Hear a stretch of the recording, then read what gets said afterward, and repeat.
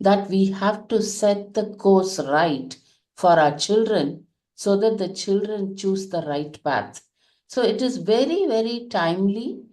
RIE has done this initiative and they were able to bring everyone together, all the stakeholders. So a huge congratulations to RIU Mysore for organizing such a conference. Thank you so much, and thank you for inviting me to be part of this wonderful initiative which you have started.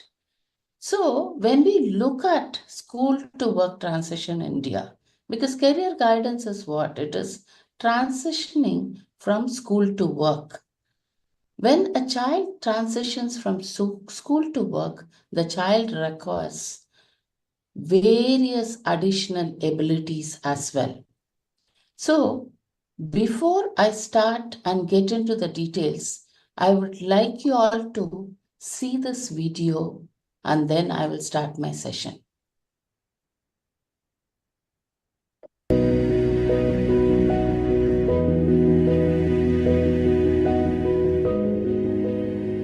मेरा handcraft का काम है। Head, cap, belt, purse वगैरह बनाता हूँ मैं तो इतना पढ़ा लिखा हूँ नहीं और हमारे घर से भी इतनी पढ़ी लिखी है नहीं। मैं बेटा और बेटी में कुछ फ़र्क नहीं करता हूँ। मेरा बेटा वो 11वीं में पढ़ता है, मेरी बच्ची वो 12वीं में पढ़ रही है। डांसिंग का भी शौक़ है उसको। जब भी बच्चे को देखता हूँ तो मन में थोड़ा उत्साह होता है। मेरे को डांसिंग में रुचि थी, इसलिए मैंने उस करियर को चुना। मैं जब ज्योति के सपने सुनता हूँ, देखता हूँ कि ये क्या बनना चाहती है, तो सोचता हूँ कि ये होगा कैसे।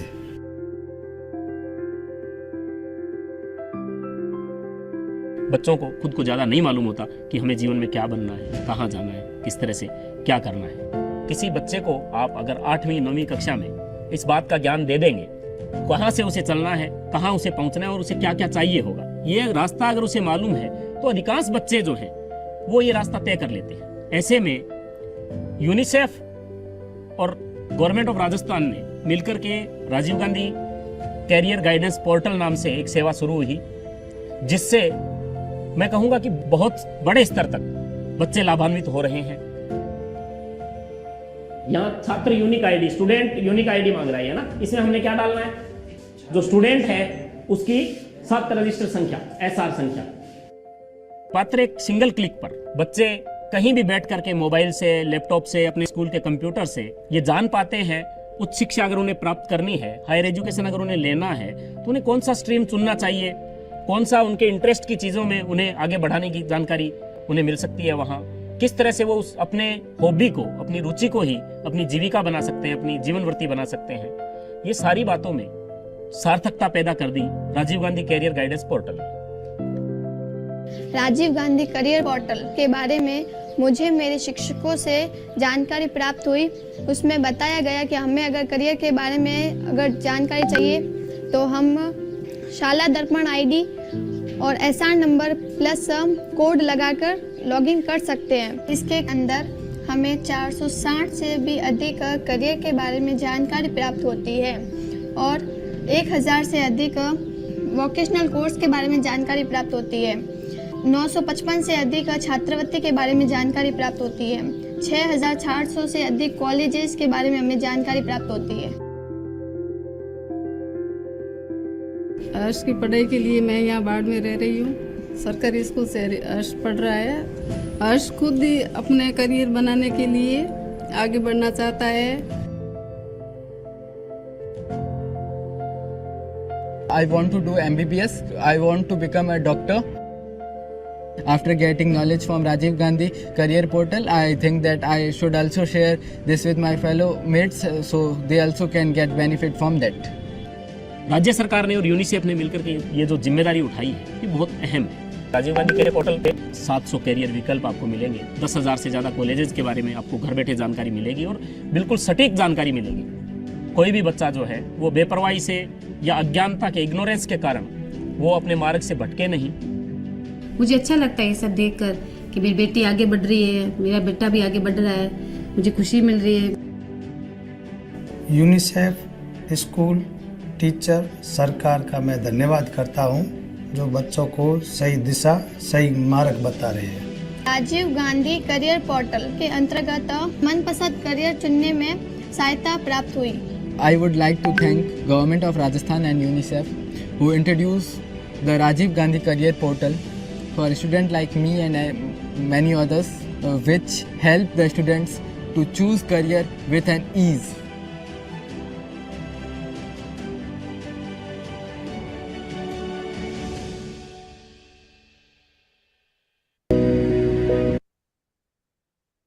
So, as we saw one of the state where UNICEF has worked with the state government of Rajasthan and initiated career information awareness among children through the teachers.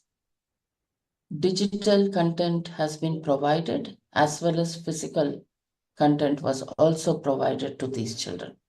So let's look at some of the aspects how UNICEF works. UNICEF works in 17 states of India directly, and we work with Ministry of Education, Ministry of Tribal Affairs, and Ministry of Women and Child Development for education across India. I'm hearing an echo.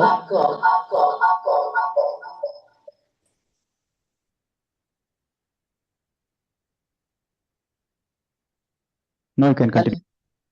Okay, thank you. So, when we talk of career guidance, which is school to work transition, it has multiple areas which needs to be looked at. It cannot be just career information. There's something called career assessment. Many of you must be aware of the tools which are being used. One such tool in India by NCERT is Tamanna. Besides that, across the globe, there are a lot of other tools which are available. So the Tamanna tool by NCERT is the tool which UNICEF also uses together with government. So what is this career assessment? Career assessment is a scientifically designed assessment which enables the child to understand their potential, their strengths, interest, attitude, and aptitude while choosing their career choices. I might be having interest, but do I have the aptitude for it? That is very important. So, how UNICEF does that career assessment, we will see. UNICEF creates this career assessments together with state government and national government, and we pilot it across various states for localization and translation also.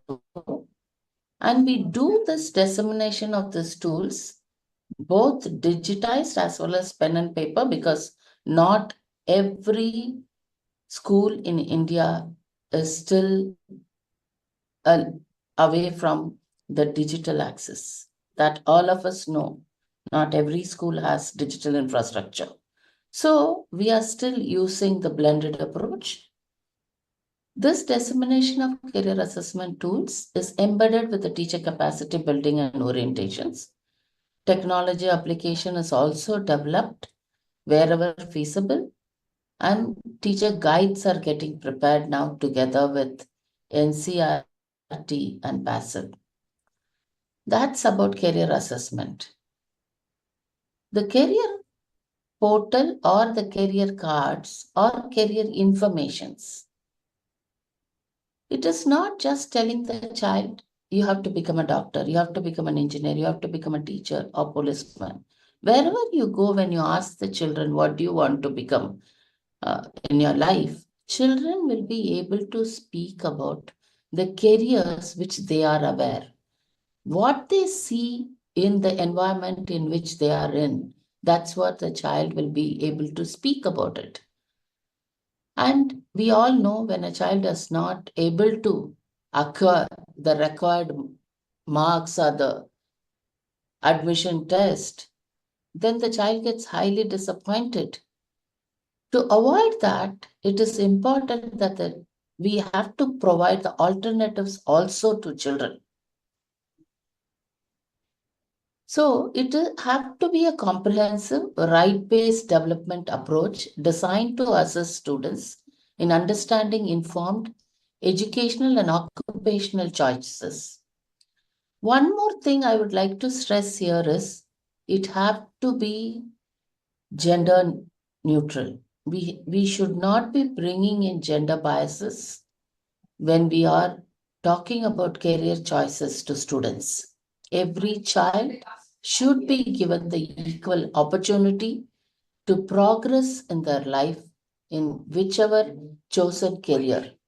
There are options for them, so the child should be given the choices, what is available for them, and that career information does not limit itself to only talking about the career. It should tell the children in different manner how a physical hub can be set up in the school with posters and the career pathways.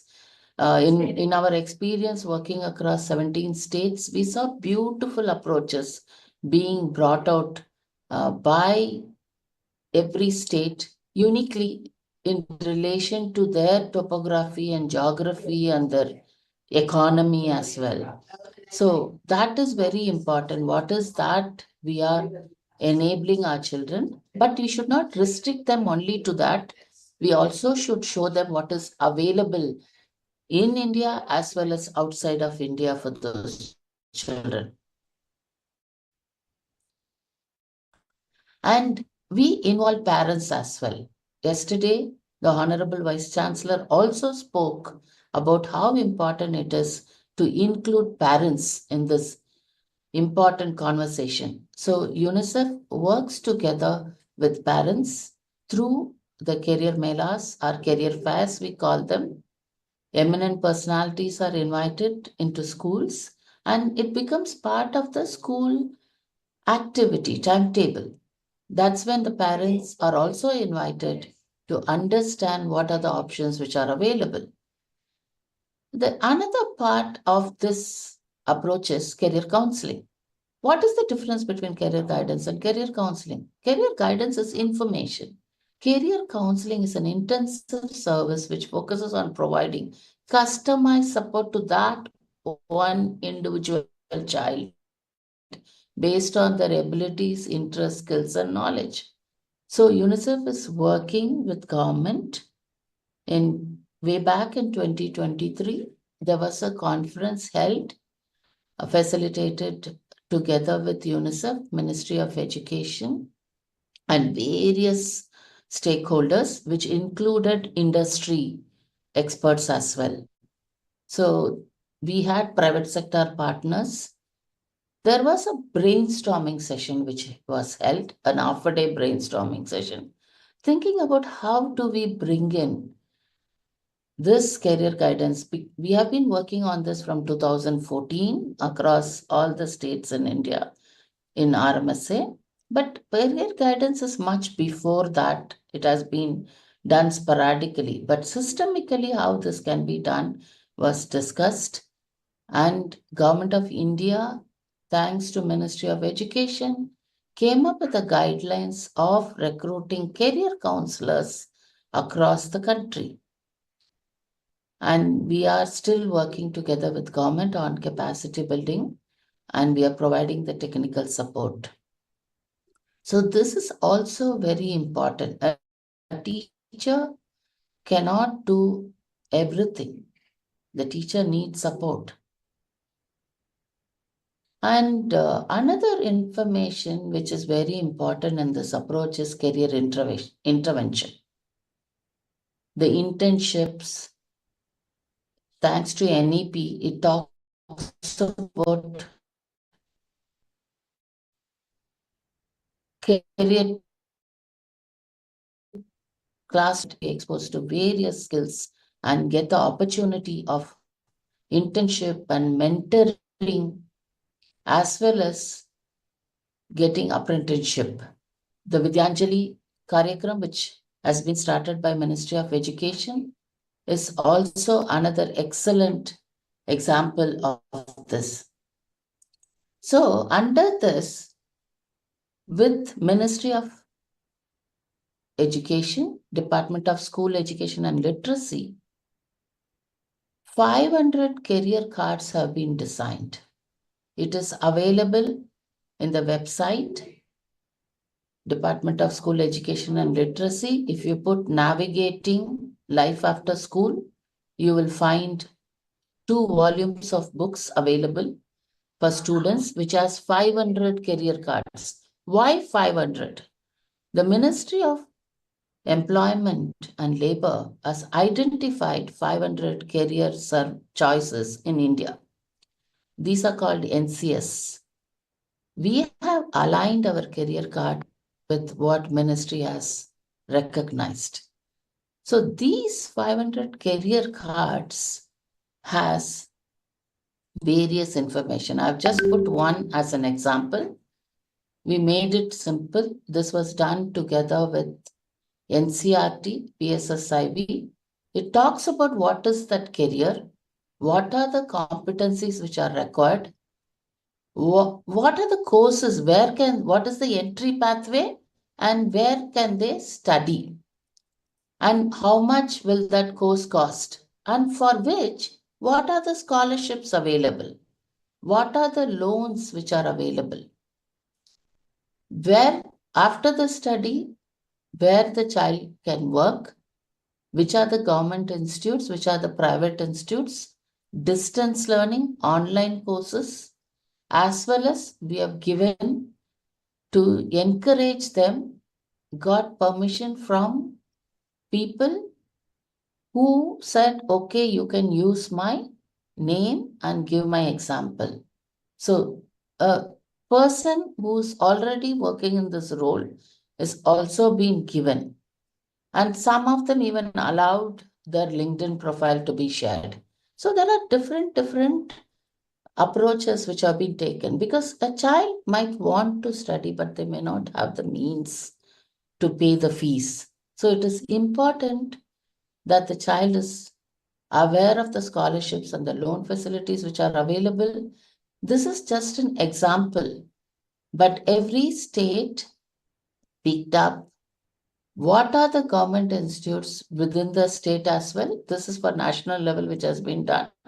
But what are the government institutes which are available, which are the private institutes available in their state as well as nation. So in some of the states, the design is as per the state. And when I come to another aspect, as of now, we are working together with the ministry again on developing a teacher handbook. This picture which you are seeing, it's from Madhya Pradesh. Madhya Pradesh government printed these cards and made them available for children and teachers to use. Madhya Pradesh, Jharkhand, Assam, Chhattisgarh printed. Some of the states also, like Andhra Pradesh also has printed. They've done the teacher handbook. Each state adopted what is feasible and which is required for their particular state.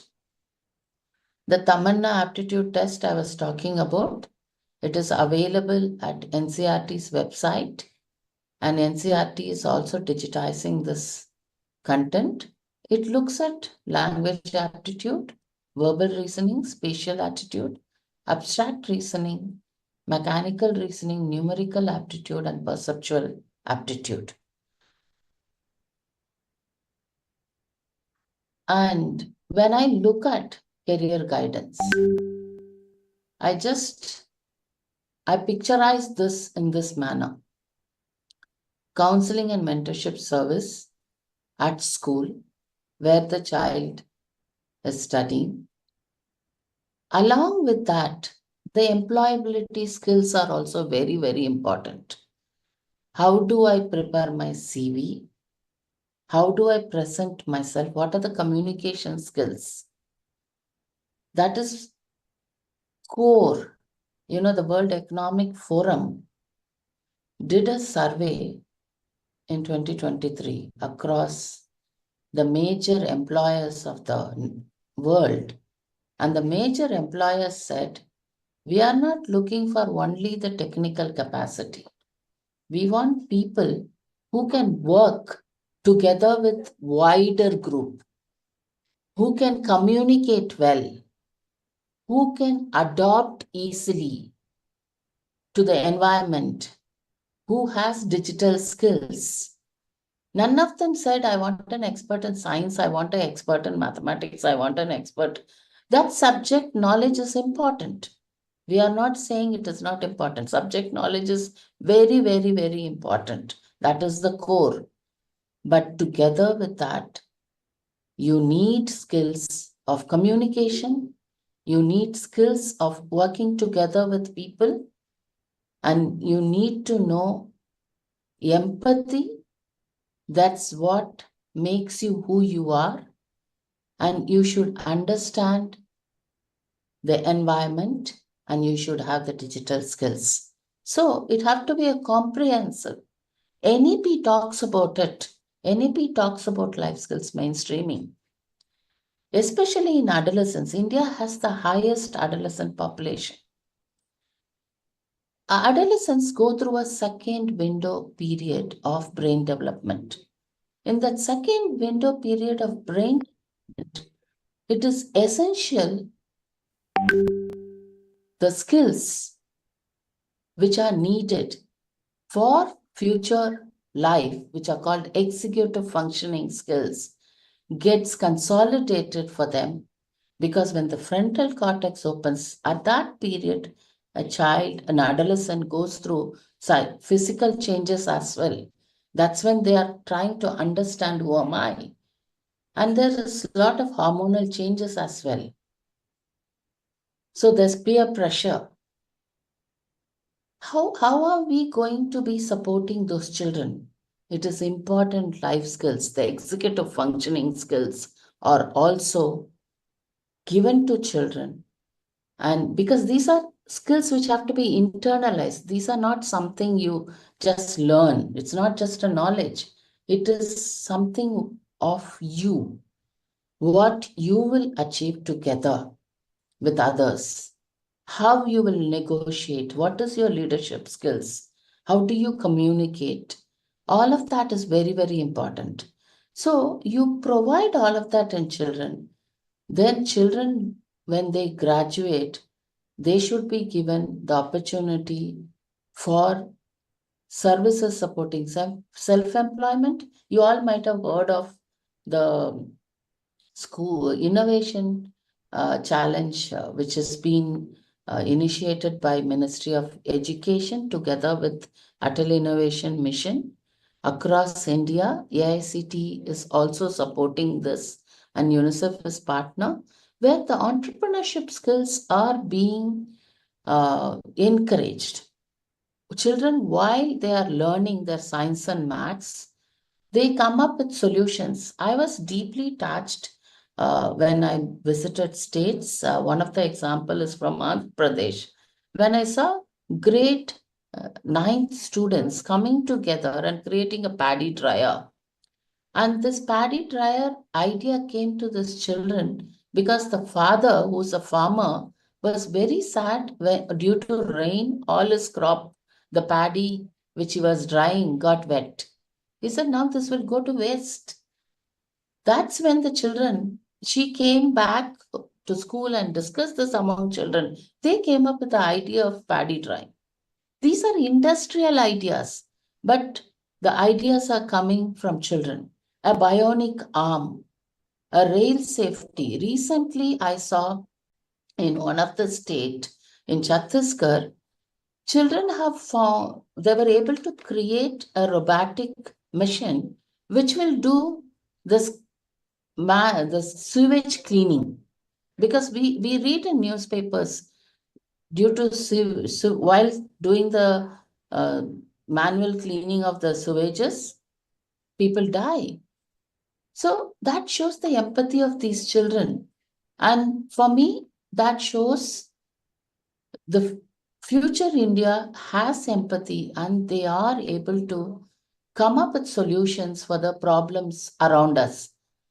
So before a child goes to formal employment, this is very important. The child gets not only career information, but also the essential life skills. So I've just put some of the components, which is very important for the child before they proceed from school to work transition. Thank you.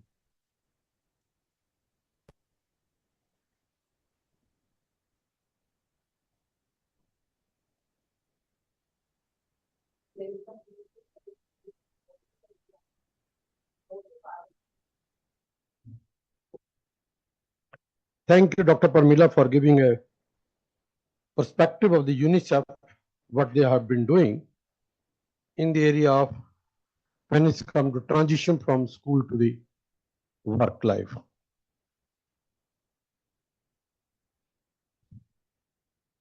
It's good to listen to you online, but I think not me, most of the participants must be missing you in person over here, because that would have given us little more perspective of your approach. She had raised a couple of issues, very pertinent, and I'm glad to see that your model is dependent upon assessment largely. And from assessment, moving to the counseling, moving to the interventions. If you allow me, I would like to add one more component of goal setting for the person. When I'm talking about the goal setting, it's a simple formula which we devise, what we work. The organization I'm working with, the NCDA, National Career Development Association of US, I work for them. Also, I'm the past president of the APCDA, Asia Pacific Career Development Association, where we had one speaker yesterday, Marilyn Mish, who spoke. They did what we do, we empower our career coaches to help them to understand how to help the client, the so-called the child. So when I say client, because we don't work only at the school level, we work at the college level as well as the work and post-retirement phase also. That also be taken into consideration. So that's the need of the hour. In India, you know that our formal age of retirement is 55 or 58 or 60. And as per the latest research across the globe, it shows that the most productive time of the person's life is start from 65 onward. And at the 60 or 58, we retire the person. You say, oh, you sit back. And US, it's a different model. You know, there's no age of retirement. You can work over there. So we empower our coaches to learn how to help the client to set the effective goal. When we say effective goal, the formula which we have coined, we say A, B, C, D of M, where A stands for goals which are achievable, not by you as a coach, but by the person. Achievable, goals which are believable, which are conceivable, which are desirable. But these are to be based on the strength and the barrier, keeping the strength and the barriers of the person in mind, the child in mind. The model which we do, let me share with you, Dr. Parmila. Yeah, we are coming to the question, yeah. Because still I have another 3-4 minutes, you know, because she stopped 5 minutes before, so I'm utilizing that. You have a question, mind? Okay, let's with the mind. I will come to you.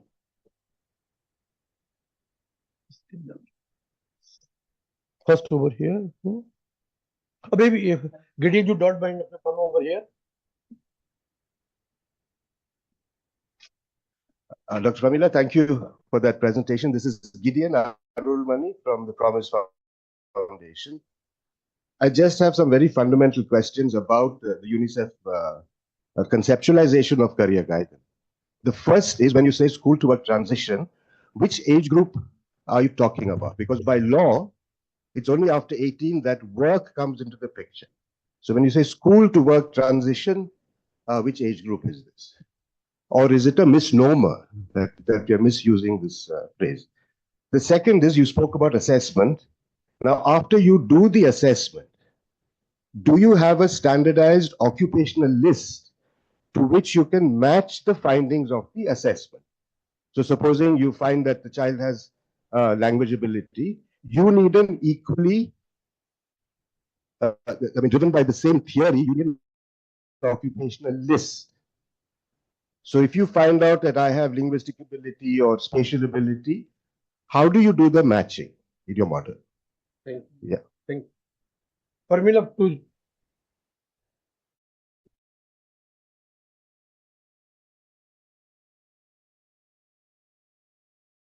For you to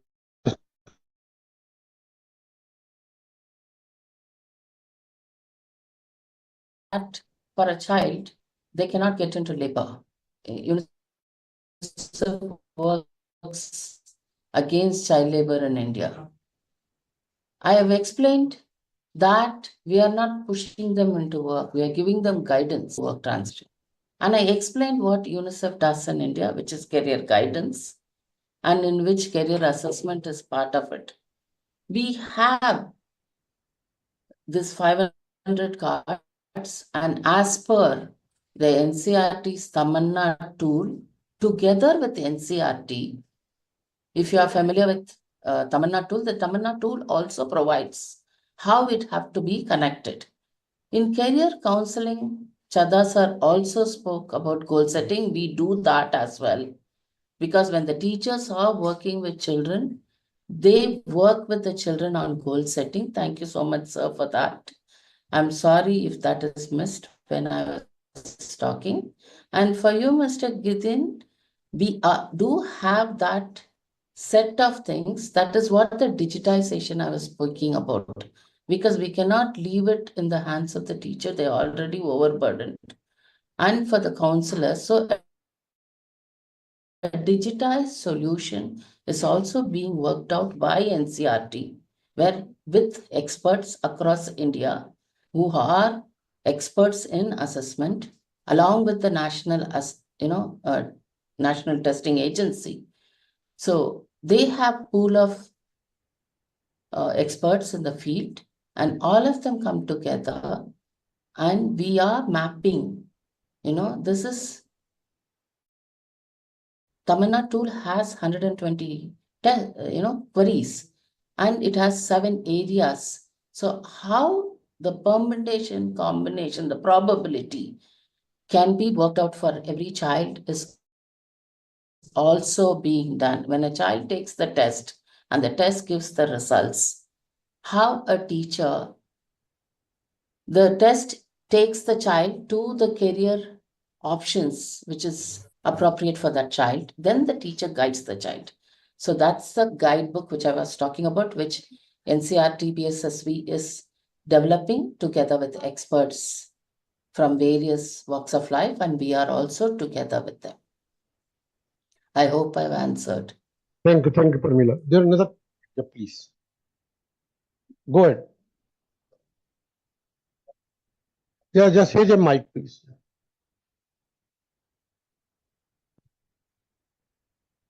Thank you, Dr. Pramila. I am Dr. Syed Hamid, principal from Indian Embassy Schools, Gulf Council. The very tone, as sir mentioned, school to work, is not acceptable to many Indian parents. Though UNICEF has some implied or undercurrent meaning, but if I say school to work, are you going to show some bus conductor's job to this child? Because school to work, we are talking. Apparent meaning is taken. If apparent meaning is taken, then our scheme is going to fail. Of course, along with Tamanna, we use KYA of CBSE, Know Your Aptitude, and also DAT wherever necessary. Tamanna is a wonderful tool, and also KYA gives the same outcome. Uh, my special thanks to you for having given us some information about 500 cots, because we had CERT in Delhi, Pusa Road, where we used to get small booklets, series of world of work, giving us not exactly the work, but the courses available after class 10 and after plus 2. Those series have stopped. If UNICEF can do in that area, and also see that catchy caption instead of school to work, maybe school to courses, because we procure prospectuses of different colleges and provide courses to the children of class 9 and 10, grade 9 and 10. So this word was a bit bothering me, madam. Thank you so much for having given wonderful information. God bless all of us here. Pramila, your turn to. Thank you so much, sir. Actually, the word is not what we do. We do career guidance. It is the overall, structure which I had put it. We are not pushing children to work. Thank you so much. Any other question from any of the participants? Before we close and say thanks to Pramila for sparing her morning time to be with us and give us a wonderful information, lovely discussion which we can have further on this. But it's a very, very important area, I think, close to the heart of each one of us. I think let's clap for Pramila. Thanks. Thank you so much, sir. Thank you for having me here. Organizers.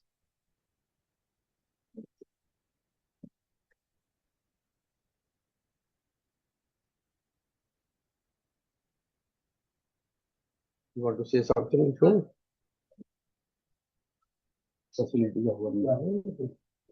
Yeah, thank you, madam, for joining. You would have been happy if you come personally here. It would have been wonderful.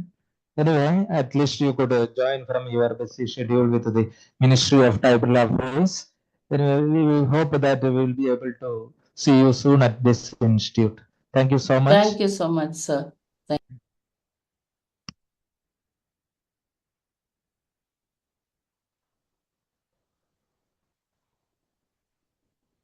Sir, please come.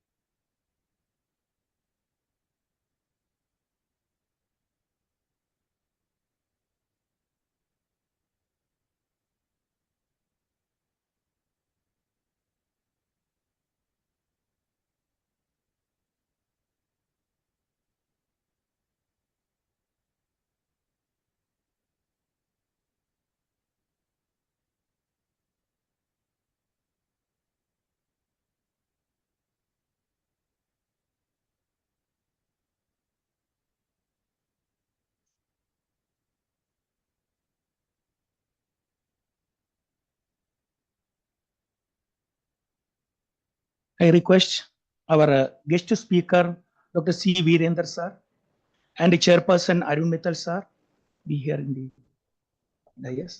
Thank you. Thank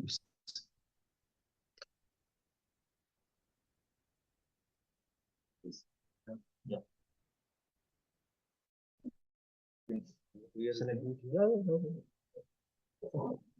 I'll keep it.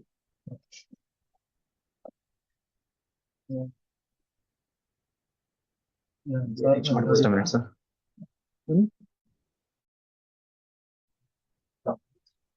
Making.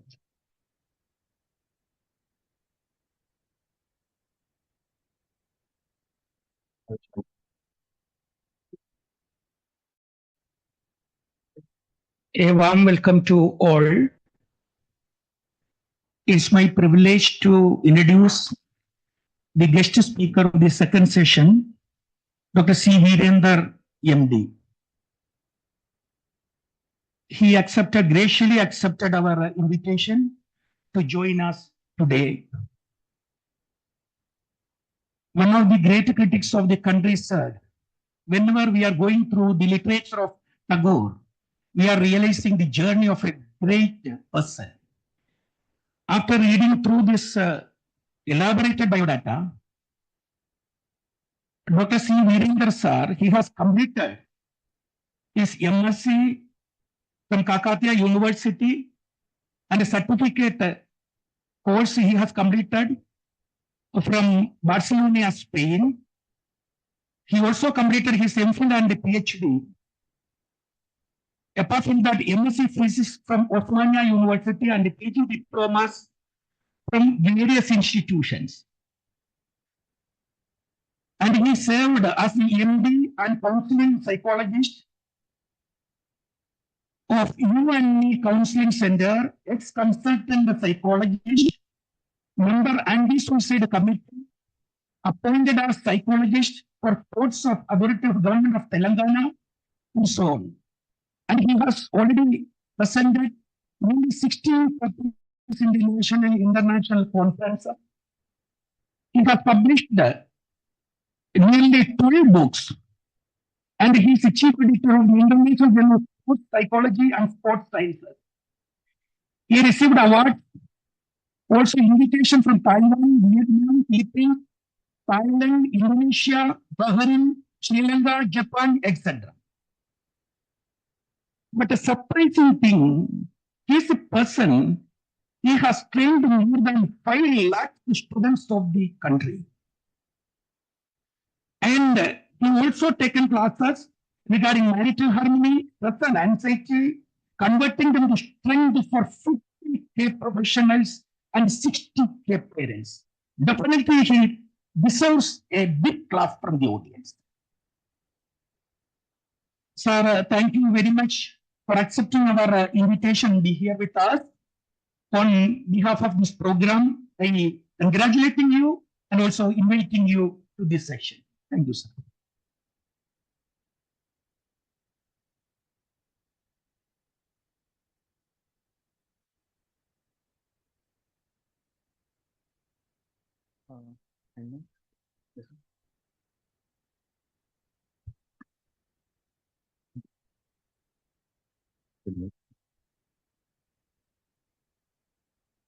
So this is PPT, did you land it here?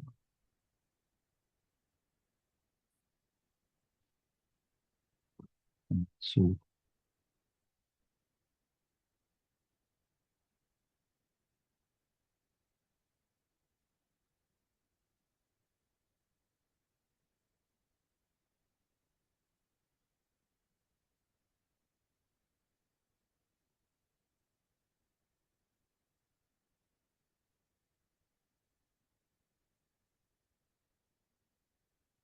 yeah.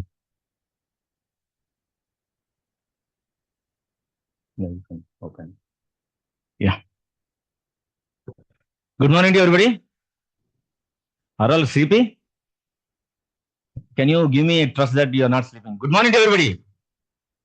See, before I start the session, let me thank Rayi for making me part of this wonderful 2 days conference. I've been here for a couple of times.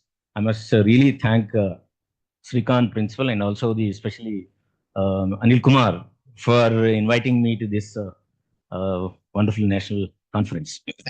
Let me also thank my parents for giving this wonderful life, and let me also thank all my teachers who really added a great amount of validation to my life.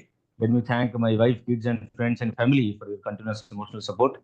Let me also thank the farmers of this land who are continuously struggling to feed us to survive on this planet. And let me also thank all of you for being here. And I'm going to have the session for given time is 30 minutes. I will try to consolidate my presentation to in this 30 minutes of time. So this 2 days since yesterday and second day we entered, really it's a very good takeaway messages are there yesterday talk. Now let us have a wonderful question to you, to our own self. Did you ever raise a question to yourself that why I am continuing in this profession? Anybody? By chance, anytime, did you raise a question to yourself that why I am continuing this profession? Kabhi? Yeah? Good. So what answer you got it? Be honest and tell me. There is a call. Oh, call from the universe. Oh, that's fantastic. Oh, what transducer you put in? Okay, the call you have taken. Oh, very good. So anybody here? Yeah. Passion and drive. Very good. Very good. Yeah.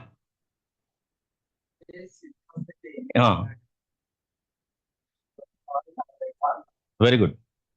There is another thing also there, no? By force. See, yeah, thank you, Sayed Saab. Yeah. Yeah, very good.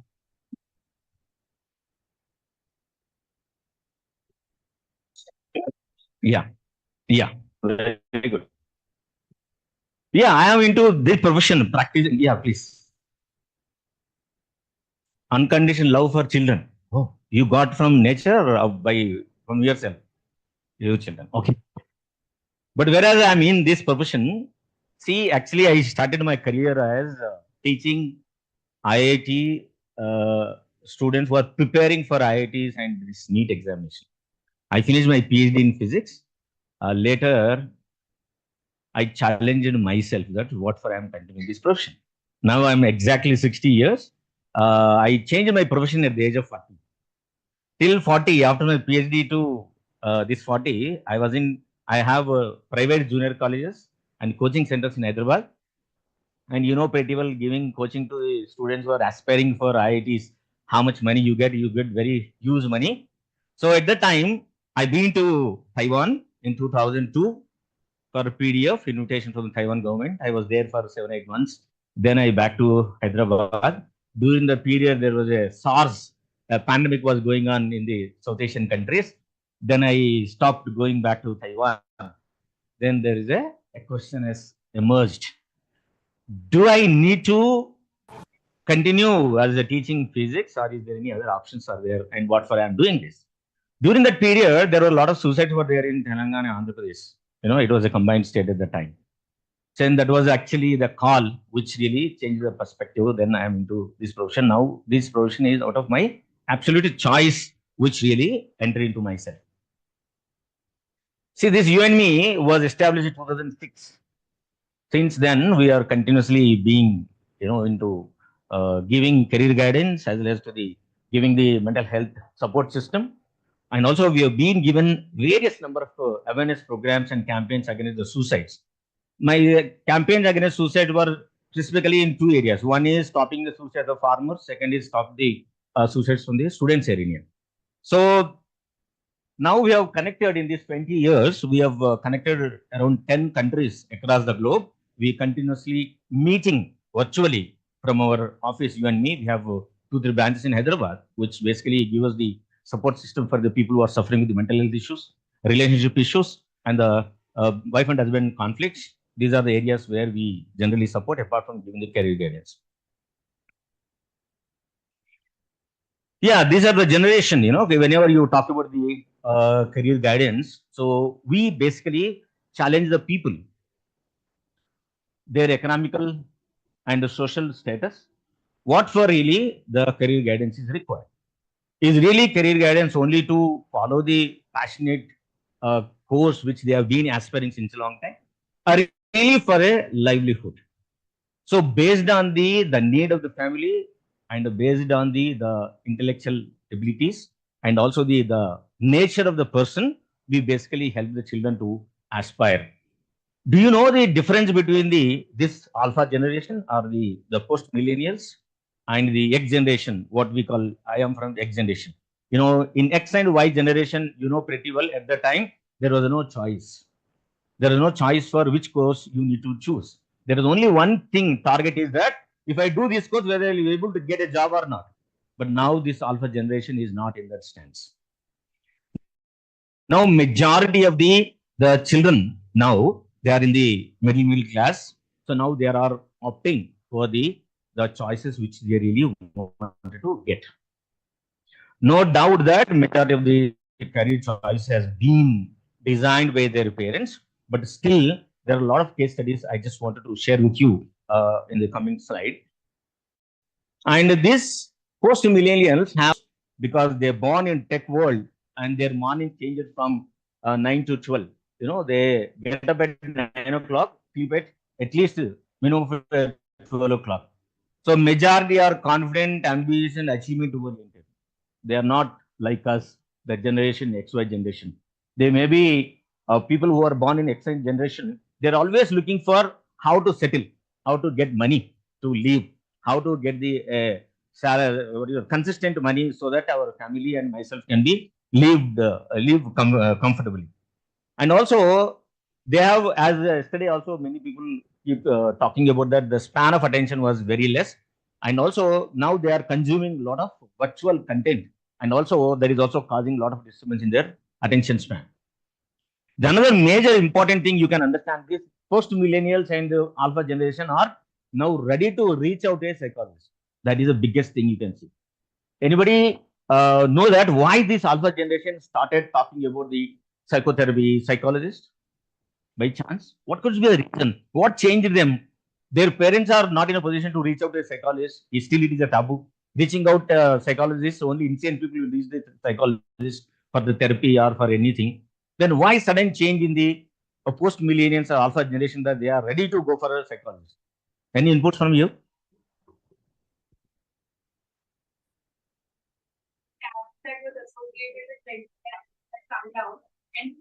That is fine. Kaise? Who's talking about it? Okay. One is social media, celebrities. Yeah. Yeah. Okay. Yeah, this is one perspective. Another most important perspective, whether you all exposed to the content what children are consuming. Do you know what is the series they are watching? Anybody, can you name? See, they are watching animes. Naruto was one of the most popular anime in the world. Do you know how much money they make with just animes? 1,000 crores of dollars across the globe. In anime, at least a child will be watching at minimum 500 episodes. 500 episodes of each of around half an hour to 45 minutes. And all the animes, in the one or two characters, they keep talking about a therapist. Then that is the major source where children are broken the taboo of meeting out a psychologist. And if you can watch in Indian movies, slowly movies are started talking about a psychologist. You heard? Did you watch any time?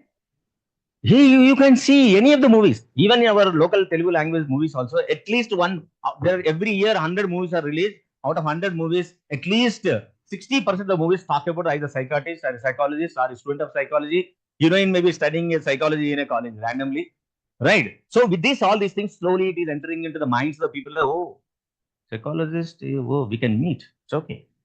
So that kind of awareness is being given. One is from the animes and the cartoons, and also the next from the movies. And third, as you said, the social media also keep talking about it. And that is really slowly reaching the people. And it is fortunate that people also started understanding, but government is not in a position to understand what is the importance of the mental health. Do you know what is the budget allotted for the mental health awareness by the central government in the 2023 and 24 budget, 24-25 budget? Anybody knows here? Nobody knows. There is only total health budget is 1,000 crores. Do you know what is for the mental health? It is only 100 crores. Imagine 30 states are there in India, and also they are allotted on mental health only 100 crores. It means what? How much each state carrying? Hardly 3 crores. And state government, so totally they forgotten that we are given. So this is where our country is looking for, because country has other priorities. So then who has to look into that? See, it is we, people like us, who has more concern towards society, more concern about our children. So we need to bring out the awareness among the people. Either you do it free, or you do it by money, either do through the schools, or do by the social awareness. What are the methods to that? But you need to grow and improvise the attention. See, these are the majority of the post-millennials have some fears. See, there are 25% of the fearful having no Wi-Fi. Many of the children, if you ask to go to any function, immediately they ask whether the Wi-Fi is available or not. And also they are afraid of the discharge of the battery, whether the charging facility is there or not. And the third is there buffering. If I have the data, whether if I go there, whether I get the data properly or not, the videos are really downloaded properly or not when I'm watching it. So these are the major fears of our post-millennial and the alpha generation which is going on. And another biggest, we have done one survey. See, 80% are afraid of not getting boyfriend and girlfriend. Do you know this? This is the major challenge now. Many of the teenagers and children are experiencing this, and many of the schools are afraid that how to resolve the conflict if we get it. If any relationship exists between a 8th class girl and a 7th class boy, or a 6th class girl and a 8th class boy, and this is a major challenge. Many of the schools, principals, and the teachers are suffering. They really don't have that how to guide them. And I say that you and me, take an initiative 15 years back. We are running a flagship program on teenage temptations. The teenage temptations, which basically address the relationship between the boy and girl. We try to give the scientific understanding about if there is a love between a girl and boy, what are the physiological and psychological symptoms you can experience. If the boy and girl aren't really in friendship, but still they think that it is love, because many of the people around, they start projecting that you are in love, then what are when you are in friendship, what are the physiological and psychological changes behavioral changes you can observe it. Or if they are in attraction, the sexual attraction it is there, what are the changes you can experience, the physiological and psychological as well as the behavioral changes. So this initiative, we have reached out to more than 500 institutions, not in the schools, because schools and colleges junior colleges are not allowed us, because they're afraid. The school management is afraid that their children are very sincere and they don't have these sexual urges and sexual attractions toward the opposite sex. Do you agree? Do you agree? Hello? Yeah. We make it a little louder, I'm afraid that I'm talking something unusual content here. The same response, many of the junior college, degree college managements also says the same thing. First, I have to make them understand that what is this idea. I show my PPT here. This is the boundary I am going to talk. Oh, you are going to talk about the love between boy and girl? Yes. No, sir. Our children are very sincere. They don't have it. Then I asked, at what age you married? He said, 25, 26. At what age you got first sexual attraction? Maybe teenage. Then you say that you are insane. You say that you are bad. You say that you are antisocial element. No. So this is a very genetical code. You have to get it. If somebody is not getting any sexual impulse or sexual urges at the age of teenage, something going wrong with him or with her. So these things, first of all, we need to make the children to understand. Then they get the clarity. Then will be helpful for them to focus on what really they can do in the life. And then we'll help them to set the goal. Then we help them to understand how to choose the careers in their life. See, these are the case studies. We are going into that. See, one student finished MBBS. He passed MBBS and suddenly stopped doing MBBS practice or preparing for MD, and he started doing online business. Parents are totally shattered, and they brought that boy to me. They said, sir, with great effort, he cracked the MBBS and he could get it into MBBS. He finished in a government college.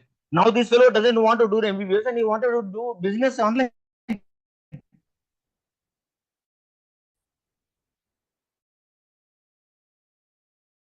Then we had an intense or little financially established. There's no problem with money as such, but there it is only sufficient for the needs of the family. It is going on. Then I asked the boy, why you are really interested to go for a business?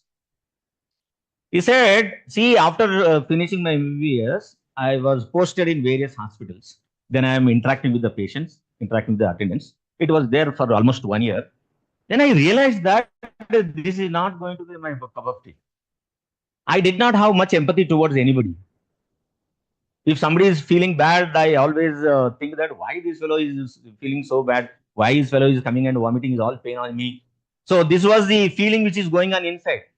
Then I realized that, this is not going to be helpful to me, for my family and those people also. Instead, it is going to tax me more. Then I started, throughout the year, I've been making myself to understand that whether really can continue this career or leave it. make some career, business career, so that it can give me the money, so that I can give back to the family, so that family cannot be disappointed that, I did MBBS, I'm doing nothing, and this is going to become a social taboo, and my parents have to give a lot of explanations for other people in the society and my relatives. See, this is where we all need to really raise a question that whenever we have given the career choices, first of all, we also need to understand what is the nature of the person. The person nature is going to decide very much in the career. See, you may be having the different intellectual abilities. You may crack it, any exam you give it. You have a lot of logical thinking and all, but it doesn't mean that you can really go into a profession which can match it. So there is another quality in the human is also there with the nature. So that really we picked up and then we started working on that area. The other one is, joined in IIT for computer science, discontinued and started doing BFA. He finished it in he got a seat in the IIT Hyderabad in computer science. He finished the course with the flying colors. He got a placement in some company end of the course, but he suddenly stopped it and started working in BFA. Parents naturally shuddered. So IIT means what? Such a fantastic, a tagline for a lifetime. And there was a big fight between the family and the boy. The boy abruptly said, I am not going to do any job which connected with the BTech. See how much money we invested in getting into coaching. Then you enter into the IIT Bombay, one of the most prestigious and in the order, the first college where people choose to enter into the IIT. Now you, after finishing the course, you say if you don't do it, what does it mean? He said, see, doing the course itself, I realized that this course is not going to be my cup of tea. I almost lost interest in studying. If you can see my marks also, I was a 98% student till my intermediate. In intermediate, Board of Intermediate of Education in Telangana, he got 98%. Out of 1000 marks, he scored 980 marks.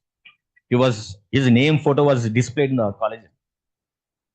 Then after first year of engineering, you check all the memos. They're all border pass. Hardly I touched the 60%. Because 50% of time I have been investing in creating logos, preparing stories, animes, all these things I was doing. I did a course online. Then I have chosen my career only this. That is the reason I am going into this. Now he is joined in Bangalore, working in a company as a Unix designer. The third one, finished MBA, started writing stories, producing short films. This fellow, he was also a very creative boy. He got into MBA just like that. Then he joined. In the second year, realized that this MBA is really going to ruin his life. He failed for many number of times. Then with great difficulty, he passed MBBS. Then came out of the MBBS and then he started writing the stories and producing the short films. And the last person finished PhD, started psychology. This belongs to me. So see, after this is only a case studies of 1, 2, 3, 4, but there are a number of people out there who are really struggling. If you can go and see the IIT, every year there is around 10 to 20% of the seats are vacant now in all the IITs. They are dropping down. So it is a very alarming situation where career guidance is the most important aspect of the human life. Then question arises that which career and how to choose. So recently we are associated with the government of Telangana. I given my module. It's not I prepared, but the idea which is really helpful for the children. We, as yesterday was also talking about the PM3 schools. For all the PM3 schools in Telangana, around 400 or 500 schools were selected. In that, we have given a module to have the career assessment so that they can guide the children on which talent they have so that they can choose their careers. So I'm associated with that SSA. I'll just go a little faster. Yeah. See how to choose the right career. What is right? Going with the market demand,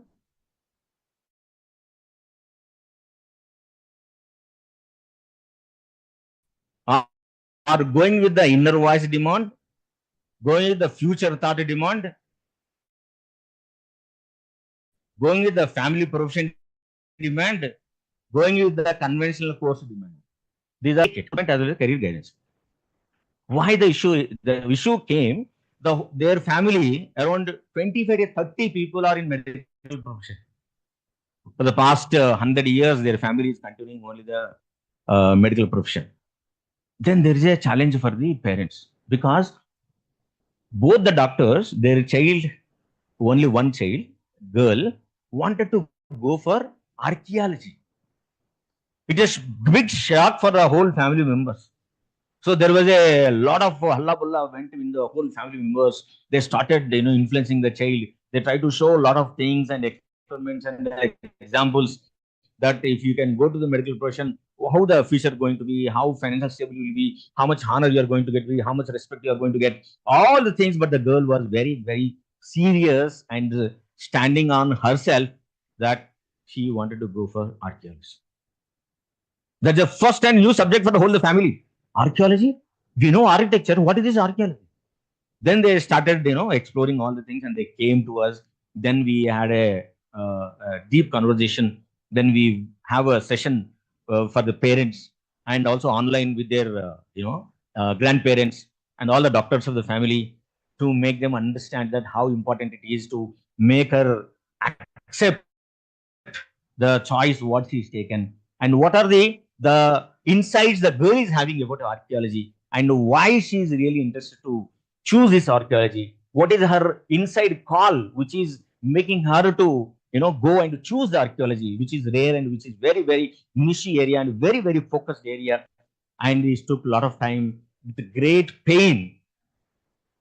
End of the sessions, they said that, okay, theek hai, you can accept it. Though the careers, many of the people don't believe that it's too private issue of a too personal issue of themselves.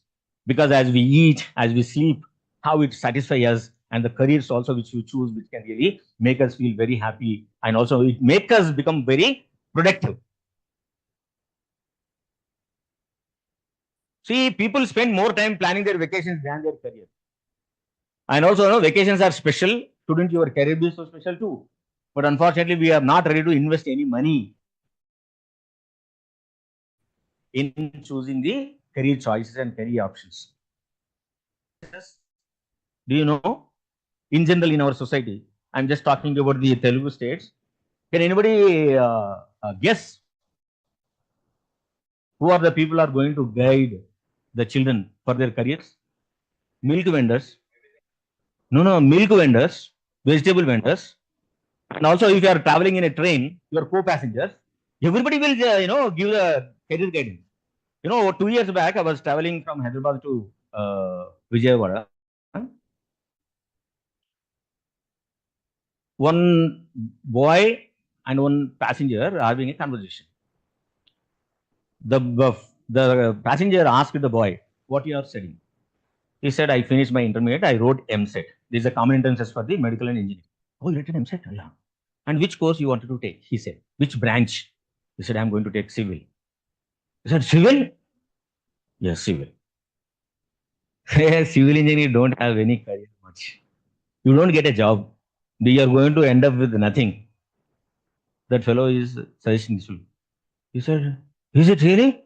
Immediately, the child parents also, see, I am telling, since a long time, civil is not useful. He is also telling that the course is useless. Then I was listening to the total conversation. Then I asked that passenger who told that civil engineering is useless. I asked him, what you are studying? What is your qualification? He said, inter. Oh, what is your age? Fantastic. Then where you are working? I'm working in some company. Oh, okay. Did you finish with engineering? He said, no. Did you do any polytechnic or diploma? No. Did you work in any construction company? No. Oh, in spite of having you have such a fantastic knowledge that civil engineering is not going to be useful for anybody. No. My intention is not. Then what is it? With what database, with what figures you are saying that civil engineering is a waste course? No, people are telling. Which people told you? Nearby my house. What they have studied? They did not study. Just they do vegetable selling. then how can you say that their words are final? Do you know civil engineering, how many branches it has? Relation you have? No, I don't know. What do you know? No, I know only construction. See, civil engineering has many branches. Environmental management is there, water management is there, traffic management is there, structures is there. There are n number of derivative programs of professions are there. Do you know when we say that our AP state or Telangana or Andhra Pradesh is progressed by looking at what you say? We say construction. Who has to take care of constructions? Yeah, civil engineers. Then now when civil engineer doesn't have any professions, any possibility, any progress, how can so many buildings are constructed in Hyderabad? Yeah. सही बात है. लेकिन कैसा ये promotion क्यों कर रहे हैं? Are you paid? Yeah. Are you paid for you to say that civil engineering is useless? See, this is how people are misguided by the people. A person who got the engineering by chance, his parents are milk vendors or some XYZ unprofessional professors. What they do is they keep on professing same thing that their son got the job, so this is the final course. So this is how the career guidance which is really going on. So to overcome from that, what I suggest for all of you is, see, this is the combination multiple intelligence theory is there for Sir Howard Gardner. Fortunately, I had an interaction in 2010. He visited Hyderabad and he proposed a theory, that multiple intelligence theory plus multiple natures.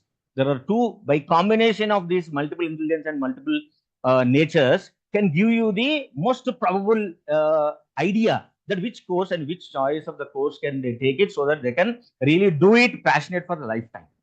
As I said yesterday, the career means not pushing, but career means is to have a joyful journey in his life, so that he can arrive to a point where he can really enjoy that combination of these. I think most of the people may be knowing about this multiple intelligence theory. Otherwise, you can go to the Google and search. Loads of information is available.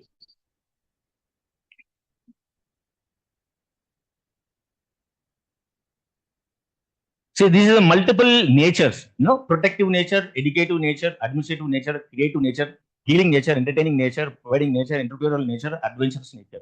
See, if your nature is against to your ability, then there is a conflict exists which may not be able to push you forward, and you will not accept it and enjoy your journey in your professional life. So combination of these two can give you the effective way of choosing your careers. Oh, this is one perspective. It's not 100% that you can take it and do it, but you can really browse, and you can, in the primary phase, you can definitely give awareness to the children, so that they start experiencing their own self, that what kind of nature I'm having, what kind of ability I'm doing it. And there are a lot of questionnaires are available on the net. You can download and check for the primary level. For the deeper level, you have to pay and do these assessments.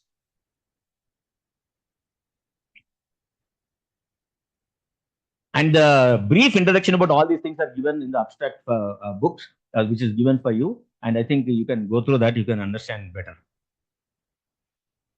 So this is a combination, multiple intelligence plus multiple natures, a powerful combination. See, intelligences are abilities and natures are tendencies. So intelligences tell us how we are intelligent or able. Natures tell us how we use our intelligence.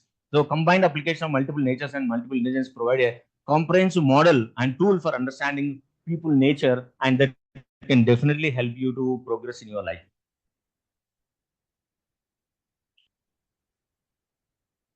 For example, wrong career choices are there. What happens to the person at personal level? First he starts feeling loneliness. He will be isolated. He starts feel that he is unfit in his own body. He'll be not able to really progress himself and process himself, give the best output out of him, so that he can have a best life. And stressful experiences and loss of hope. And every day morning he gets up from the bed and he has to think that, oh, today also I should go to the office. Today also I have to go and do the things. When this Sunday is going to happen, when the holidays are going to come, when I can really have a relaxed life. These kind of things are keep on going into your head. When you experience these kind of things, then you need to check that whether the career which you are really doing for what, and make it very clear. And also the future under dilemma. What is my future going to be? then inability to perform their best. So these are the 5 elements basically which goes and lies with the person if he really not doing the careers of their choice, because every day is going to be very, very stressful, and also they feel very burdened, and also they cannot really enjoy the life even with the family or friends or his own life regularly. And thank you, and I wish that you can raise questions so that I can be happy and comfortable to. So these are some of the books, and I also have my YouTube channel, UNA Counseling Center. You can go to YouTube and write, and we continuously posting the content which is really useful for the people. Thank you, sir, for the allowing me to present. So any questions are there, I love to be taken. Thank you so much, Virendraji. Any questions? Sir, I do have one question. Would you like to show the previous slide from online participants? Yeah. That one. Previous. This one?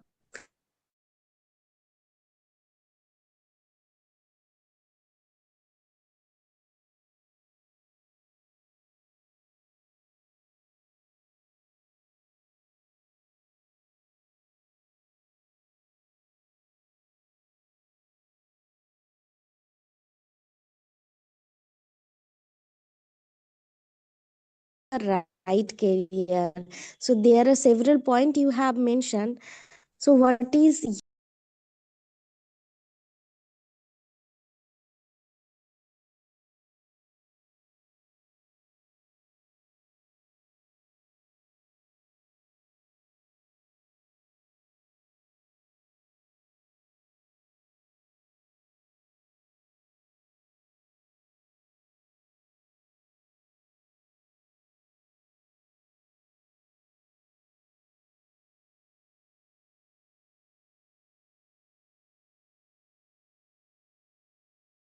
And we can carry upon. By taking the insights from them, if the person feels that he is more energetic enough, enthusiastic enough to take it, then we help them. We ask them to also do the cost analysis also after this. That what are the benefits you are anticipating by choosing this career? What are the disadvantages you feel that you are by choosing this career? Then they choose after writing this cost-effective analysis. Then this is the best thing. I think I can go for it. Then you can go. Yes, sir. See these. Yeah, thank you for raise this question. I had an opportunity to tell something to all the audience. See, psychologists will never take sides of anybody. As many people think that psychologists have a bunch of magical solutions with them. No, we are here only to help you to understand what are the challenges you're experiencing, and also we facilitate that how you can overcome from the problem based on your own depository skills what you have. That's how we do it. We work like a talking mirror. We don't have any judgments or any biased ideas and anything. We are like a talking mirrors in front of you. As a mirror is there, you reflect in here and you see yourself in us. Then you understand that what are the skill set what you are having. So psychologists never give solution. They may suggest you, but it doesn't mean that he is a Superman. He has all these solutions. He carry bag full of solutions with him. No.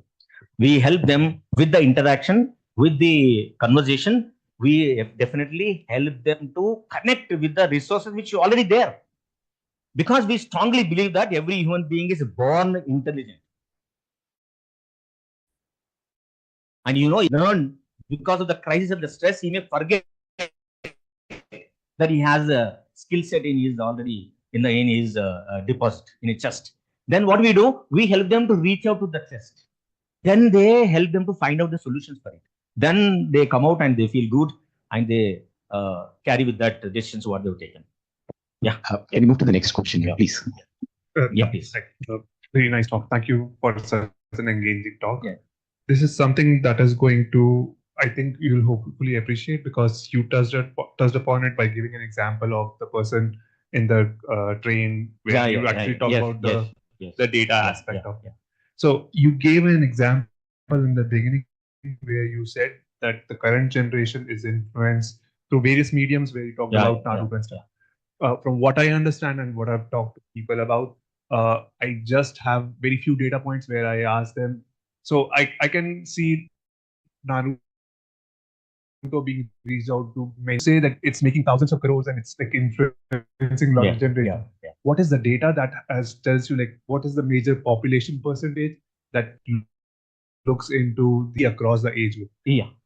Yes, fantastic question you raised. You know, the many of the children of age group start with the 10 years to 19 years. And if you can little consolidate to 10th class at 16 years, 10 to 16 years is the larger population in the world. In the world, isn't it? I'm quoting once again. They are all watching the animes. Maybe you can take that 60 to 70% of the young generation they are taking it. The people who are little below poverty line may not have the accessibility to watch this, but they know that this anime is there, right? So from there, they're getting a lot of data. And also, we have done one survey in Hyderabad, taking out the people who are more obsessed to watching the anime every day, at least for half an hour to 45 minutes. They have a different lifestyle characters they're practicing it. So whenever they come to us in have an interaction, first we talk about that how much online engagement is there. If I ask the children, do you play games?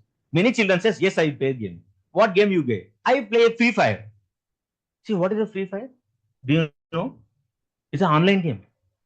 So 10 years back, if I ask the game, they used to say that I used to play cricket, I used to play, basketball or something else. Now, if you ask the game, you should not ask with only that question. You should ask what offline game you play.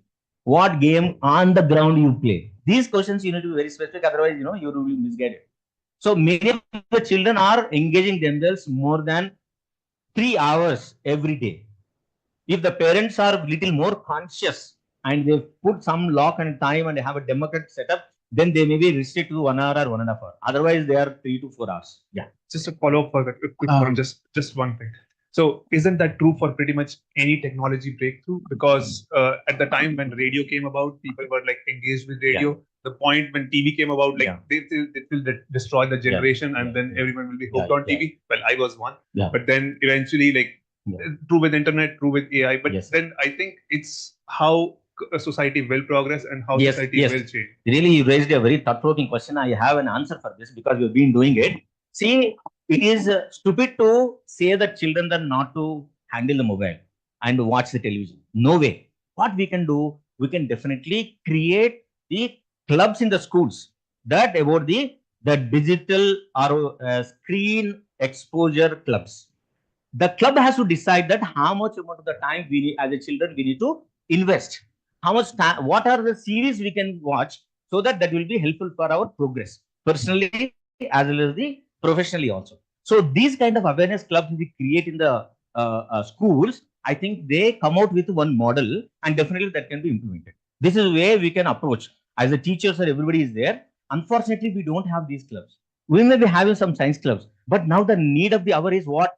The internet users club and also the TV watchers club and the movies watchers club. So these kind of things definitely open a conversation at least monthly once and formulate the rules and regulations. And you can paste it in the school, in the classrooms so that they can follow them. And every month they can talk about these ideas and whichever series is good, really is useful, they can encourage them to watch and talk about what are the uses and what are the benefits. Okay? Okay, sir? Yeah. Thank you so much, Virendra. Yeah, I'm sorry. We are running 1 second late, right? Virendra is here. I would really encourage you to speak to him one-to-one, right? For now, I've been advised to move to the next session. Allow me to do that. Thanks, Virendra, for the engaging presentation. The last time when I thought about why I do what I do, I quit my job. I am not necessarily so it's a difficult question, right? I also understand now when I ask for graphic designers why majority of them are engineers. Yeah. Thanks for us as counselors, administrators, parents, to realize and recognize that you can't raise your children the way your parents did, right? There will always be distractions. We are in evolving society, and that's how it will continue to be. It's part of the growing up.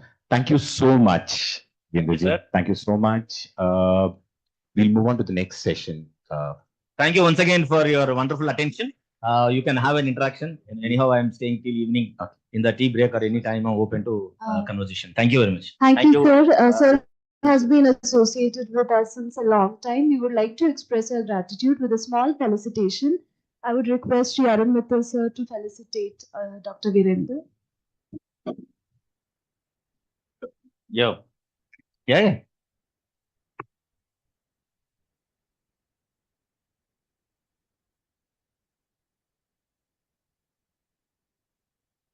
Thank you. Thank you. Thank you so much. Thank you. We'll proceed to our plenary session before we break for tea. So I would request Ms. Otili Anban Kumar, Director, Evolves Lives Foundation, the chairperson of the plenary sessions, to kindly take stage. Ma'am will be introduced by Dr. V. Chandrana, sir.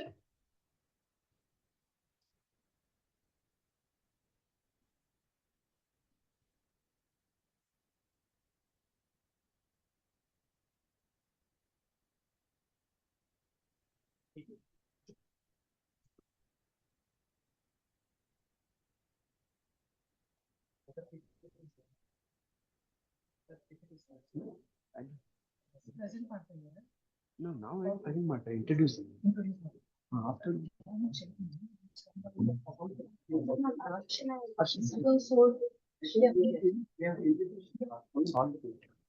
Announce all the 4 papers.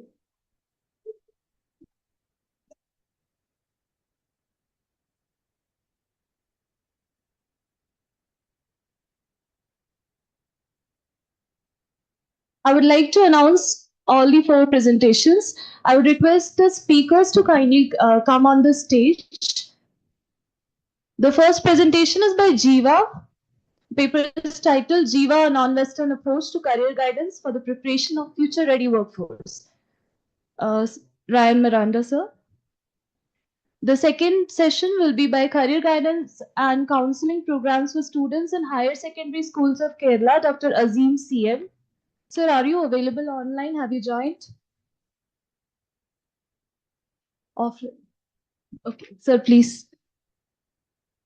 The third presentation will be a study on the Career Guidance Project in Andhra Pradesh by G. Sudhalakshmi and P. Nagalakshmi ma'am. Sudhalakshmi ma'am.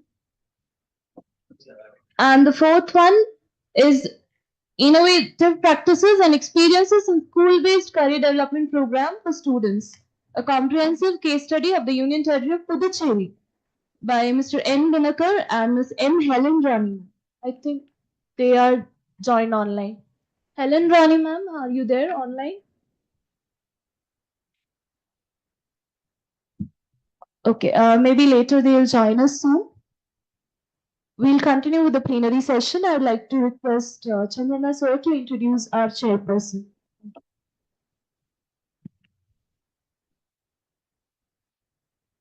Good morning. Good morning. I have very pleasant responsibility this morning. I welcome the chairperson of the session and the delegates and all the participants. My pleasant duty is to welcome and introduce Ms. Otili Anban Kumar, chairperson of the session. Otili Anban Kumar holds MSc in Psychological Counseling from Bangalore University. She is based in Dharwad. She is the founder and director of Evolve Lives Foundation and the partner of Eklaksha Academy, a premier educational training and research organization. Her career has spanned diverse fields ranging from counseling and psychotherapy to issues related to sustainability, empowerment, entrepreneurship, and social activism.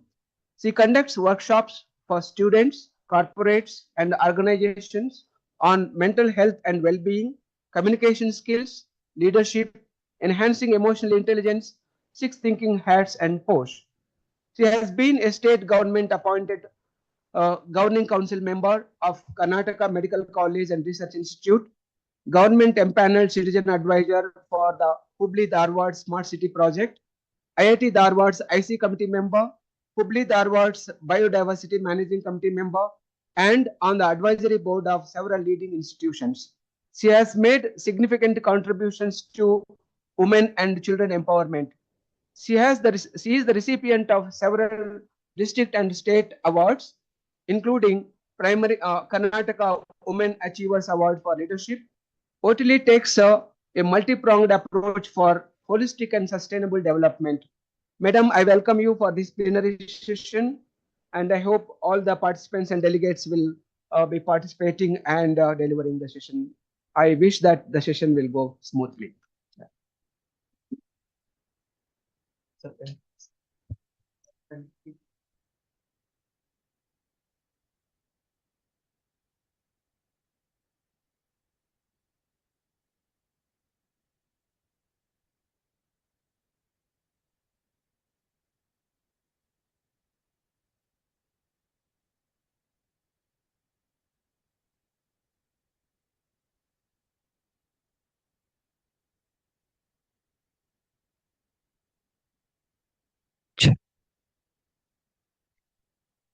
Which time they have?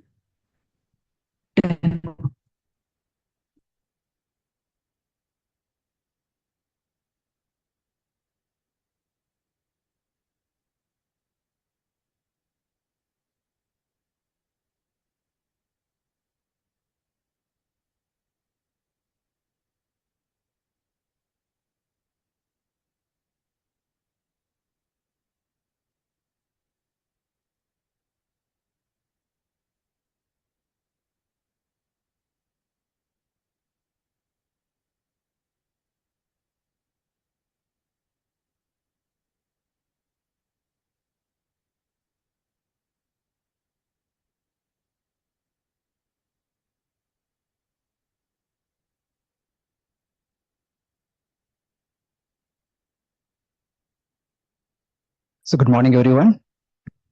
Our respected chair and my co-presenters, also all the delegates and participants.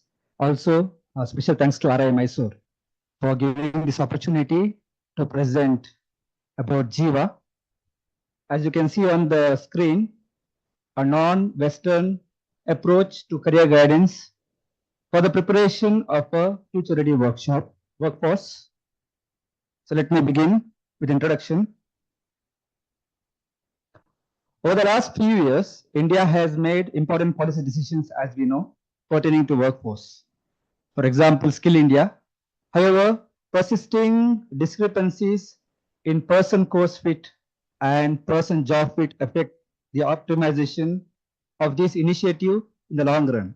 Very often, we have been speaking about careers, we have been talking about market, labor market here. Very often, person is not considered, person is often forgotten. So, career guidance that is sensitive to a region's economic and cultural realities offered at high school can support the early development of career management skills. To achieve this objective, career guidance must move beyond aptitude tests and be viewed as pedagogical activity that educates students in the skills of lifelong career decision making. Don't disturb me, I have a presentation. This requires Don't disturb me for the so I have a presentation. This requires the service to be anchored to a comprehensive, culturally resonant model of career guidance and trained workforce. Let me emphasize on that, trained workforce. So keeping this introduction in mind, let me talk about Jiva, the Jiva approach to career guidance. As we all know, the word Jiva means life in most of the Indian languages. It rests on deeply embedded Eastern cultural value that work is an extension of one's life.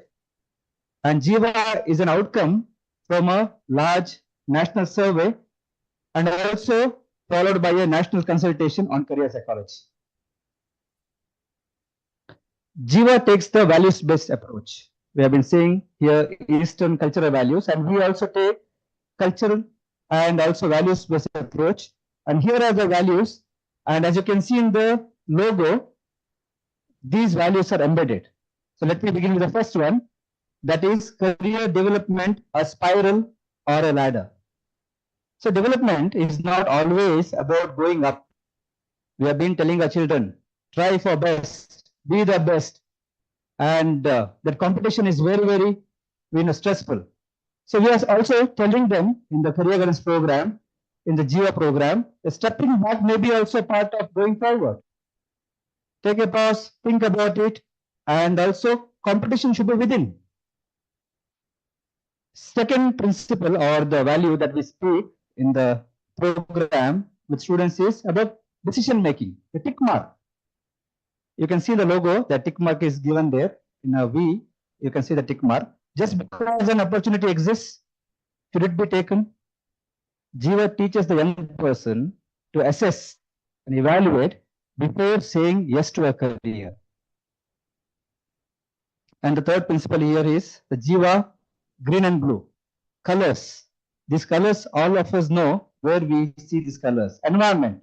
So career can be harmony, in harmony with the environment. Sustainability requires learning to give in order to receive. We have been speaking about this. Yesterday we heard about it.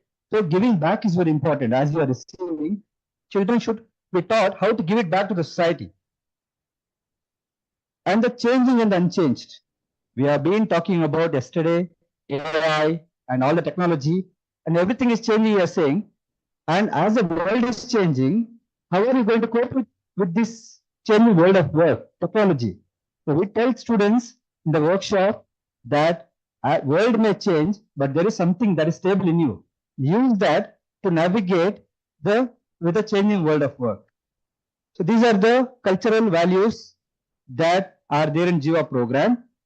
And let me now touch base on the conceptual foundation of Jiva program. First one is the career discovery path. In the Jiva workshop, these are the interlocking components student is taken through. First, begin with yourself, understanding yourself.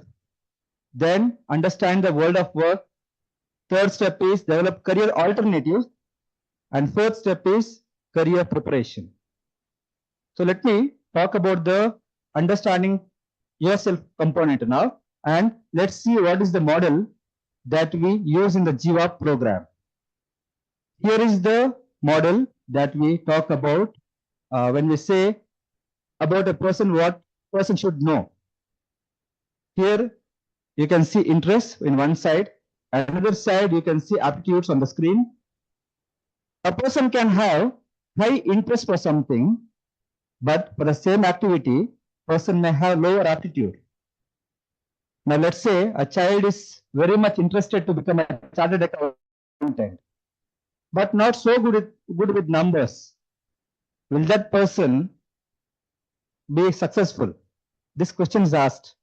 Children say that I have high interest and I want to do something. Then we say, and go back and look at your numbers. Do you enjoy numbers? That I enjoy numbers.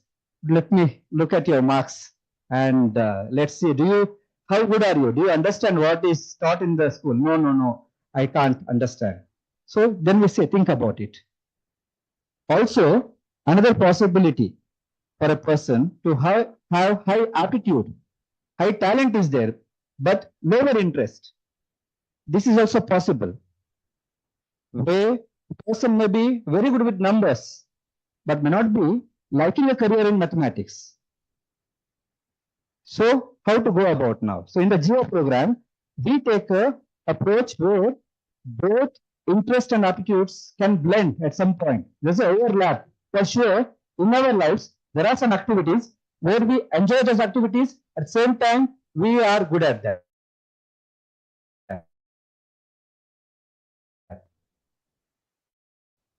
So that is called as pure combination of both. So this is the approach we take in the Jiva program. And I have been speaking about career discovery path. This is the first step. I just now mentioned about interests. Interests are nothing but something the person enjoys, likes. And second component there is aptitudes. A simple meaning to aptitude is something I am good at, something I am talented in. And already I explained the word potential. And let me go to that last part, last component, that is career beliefs. We have been speaking. We heard yesterday also, today also, there are many beliefs about pertaining to gender and also prestige. So social cognitions. Children are asked to think about what are those career beliefs, what people talk about careers. In the previous lecture also, presentation also we heard about these beliefs.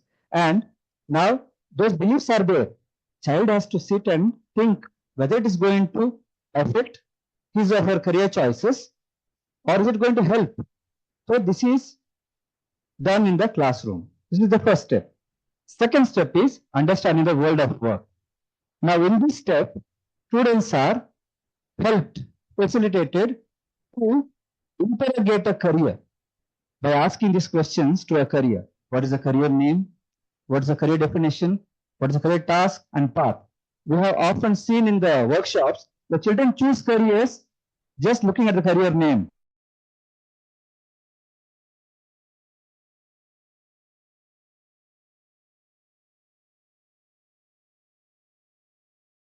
How good is the career name? Very fancy name. Then we ask the next question. We have got to ask these questions. Look at the task very carefully. Look at the path.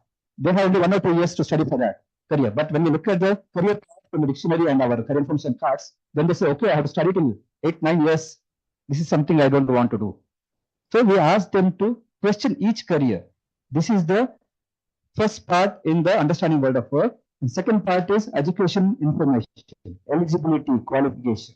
Now, new education policy coming into place. Now that students are more confused. Now we have to help as career counselors how to bring in new education policy, and it must become the part of career guidance. We have been seeing that, and we have been helping children to bring that in our career guidance program. So third step is developing career alternatives, where we help children to choose 3 to 5 career options, not just one career option, rather have a bunch of careers based on their potentials. And the fourth step is career preparation, where career path has to be mapped for those 3 to 5 career options, and also educational milestones, work tasting, job shadowing must be given to the child before committing to that course. Not saying after finishing the course that this is not what I wanted. So these are the 4 steps we deal in the career discovery path. Another conceptual foundation is multiple potential framework. So let me quickly take you through this. Human capabilities are multidimensional.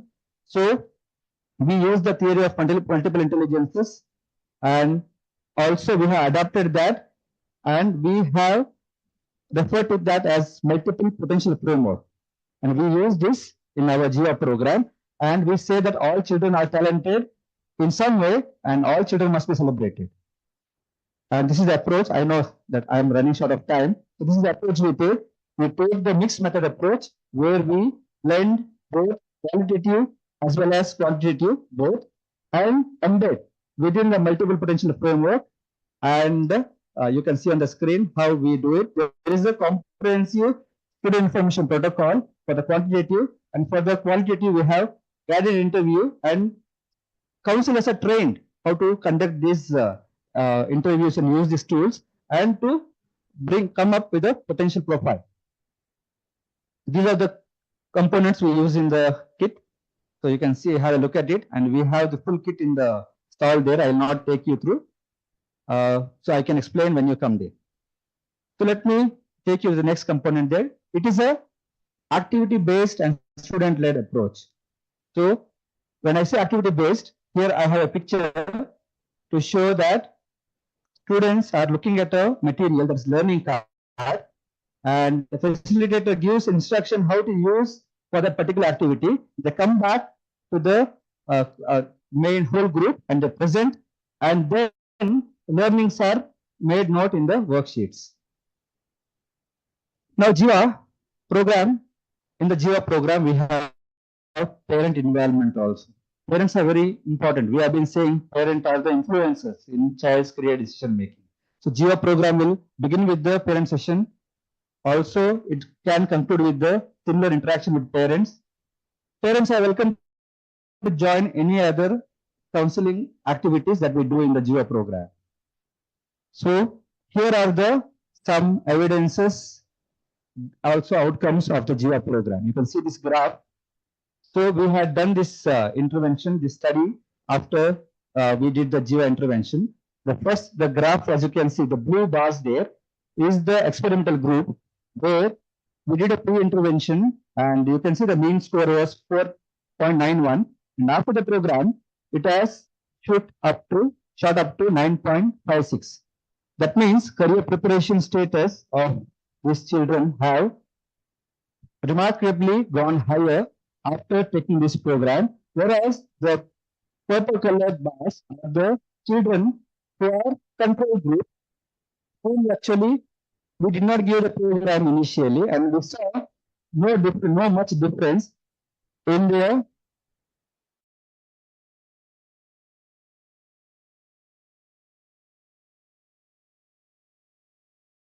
career preparation. The Jiva intervention substantially it could improve the career preparation status. This is one study. We have another study here, which is a tracer study. We did this study after a few years, and also to see whether how children are doing after taking the career guidance program. And what we saw there is, you can see that number there, 82% of the students had followed the career advice they received through the Jiva program. They were following the career alternative suggested to them in the career report and have selected the appropriate educational path. So milestones of Jiva quickly. So it is there in different parts of India, and many schools have done this program. Over 3 lakh students have used Jiva. 200 counselors have been trained to conduct Jiva workshop. Some of them are here also. And Jiva is available in 3 languages, English, Tamil, and Kannada.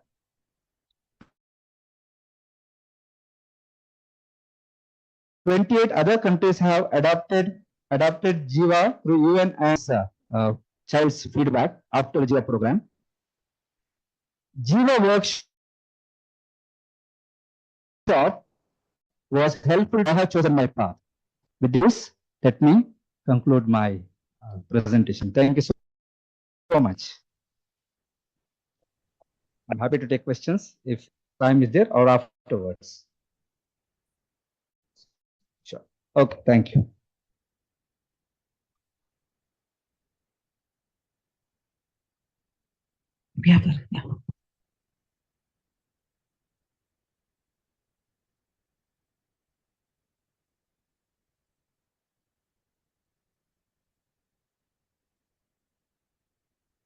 Which one?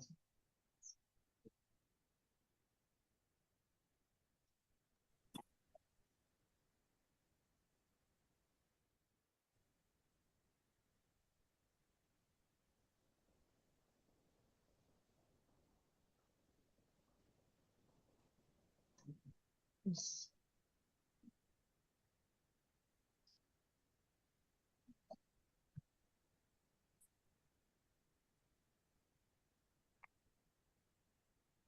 Good morning, respected chairperson, respected dignitaries on the stage and off the stage. I'm Dr. Hazim CM, State Coordinator, Career Guidance and Adolescent Counseling Cell, General Education Directorate, Government of Kerala. We have Career Guidance and Adolescent Counseling Cell. Now we have career guidance programs in all higher secondary schools. We have 1,680 higher secondary schools in the state. Around 8 lakh students we have. Each school have a career guide. The all are career guides. This career guides the students to select their guide the students to select the highest studies, their aptitude and interest. Major areas, one is career guidance and counseling. The other one is adolescent healthcare and counseling programs. The third one, SITAR, Students Initiative and training in artistic rejuvenation. The fifth one, quality improvement programs in academically weaker higher secondary schools.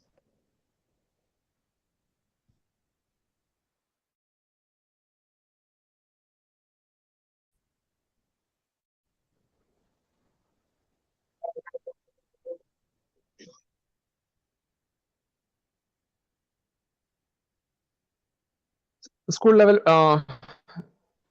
the career guides provide information about courses and career after +2.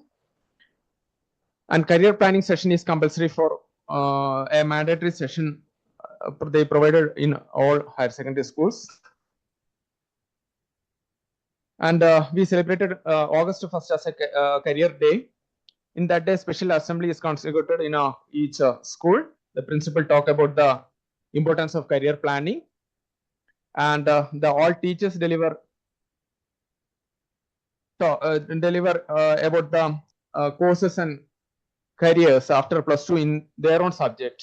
Physics teacher talk about their subject, and similarly, all teachers in that day come to the class and talk about the students, talk to the students about their about the courses and careers in their own subjects. Career corner is established in all schools. This is an exclusive space for imparting career information. The information about courses and careers are pasted in the corner. This will help the students to know about the application about different courses.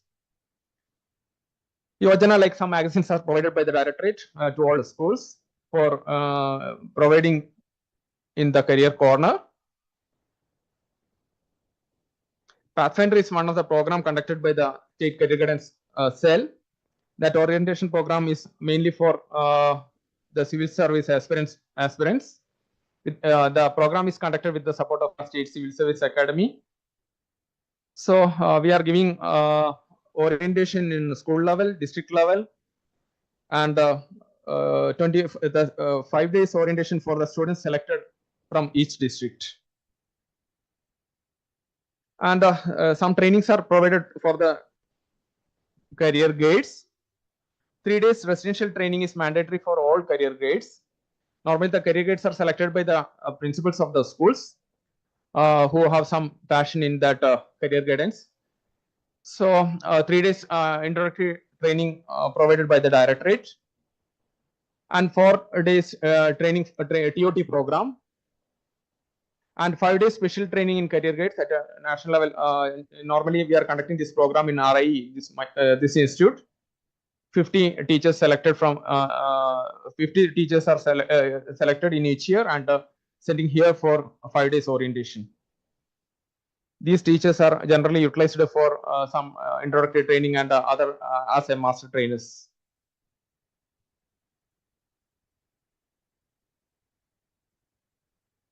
Disha is one of the higher studies expo conducted by Directorate of General Education. Students get the first-hand information and guidance about the admission procedure, fee structure, scholarships, placement from the experts of the same institution. Normally, we are inviting the premier institutes of the nation come in one place, and we are exposing that. We are giving the chance to the students to interact with the experts from that institutes. Along with that expo, we are arranging career talks, paper presentation of the students about the career, aptitude test facility also provided.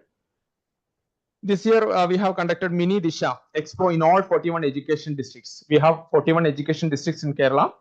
So, the main Disha is conducted in one of the place in the state. That will help the 60-70,000 students. And mini Disha helpful for all the students studying in a higher secondary and 10th standard of the 10th standard in the state. Career FM is another one program, 2-3 minutes audio presentation about courses and career. That will be played just after the prayer in the morning. Normally, three programs in a week. The poster of the same will be displayed in the career corner. That poster also developed by the directorate and that provided to the all schools. They printed that poster and displayed in the career corner. Focus point is another program, awareness program for the 10th standard students about career, the courses after 10th. It will be helpful to students to select the right courses after 10th, because in Kerala we have a 46 combination in 12th standard. So in 3 streams, that is humanities, commerce and science. So very difficult to select the combination. For reducing that, we have conducting focus point programs in all schools. After +2 handbook, one handbook prepared for career guides, because these career guides need lot of information for career guidance and counseling activities. So we provided handbook for all career guides.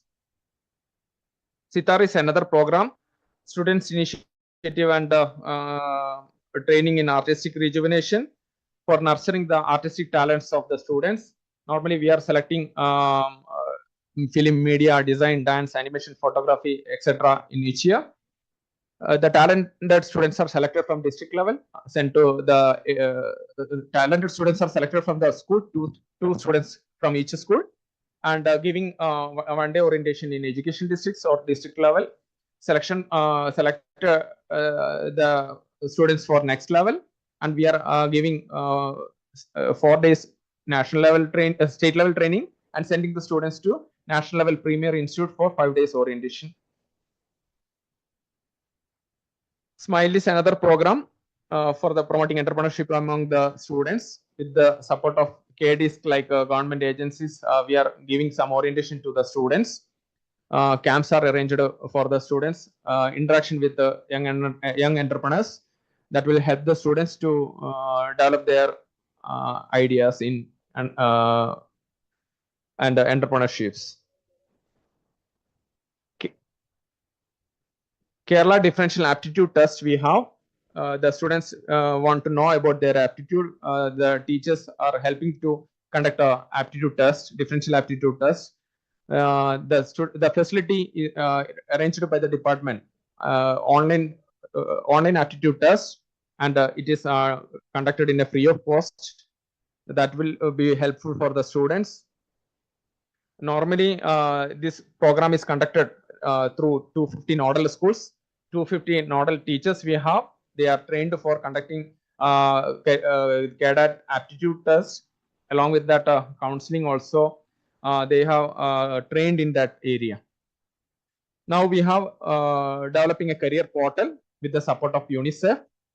That will be available for the students from April onwards. Thank you.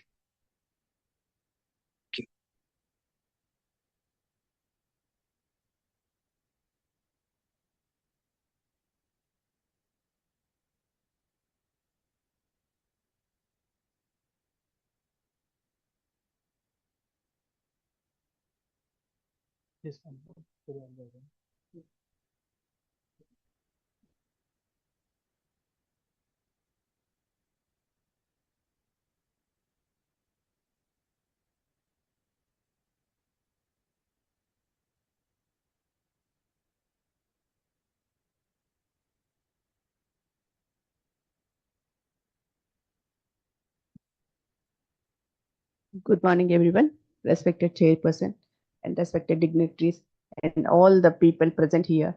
This is Sudha Lakshmi from Andhra Pradesh. I'm going to take you through the 4.5 years journey of AP state government.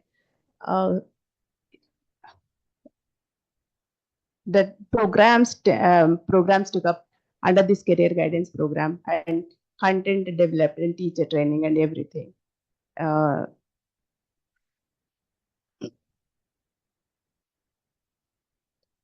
So objectives of this program is to create awareness among students and to make the students choose suitable career pathways and providing information about different careers which are available and newly emerging careers also, to provide information about different careers to the students. And this, we want to make it more scientific as basing on the test, conducting different psychometric tests to understand their interest, aptitudes, and personality. Basing on the test results, a student can be guided to choose the suitable career pathways. So through this program, we want to make students understand the emerging job markets and emerging careers also. Basically, this program is designed basing on these 4 aspects: making the child know himself or herself, means making the child understand his potential, his interest, abilities, skills, personality, values, family circumstances, and financial position. The second one is giving information about careers, making them understand about, explore about careers, making them prepare their own careers list, gathering information about each career. Each career has mainly 3 dimensions. Those are career information, educational information, and socio-personal or life skill information. We also using, no, not now, but previously we used AP Career Portal, which was provided by UNICEF, but from 23 it was stopped. That facility is not there. AP Career Portal is not working because the agreement between the Asman Foundation and the UNICEF has expired. So now that career portal is not working right now. Previously, for the last 3 years, we used it, but now we are using National Career Services Portal. NCS is there. After exploring careers, the third point is making decision. The child has to make a decision about his career, prioritizing the list, making at least 3 choices. The child has to make 3 choices basing on his interest and personality and all those things. And then he has to make his career plan as well as educational plan. And preparing the action plan, making academic plan, as well as fixing long-term and short-term goals, preparing timetable, self-assessment, checking progress, revisiting the plan, and modifying. These are all the steps which a child has to follow after deciding a career, and the teacher has to look after all these things. This is about AP Career Portal, but we are running short of time. So I don't want to, I want to skip this because many states are using this career portal, but for every state, UNICEF is giving a different name, but the portal is the same, that career portal, which has 550 careers and information about 550 careers and 22,000 colleges and scholarships, everything. So the same portal is also given to Andhra Pradesh. Now, I would like to talk about the resource book which was developed by the Andhra Pradesh NCERT with the help of RIE Mysore and NCERT. We took the help of RIE professors and the students we are in-service teachers, Andhra Pradesh in-service teachers trained by RIE Mysore in DCG program, involved in developing this content. So this is the book we have developed in 2021, which has the main chapters are career guidance, about career guidance, objectives, process of career guidance, and career assessment. In this book, we introduced a SWOT, simple test like SWOT, interest. SWOT means I think everybody knows that that is a very simple test, and interest test and I sense personality test. So 2 to 3 tests here because our teachers have no anywhere.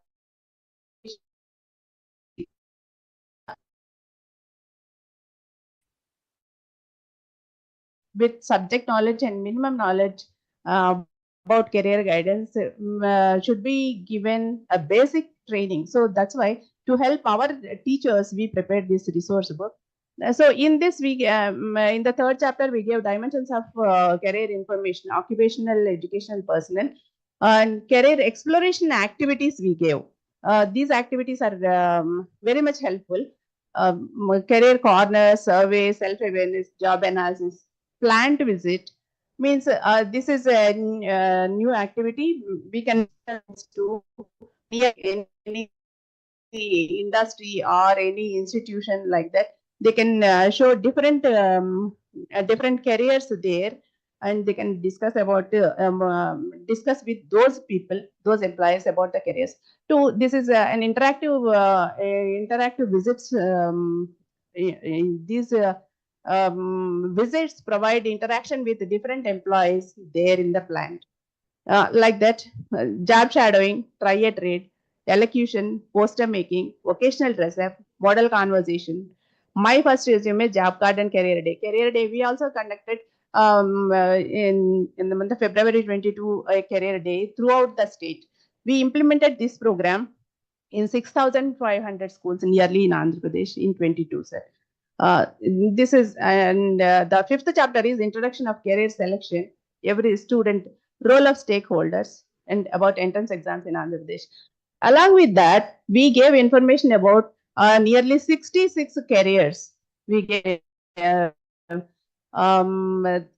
like this career guidance is not school students but school dropouts also. We wanted to help school dropouts in that village also. So we included many careers without which a student can pursue without much educational knowledge, because in Andhra Pradesh rural areas many students drop their studies with the secondary and higher secondary level. At secondary and higher secondary level, most of them don't go to any college or university. The percentage is very, very less. So our officers wanted to introduce these kind of careers to at least make them have an idea about having a career even for a school dropout.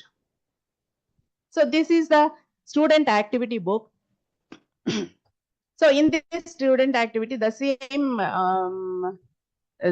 activities were given, which were given in the teacher resource book. That is for the that is for teachers guidance, how to make the how to do that activity in the classroom, and this is for the students practice. Here we included these activities in the student activity book. First, we started with careers in the family, learning from examples, identify their strengths and all, and using their strengths to use. What do awareness, Holland's career portal.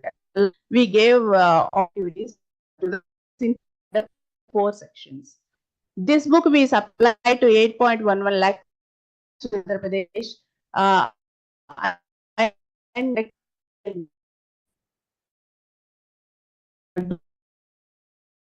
do all these activities in that weekdays. At the end of the career week, we celebrated career day. So this is the poster. This is a career chart. What after 10th and what after 12th. This information, these charts we supplied to all schools. Minimum four charts we supplied, and we made them paste in the classrooms of 9th and 10th, 9th to 12th, 9th, 10th. In some schools we have 11th and 12th, but many schools we have. This is about the program we conducted in February 2022. After this program, conducted a Google survey for all the students and teachers, and we received information from them. So this is the impact we have conducted. But many of the popular careers, the students have selected many popular careers only: doctor, engineer, police. They didn't have much information about the latest careers and all. We found that we have to give more focus on those things. Later, In 2023, we have prepared another module with assessment tools. For this, we have taken RE Mysore support. UNICEF also supported us. UNICEF and RE Mysore support we done. This is the index of those chapters I want to take you through. This in the first chapter we get my time up. Yeah. So this is I run through. So these are Okay, fine. Don't close one. Don't disturb. Don't disturb. This is the dimensions of career information. And the thing is, we have selected 5 career assessment tests and we have translated them into Telugu because our students and teachers are not in a position to understand English. Wherever they face difficulty, we translated all the 5 tests, maps, Telugu. And we piloted it in Srikakulam district in 20 schools and we got very good result. After this psychometric testing, we also trained results how to read their results, how to interpret and how to guide them on their pathways. That also we did with the school teachers. We trained and we piloted the program. It's a very successful thing. And another thing which is going on in Andhra Pradesh is so this is about our pilot, and this is about Kalpana Madam training Srikakulam district pilot teachers. This is another program is going on in Andhra Pradesh, that is with Global Education Services is working with Andhra Pradesh with the help of University of Melbourne. In nearly 120 schools, they are doing their career education training through McIntyre app. This is these programs are going in Andhra Pradesh right now. Thank you very much.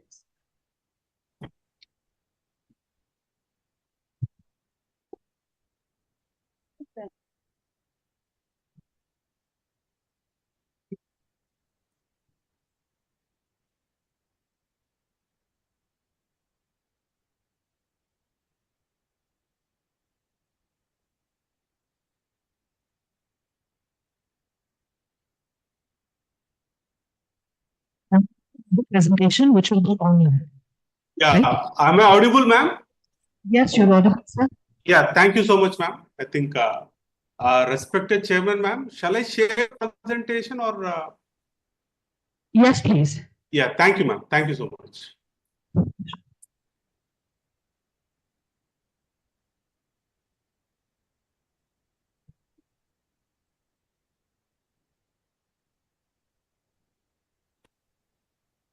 Just a minute.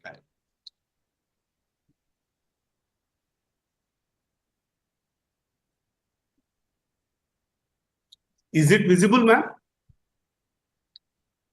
Is my presentation visible, ma'am? Yes, it is visible. Thank you so much. Very good morning to one and all. I'm very sorry I could not able to present physically. I think because of my medical emergency, I have to rush yesterday. I think I missed a chance to interact with all the participants. Respected chairperson, ma'am, the participants, the dignitaries and the dais. It is my immense pleasure to be a part of this the very wonderful program. I would like to present the perspective of Puducherry in connection to the career development. I think before I start, I think I strongly believe in one statement given by our Bruce Lee, who is a famous artist. He told that I was never afraid by a person who practices 100 kicks a day, but a person who practices 1 kick 100 times. I think that if you summarize, I think all the individuals, I think we have to focus on our future generation. We have to work on their strength. I think that the statement itself implies the intensity of the knowing yourself and how to present yourself and knowing what is your strength. I think that's what I strongly believe in choosing the career development. And it is very important for our children to know their strength and weaknesses. Along with, they have to practice on their strength that gives their better future. And I have gone through one of the important book by Nudge written by Richard Taylor of Yale University. The nudging is a very important aspect as far as me in school education, especially Why? Because it is utilized in the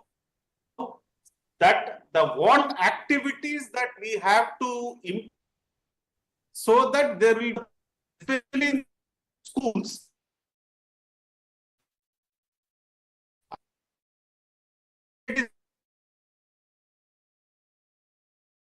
NPE, I think we say that Puducherry is almost 8% completed the NEP, and I think we are progressing well in this regard. I think what is lacking is, I strongly believe, even though the complete efforts of the government as well as school education are on career guidance as well as vocational education, but there are some short gaps which I want to bring to the notice of the dignitaries here, so that I will search for the solution. And these initiatives, definitely, I think over the last 4 years, we can see there is a drastic improvement, the approach in the students towards the vocational education as well as their career growth. And vocational education, why I'm focusing on vocational education? Because this gives the spice of the career to the children, because the skill they develop, the skill they learn, the skill they focus, I think it is very important to nurture their interest in that, so that they will have an approach towards the life. Because this vocational education in Pondicherry, it started 4 years back with Lend a Hand doing a skill assessment survey across the districts, and we have a problem, geographical issue. We have 4 regions, especially Pondicherry, Karaikal, which are surrounded with the mainland of Tamil Nadu. We have a called Yanam. There is the small, the mother focus languages are 3, Tamil, Malayalam and Telugu. So we are interested in imparting the vocational education, because the language should not be the barrier for improving their skills there. The pilot launch began in 2008 in a pilot basis.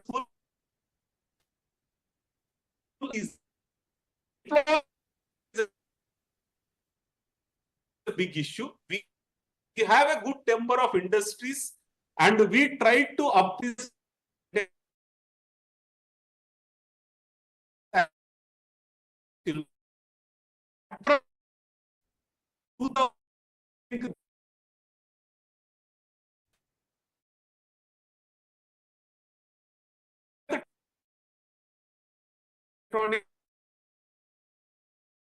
students traits of ITITS. These traits were selected based on the interest of the children who are coming to us. I think that has fetched a huge progress in the last 4 years. And these traits, I think we are following the NSDC model, where we have identified VTPs. That is ICET as well as SchoolNet has been our vocational training partners, and who will also look into the career aspects of the children. They will go regularly to the schools, orient them on their career paths, what they can do, and assessing them the skill orientation. And the curriculum design, I think mostly, we are dependent on NCERT and PSSIB. They are helping us a lot in training our teachers, in training the skill focus network in the Pondicherry especially. And we are also very much thankful to the sector councils who are frequently visiting Pondicherry to conduct the practical assessment, to have an expert talks, industrial job on training, and that created huge interest among the children. Now there is a huge demand that I think normally, as per the NSQF norms, there are only 40 children per trade is required. But now there is such a competition that we are having competition of 1:3 for the vocational trades that we impart in Pondicherry. The employability, I think last 4 years, we can see an increasing trend, but still there are some issues that we need to address when it comes to the parents as well as the society as well. And when it comes to the progress, I think we started with 5, now we have 51 schools, which is the 50% of our schools of high schools as well as higher secondary schools in Pondicherry. And we are trying to expand the trades. And I think our children, very recently, we have crossed the level 4, and some children are employed with a proper employment. Yes, we are not able to see your presentation. Is it not visible, ma'am? No, it's not visible, sir. Okay, I'll just, sorry, I'll share it again.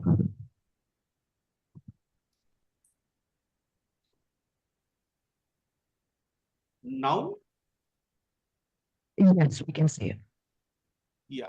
Now, this is where the slide, I think I'm just explaining about the progress of vocational education. We started with 5 in 2018 and 51 schools, I think, which constitute the 40% of our schools with all the 4 regions. And I think recently level 4, that is class 12th, 438 children have been crossed the level 4 of NSDC, NSQF norms.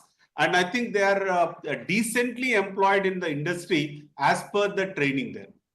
And we provided structural guidance. Why? Because as I told, we have ICET as well as SchoolNet are the 2 vocational training partners who are in our office, stationed in our office.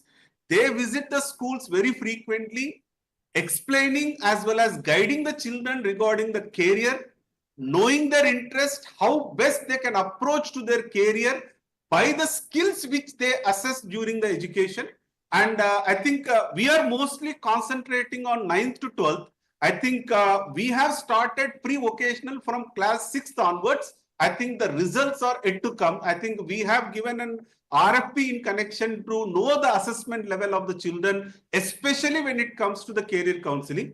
And we are covering both traditional as well as professional fields. I think like IT, ITS, the apparel designing. I think Puducherry is a hub for the cloth manufacturing. The Indo-French textile industries are there in Pondicherry. I think that has created a lot of employment. I can proudly say that 21% of our children who cross the level 4 are employed, but the remaining children are ready for employment, but there is some parental control that the skill and as well as the vocational employment is not sufficient for their funding. And we are funding through Samagra Shiksha, and I think the accessibility is there to the industries. We have huge industry collaboration. We have Whirlpool here. We have so many textile industries there, Lenovo projects, I think electronics, beauty and wellness. We are tied up with Anu's this thing. And agriculture is the one present trending vocational trade in the Pondicherry, because I can see the beautiful medicinal gardens available in almost 18 schools across Pondicherry. I think not only the impact of vocational education, not only in their career aspect, I can see there is a huge confidence building among the children while they present something, while they speak something. I think our teachers, vocational teachers, are doing very well, especially to improve the communication skills among the children also. And I think the job readiness, economic empowerment, social equity, entrepreneurship, I think this is what we are trying to improve among the children. I think for that assessment, I think we are in the month of April, we are going, because we are waiting for the public exams to complete. Then in the month of April, there is a huge assessment camp is going to be conducted in Pondicherry to test all the outcomes that we have.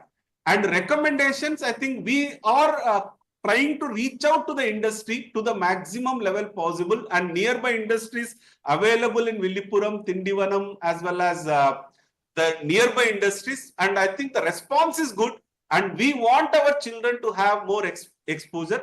And I think our target is by 2028, 100% of our school should have a vocational education, as well as the career counselor in each school.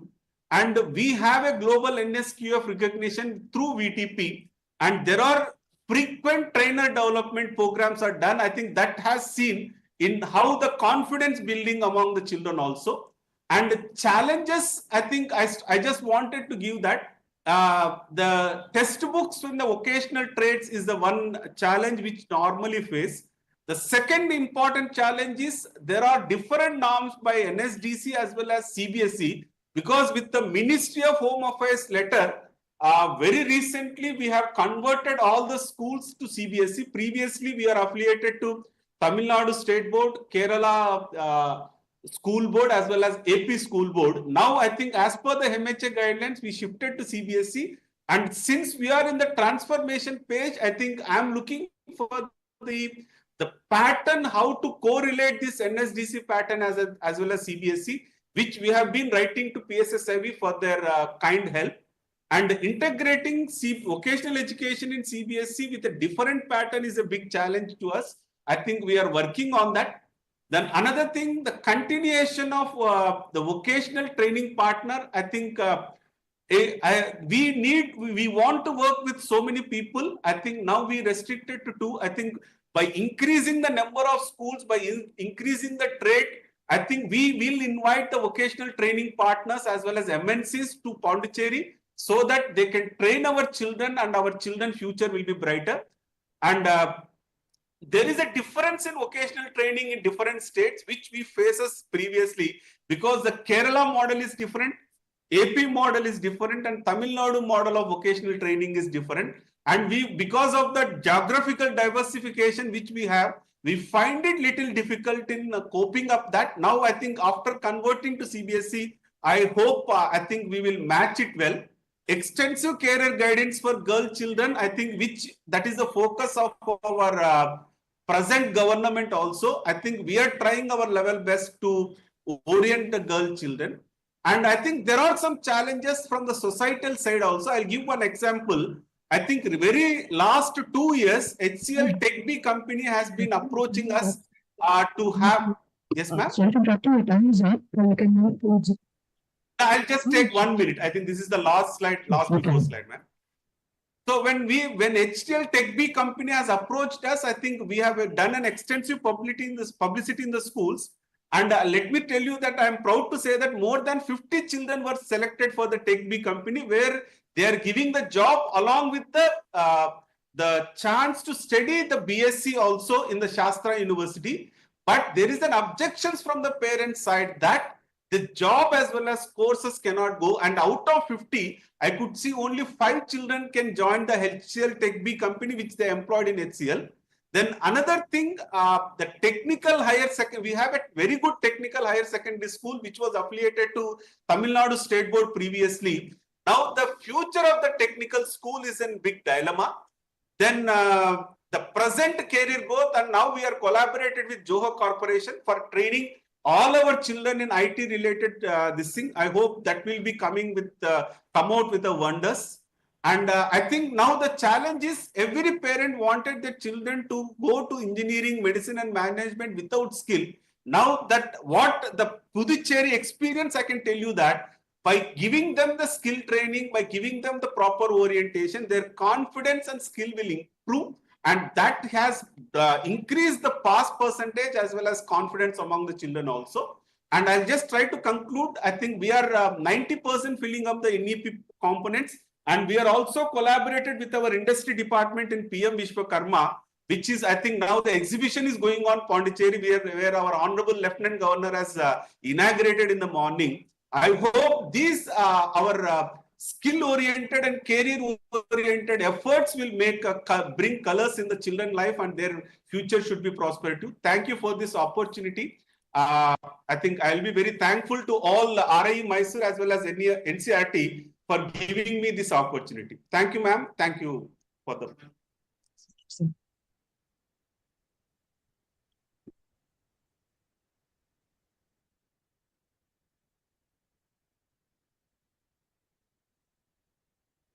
I think the 4 presentations, the highlight that I could observe here was the fact that it showed the power of collaboration, right? How we can reach the masses when people collectively come together, synergize efforts. So we could see NGOs and the government of Kerala, Andhra Pradesh, Puducherry coming together, joining hands to ensure that it's not just organizations and governmental organizations coming together, but also the corporate sector, because it becomes difficult there's so many things happening around us, and bringing all of them together on one platform is something that is quite a challenge. So I was very pleased to watch all these presentations and learn from them.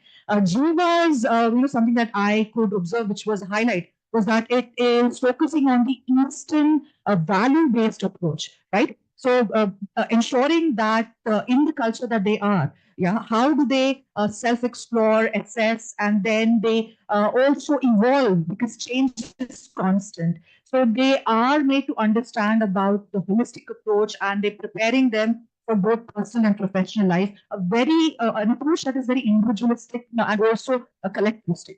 I really like that, and potential realization, that was the strong point that I observed, and also it's very outcome and evidence based. They've done a lot of research work, and the data proves that what they're doing is showing remarkable difference. So that was good.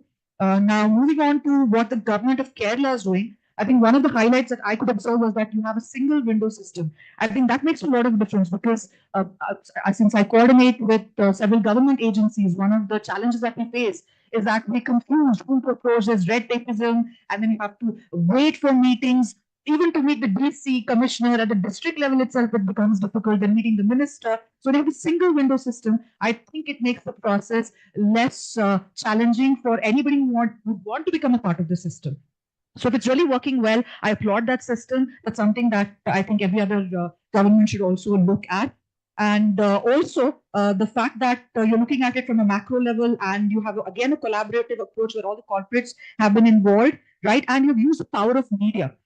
And you can see that youngsters today, they are like, even Virendra sir was saying, the youngsters are quite involved and connected with the media, you're including that. So that's fantastic. You're using the power of that as well, sir. So Dr. Asim, that was wonderful. And Ryan, your presentation was also good. Now moving on to Andhra Pradesh government's presentation, Sita Lakshmi ma'am. I could definitely see that you are focusing on introspection, self-exploration, self-assessment. You're making the child really understand his strengths and weaknesses, the SWOT analysis. Right? That's very important because you're preparing them for both, professional and personal life. If you are not aware of yourself, then it becomes very challenging and confusing for people to really pursue what they would want to, and they might be dissatisfied in their life, right? So what they're doing is amazing. And also goal setting and finally taking action. You have to, it's not just about policies, it's not just about, there are several policies. We can just go on and on about them. Several programs are there. Government spends crores on it. But what matters is, are you taking action? What matters is it really helping the students in ensuring that they understand themselves and also have a fantastic career for themselves? So that's wonderful, ma'am. I applaud you for that. And finally, sir, coming to you, Dinkar sir and Rani ma'am. I couldn't hear Rani ma'am presenting, but Dinkar sir, I think again, just like your quote, Bruce Lee's quote, right? I think what you believe in is that if you repeatedly pursue with a lot of passion what you want to do, you will ensure that that happens. And that's what I can see, not just in your presentation, but also in what you're doing as a state project director. So I applaud you for that. I also saw that you were focusing a lot on academic learning and practical skills and industry relevant skills. Now, this is again a huge gap. What I can see over here is they are bridging this gap. Because we, again, the industry, you can see the unemployment rate is there, the lakhs of jobs that are available right now, but again, unemployment is there. So how to bridge that gap? And Sir mentioned it very beautifully, what they're doing, that they're meeting the demands of the world, and also you have a lot of industry school partnerships, so it starts at a very young level. That's fantastic. So congratulations on that, sir, and I hope that you're really meeting the needs, and that's what we should be looking at. And now I welcome questions. I open the platform for questions. Please go ahead and ask all the four teams whatever you want to know about their projects and the presentations. Okay, ma'am. We'll start with the first person, sir. First person. Okay. So we will take one question presentation. So let's start with Jiva. So do you have any questions for Jiva, Mr. Ryan? Yeah. Ryan.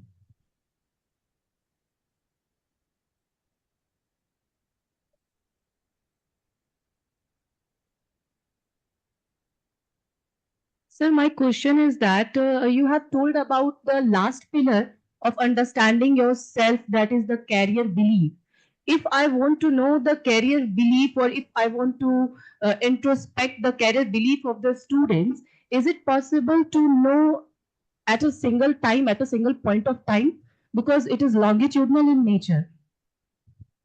So, question. Yes. So, career beliefs keep coming in our lives.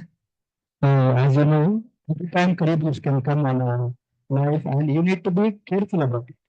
So, we're not going to touch one career belief the same. Today, as a student, child may have career beliefs according to their student life or courses. As they go along, there are many other career beliefs that come in. So, the question to answer is, the child, is it going to help me or hurt me? How can question about this career growth is that let me not adjust it. Let me not take it, but I'm saying that we are not coinciding from the right or wrong. Just to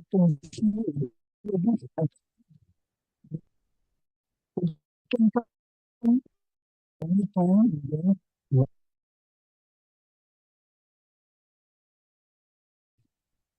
chance introductions. Definitely, sir, because believe that mm, multiple intelligence and multiple nature and belief, these are both are circumstantial and contextual. This keeps on changing over a period of the time, and then people form the opinion and their perspective according to their work, according to their profession, and it keeps on changing. It is influenced by various factors like social, cultural, economic, and family, community factors. Isn't that? Yeah. Thank you, sir. Thank you.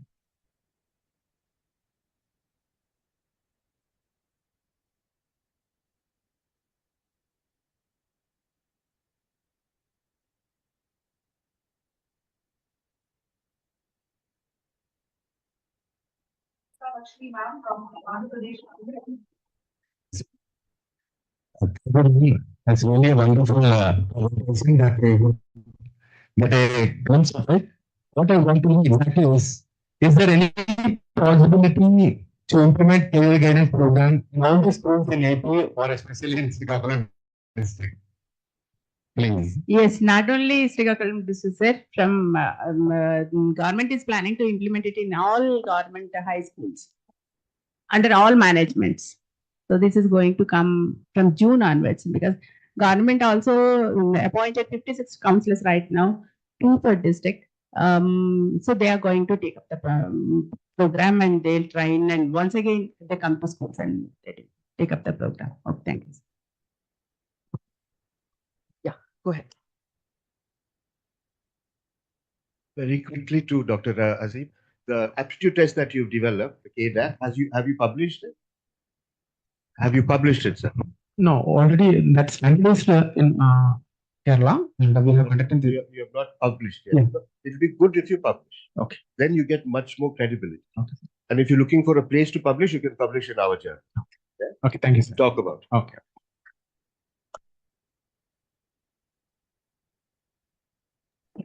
For all the three representatives, right?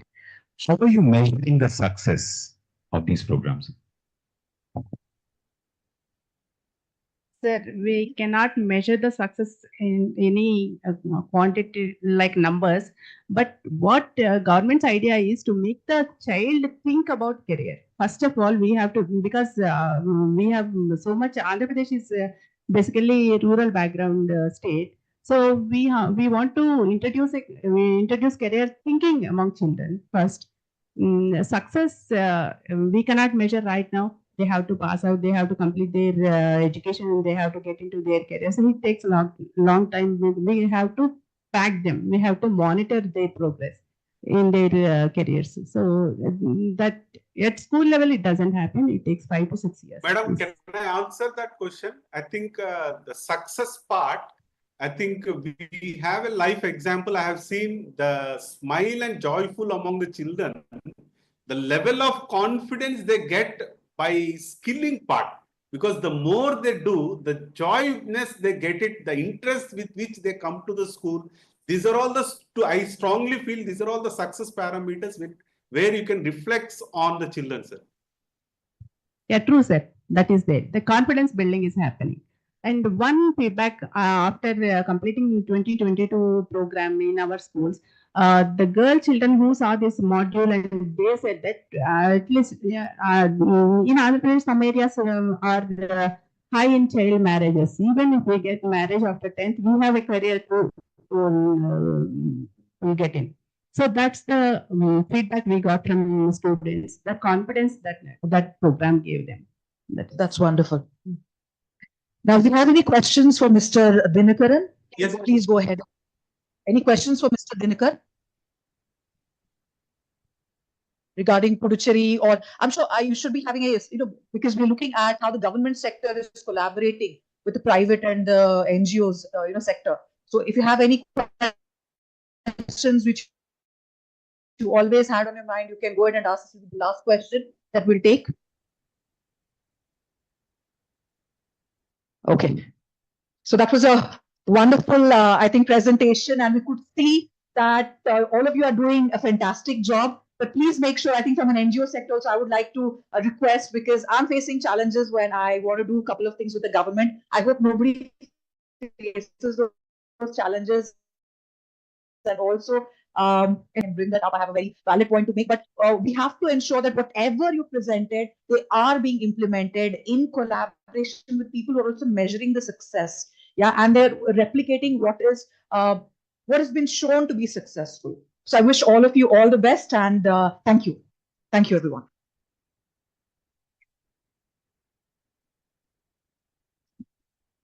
In fact, Dr. Anban Kumar is realizing how difficult it is for chairing a paper presentation session, is it not?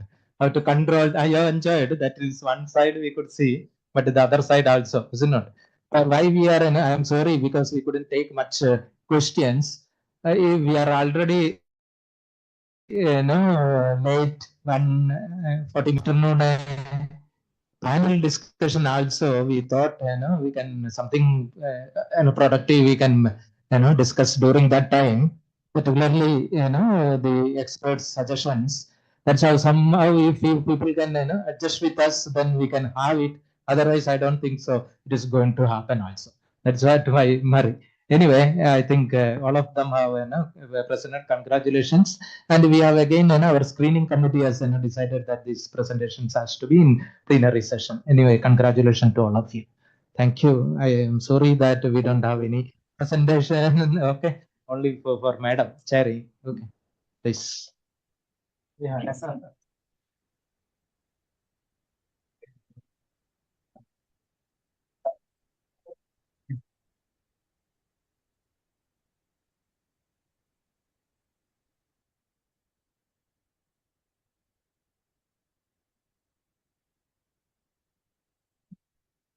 I think state programs, when we start telling, I think days or months or are required, because I have been in touch with Andhra Pradesh and Kerala particularly.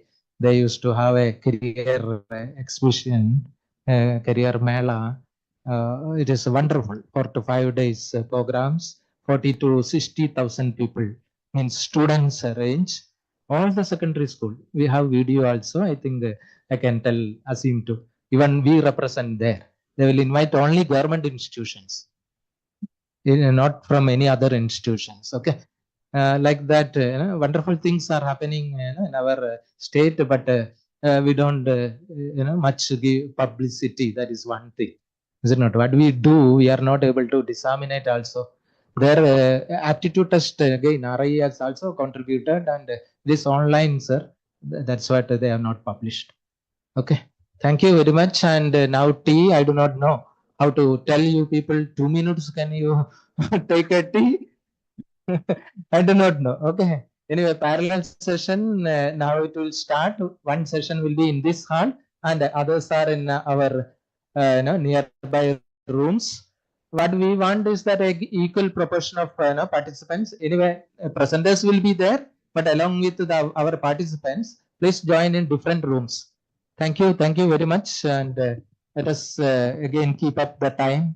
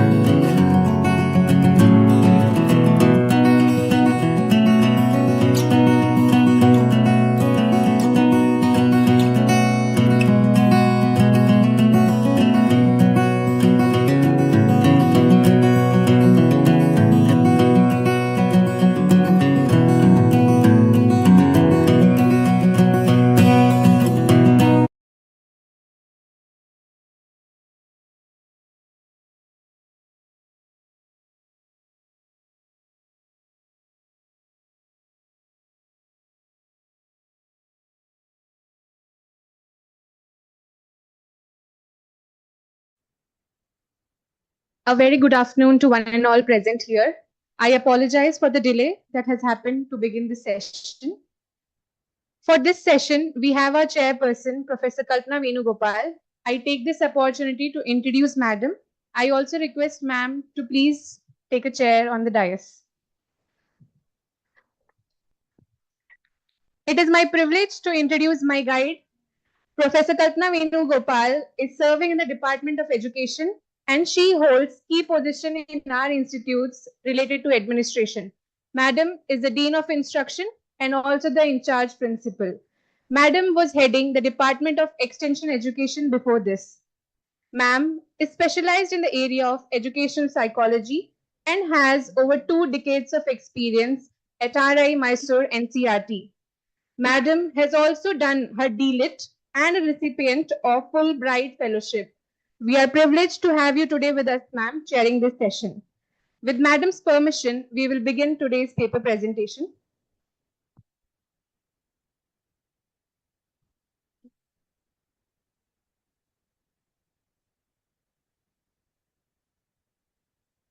Thank you, Anamika and dear Madhu.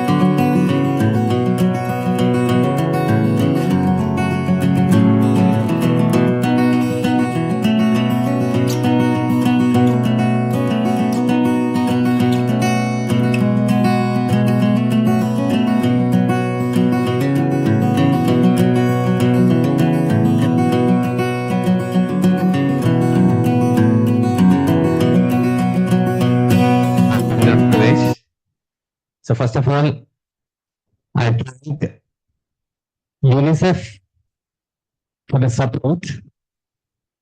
Next, I also for giving this wonderful opportunity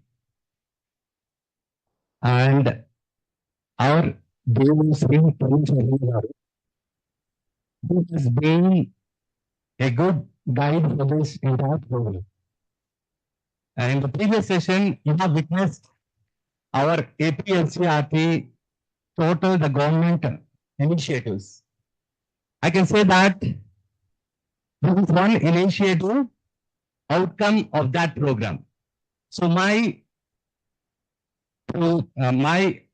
topic is from classroom to career, and I thank my co-author N.K. Yoshwari for supporting. So this has taken as a, I can say, we are taken from the NCERT, then the district, and then especially Palasa Mandal have taken KGB schools, and then AP MS Model Schools, and at the same time AP Social Welfare Schools, and especially our Jet School Dormitory. So with all this support, what we are going to give, now let's check.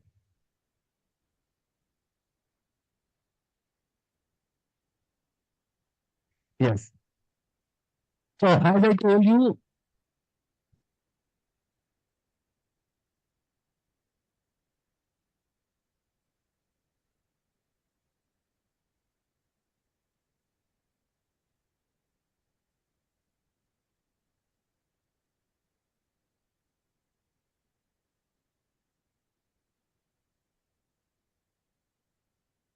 right.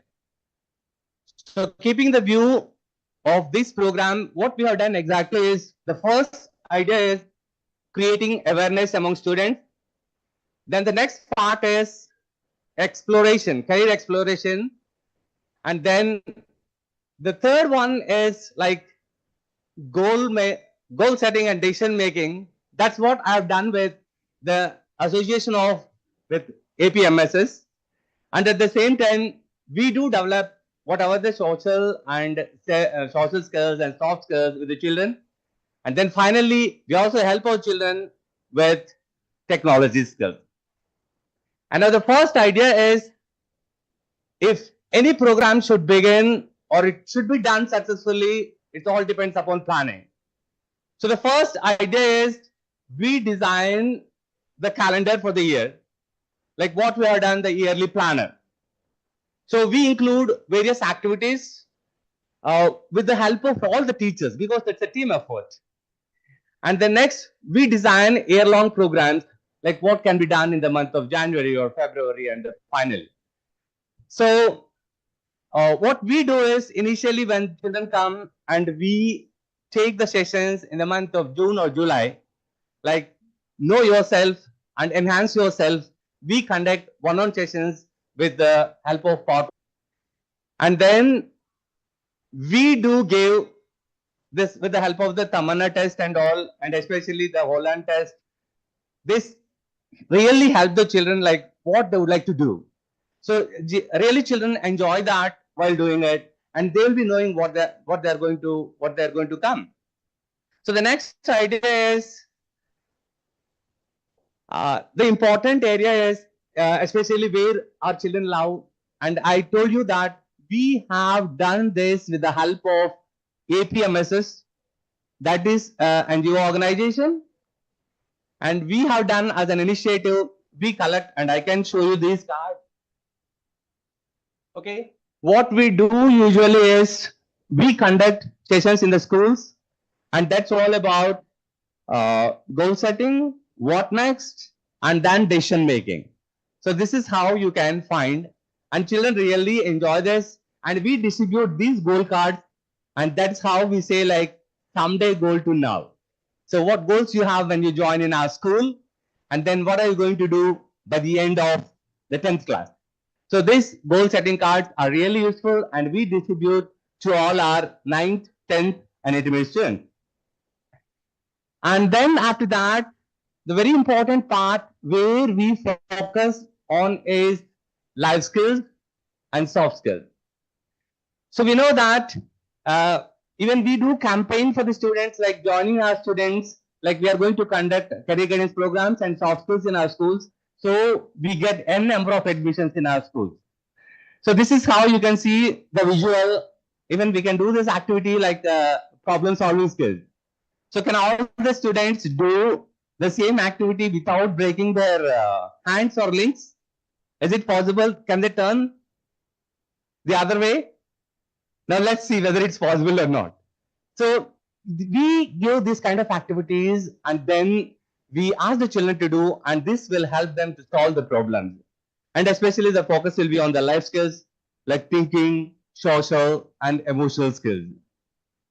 And then the other part is throughout the year, we conduct various activities. Like the first one is aptitude tests and career talks, where we give children, involve children, and then the counseling sessions, and especially, so we do take our children to that, visit. So initially, with the help of Samagra Shiksha, some schools in our state have been selected for this vocational skill training also. So with the help of the school where I worked earlier at Kasibuga High School, so we had two trades. One is for computers and the other one is retail. So we used to go and take the children to the more and markets which is available for them. And then that's how we used to give confidence to our children by taking to the trips. And then, so we also have a lot of activities, as I said. We design career cards as per the schedule what we have got and received from this UNICEF material.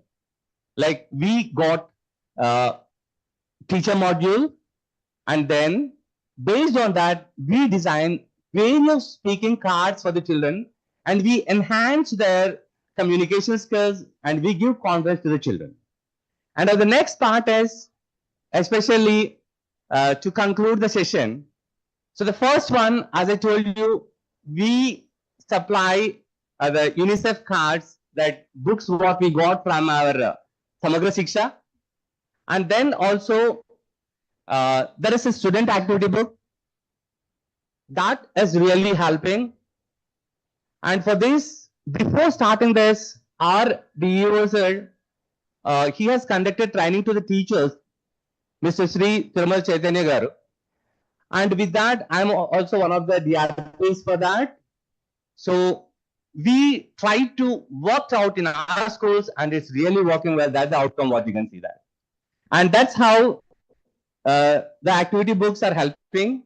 And then the Holland test and Tamanna test, that and career exploration sheets. We have various worksheets that we are providing so that children are using for their, they are going to explore themselves. There are some 50 or 100 tests by giving that worksheet that I have provided already. And the next part is both soft skills and technical skills. We used to have that career portal, AP career portal earlier. Now it's not working, as ma'am told. So we started working with what are the other various sites that children can explore. That's what we are doing. And the next one is, as I told you, that APMS goal cards, and these are really useful for all our children. And even it's a big, like they keep the goal card and they will know by the end of 5 years what they're going to become. And the next one is, as the plan, we are going to conduct fairs and career panel discussions will happen, and especially the role plays with what we have done exactly is we conduct in a school with the APMSs, and we have KGBV students where they are ready with some kind of skits, and after the end of that program, we interact with the children and we help the children to do that. And regarding skill building and role play, these are the things. And finally, the field trips we are taking. And finally, now the other thing that what we have done is we have developed this e-portfolio for every student for our 9th, 10th and intermediate school students in our school. Thank you. That's all for today. And I hope that this is how we are going to do. And this is the outcome what we have done in our schools. Thank you very much. Thank you. Thank you, sir. I now request the next presenter. The paper title will be shared by Madam. The authors are Dr. Anil Kumar K. and Saraswati A.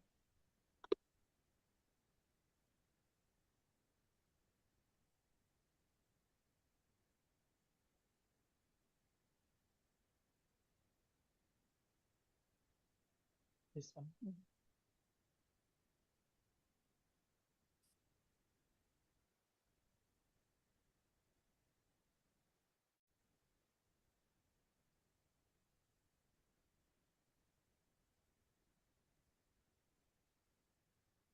Good afternoon.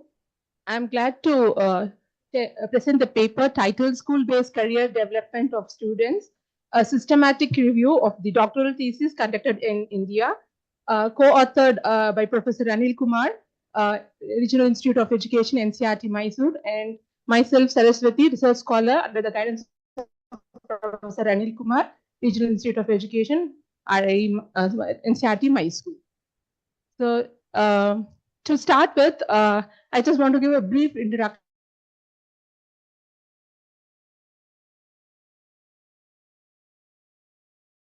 saying that career development focuses on contributing to career indecisions and also increasing self-esteem, self-confidence, and self-acceptance and self-efficacy. And if you see, the career intervention programs need to give effective guidance to students for their career plan and career readiness and make them well-informed career-related decisions for their future life. Developing the necessary skills for the chosen paths too. And our research many research scholars have done certain intervention programs through their doctoral degrees, and based on that, we have tried to study the various innovative research interventions among school students conducted as a part of the doctoral degree in the field of guidance and career guidance and counseling in India.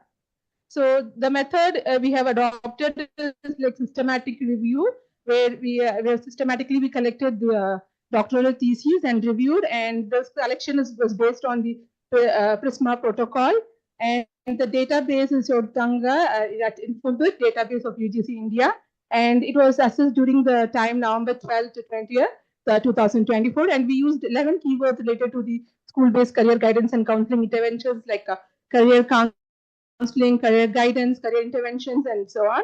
And we used 5 inclusion criteria to select the doctoral thesis. Like one is it should be in the English language, it should be completed from years 2000 to 2024, and school students as the population, and the intervention strategies should it should be an experimental research design, and other which is not in this categories are excluded. And then this was the screening procedure which was followed. Initially, we were able to access like 397 doctoral theses, and from the we were able to get, and then from that again we excluded 162 records based on there is no theme of career guidance and counseling, and then again we were able to exclude 100 theses based on no career intervention and no school education, and then finally we were able to get 12 doctoral theses, and which was subjected to meta-analysis, and then we discussed the results based on in 4 themes. Like first, the theories underpin the career interventions for school students, where we were able to note 4 main theories which were about 50% in the most of the studies, like super developmental self-concept theory of 75%, and Holland's typological theory of vocational choice of 75%, triad and factor theory of 67%, and social cognitive theories were 50%, and there were other 3 theories which were below 50%. And then the other theme is like research design and methods, where we saw that like all the studies, like 100%, they used the pre-test and post-test control group design, where 50% were non-equivalent groups and 50% were equivalent groups, and there were 8% where the follow-up interviews after the intervention, and the feedback for the students was also 33% after the experiment evaluation. And we were able to find that like the 83% were single experimental group, and 16% were 2 experimental group, in which 8% was same treatment were given to 2 experimental groups, and the 8% were different treatment were given to the 2 experimental groups. And the population were like 25% were higher secondary school students were indicated there in the study, and then 25% were secondary school students indicated, and others were like class 9 adolescents, and then senior secondary school students. And we were able to find like almost all studies used large sample size, and the duration of the interventions, like 67% of the studies indicated like medium term for 1 to 3 months, and then the long term 3 to 6 months, which was 25%. And the next theme is like career intervention plans, where intervention are given to whole group of 83%, and a small group of interventions were found to be 16%, and then follow-up individual interventions were for 16%, and intervention for both parents and students were for 4%, and almost all the studies used classroom interventions, which were followed by 8% of the studies by exhibitions and field trips and worksheets, and almost all studies were themed sessions and different activities and strategies to deliver the content, and almost all studies used the career talk and vocabulary discourse as the main mode of representations where 16% of the theories they used pictures, video clips, and worksheets for the conceptual understanding. And then the final theme will be career intervention of outcomes. And all these studies use the different dependent variables like career choice, vocational choice, career maturity, career decision making, self-efficacy, career-related variables, career skills, career decisions, career aspiration, occupational aspiration, self-efficacy, psychological factors of vocational development, and self-esteem, and some were standardized tools were being directly used, and some were being developed by the researchers. And the final observations which we could see that like these career intervention programs are almost all were effective because, and they were appropriate for establishing the effectiveness of career intervention programs. And also they used feedback or interviews were conducted after this post-test to qualitatively measure the intervention effects, and began with the rapid building sessions followed by identifying the students' present career aspirations, choices, and career interests. And then student self-knowledge was also initially assessed to provide individual attention and facilitate self-realization for their strengths and limitations. And also the interventions focused on exploring career options in the job market and the skill set through career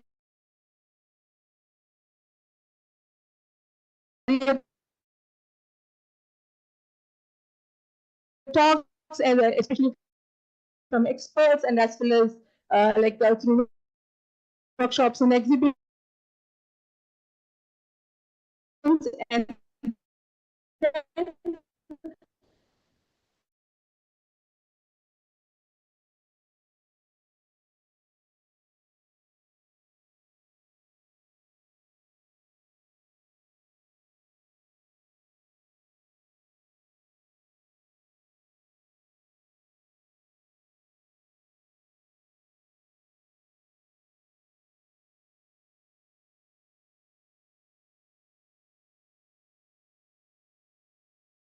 career theories. And finally, based on these results and discussions, we have come up with certain implications for the career development, and they as follows: like concurrent efforts may be made by the teacher counselors and the school counselors as for the students, and the intervention may be a continuous one, starting from the preparatory to the secondary stage with inputs, interventions of varying levels. The authorities may consider a whole school approach for better results.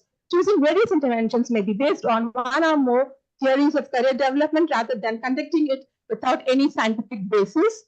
One shot or a piecemeal approach may be avoided, and schools can have have to make a long-term goal and ensure sufficient man and material resources. Schools must take into the confidence of parents while designing, executing the interventions. And finally, regular follow-up of the interventions helps in improving and reforming the interventions, especially in the changing context of landscapes of education and career globally. Thank you.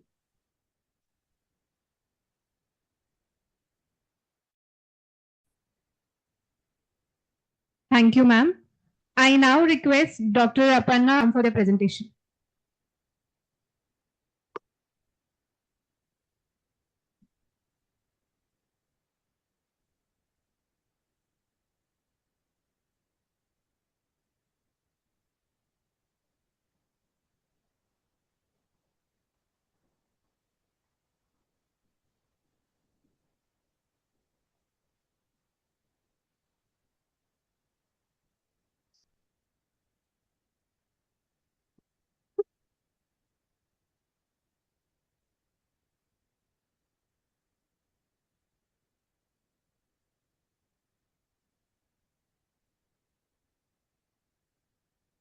Good morning, dear DTH. Myself, A. Aparna, working as lecturer in psychology, Government Diet, Srikakulam, Andhra Pradesh. I am privileged to stand before you to present my paper on the career appraisal of secondary stage students. My co-author is Mr. K. Babu Naidu, also contributed a lot to this paper. My heartfelt thanks to Dr. Kalpana Venugopal Madam, and Dr. Anil Kumar sir, and the backbone and the total coordinate success of this career program from our Andhra Pradesh, from UNICEF side, Shasigiri sir. He is one of the best and backbone of this total.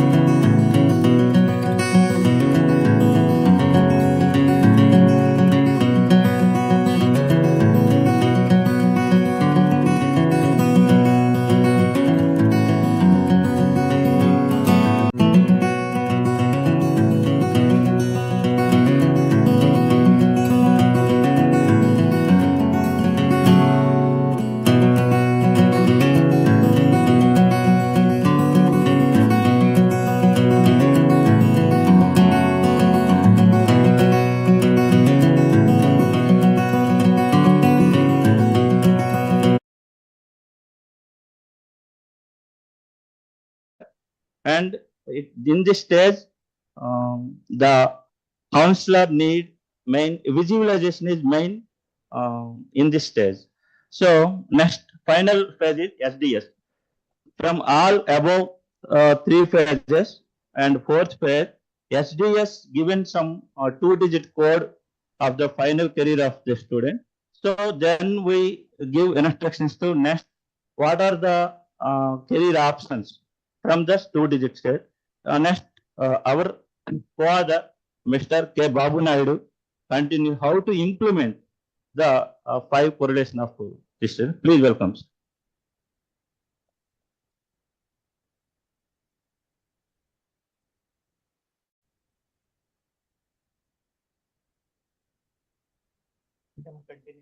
Yes, sir.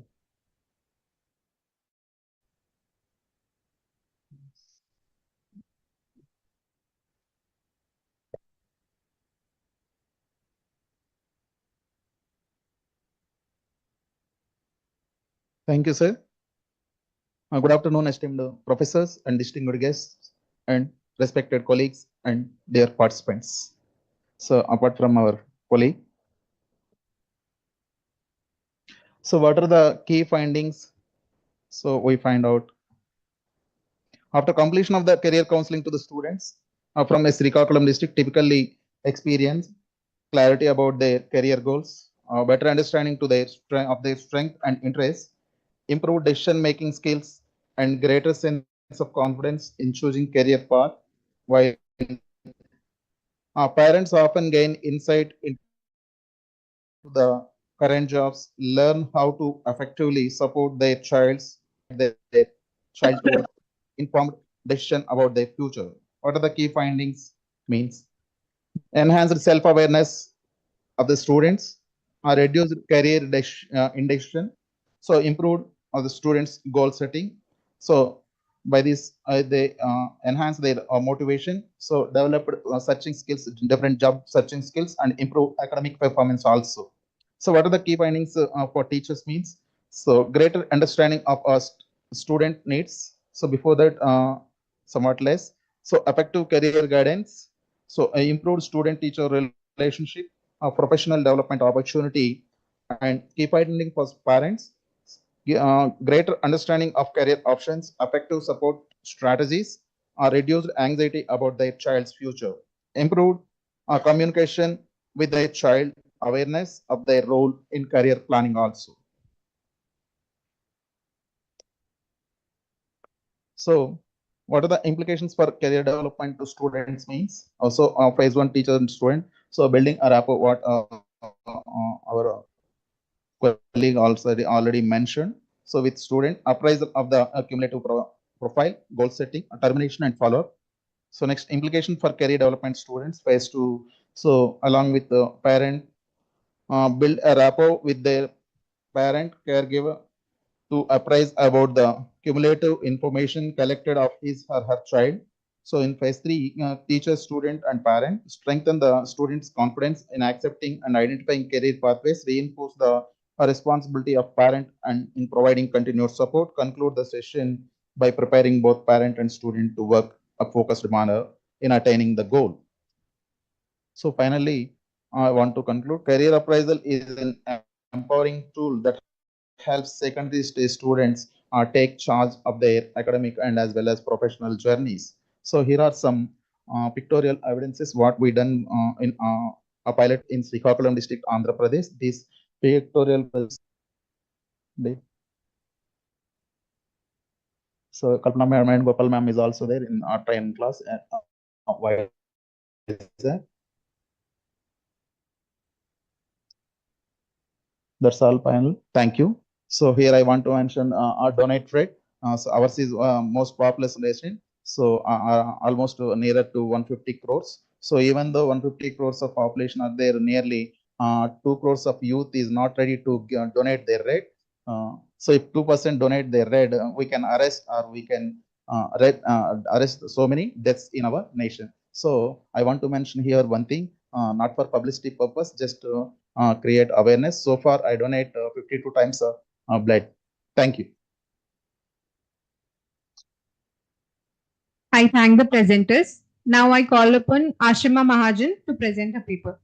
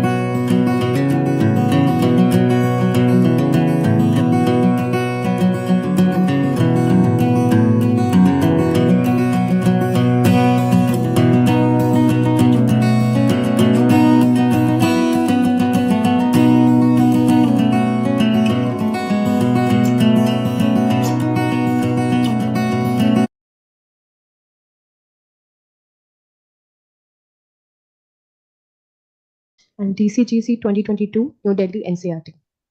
My topic for my research paper, From Guidance to Hope, How School Counselor Can Pioneer Innovative Career Development Practices in School, focusing more on the work area of school counselor in this area.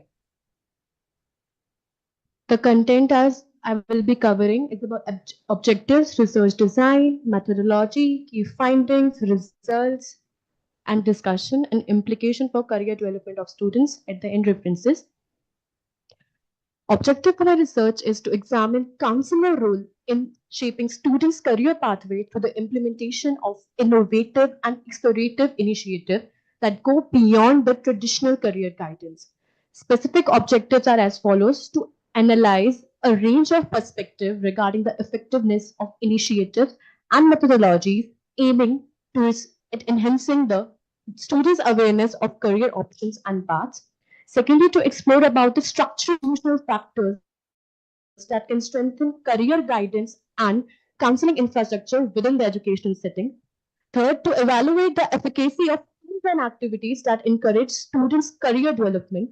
Lastly, to understand the emphasis of fostering essential skills among both students and professionals to attain career success in the growth chart of students in their career development.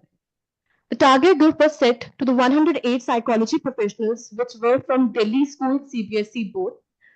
The 108 psychology professionals included career counselors, health and wellness teachers, school counselors, and academic coordinator.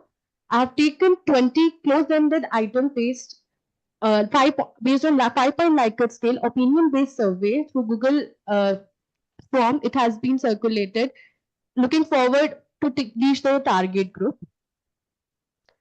The very first key finding, which highlights about the professional perspective on initiatives and methodologies, more than 60% of professionals, they were agreeing upon the role of career counseling, which play a critical role in helping students to explore their career option. Secondly, the more prevalent result was upon the networking with professionals, and this confers it itself a big boon to help all the professionals to connect about the career development programs and what it can be inculcated in the regular career development practices in school. More than 50% above results were highlighted about providing opportunities to students to attend workshops, conferences, or to interact with industrial professional supports in a career development program. Me, myself, had motivated my students last year to participate in Fortis Healthcare Psychology internship, and more than 50% of students participated in it, and we had received a very well-profound overall their skill development in the area of psychology. Along with that, building a group of alumni. It's to support career development enhance in student career awareness of career opportunities. And lastly, about including students in discussion about career sources and failure stories, which we always lack down. There's also a failure part. This success stage is there in life, but yes, we should be aware of our failure. We should stand by to look forward to our failures, to come out of as a storm, to be the winner in that race. Further, upon the professional views on career guidance and counseling infrastructure, more than 60% of professionals agreed upon opening a dedicated career unit cell in school, which will significantly improve their career guidance service for students. 50% above results highlight about the meeting with other school counselors and participating in collaborative activities to help in improving career guidance strategies. CBSE and NCERTs are somewhere propagating a lot of programs, capacity building programs, which are somewhere leading in bringing all together all the counselors and the psychology professionals in the area of career development program in school area. Next, 50% above results were highlighting upon developing a robust career development curriculum, which will enhance students' career maturity and readiness for future challenges. And many of the government-approved, NCERT-approved textbooks are somewhere highlight upon career orientation stories build up that give a glance of the on the board skill work enhancement within the students in enrichment idea towards their career goal in the near future. Then 43% above, the results highlight about the career development program should be incorporated into school curriculum as an essential component of school education. Also, we highlighted our challenges regarding establishment of career cell in which resource constraint is a very big issue, which been highlighting strongly agree comments as well, and the agreed comments which highlight to 50% above in the main report. Next is upon the professionals' views on tools and activities for career development, which we are handy in use. All the counselors and psychologists are working on it. And the major used by NCERT is about Tamanna aptitude tests, CIS, and MAPT. We are in using, but how professionals are leading to it, how much proficient they are enough to use it. Let's talk about it. 65% above was upon the internship and hands-on experience in various fields, which open a door to career opportunities for students. It's very important for students to get themselves acquainted with a different career option by connecting with alumni. Will be definitely a best connection. Alumni network will be a best platform to it. But along with that, career focus, well-profiled person can be a coordinating tool for them or a person to them, connect to them with a real life world scenario, and what is their chance to excel well in that particular career. Then 50% above results were focused being highlights upon the conducting aptitude and interest tests. Secondly, upon displaying career cards, career related materials, and also the main thing, profile building, CV, the soft skill, the writing, how to write the CV and how to be a presentable at your interview perspective. Because class 12, post class 12, many of the entrance exams, they have this loop in 3 phases. That in 3rd phase, the students have to enter the interview phase. So students in school area itself, how as a counselor or as a psychology professional, we can help them in developing this profile building setup. Lastly, subject choices and career integration, and NEP 2020 is a big example of 360 holistic development, how subject integration has been a biggest boon. Like in our school, we have this year, we have started with interdisciplinary, like any person, any student, apart from humanity, without any barrier from humanity, commerce, or sciences, can take any of the subject. And many of my students have a combination of psychology and biology in humanities itself. So that's an open ground we need to create in the school area. Lastly, the highlights was upon the view on skill development and capacity building among both students and profession to attain career success, which highlights 70% above. Sorry to disturb you. Please, your time is up. We request you to conclude, please. Okay. Concluding, the highlight was upon the psychology professional role in career counseling, in developing the career cell, psychological testing, and how personalized counseling can be a big boon to it, along with aptitude, interest tests, skill building programs, profile building, career education, and skill development students. And touching the major era is a major loophole is about the insufficient resources and technical tools and funding. And implication is about how a psychology profession itself and how the institution gives that a back support for a person to put up all their service in the current their job role, and they pull up the best. As counselors are not facilitator but the leaders in communicating among the career development criteria domain. Thank you. Conclude. Thank you, ma'am. I now request Dr. B. Sentaman Selvan to come forward for his presentation.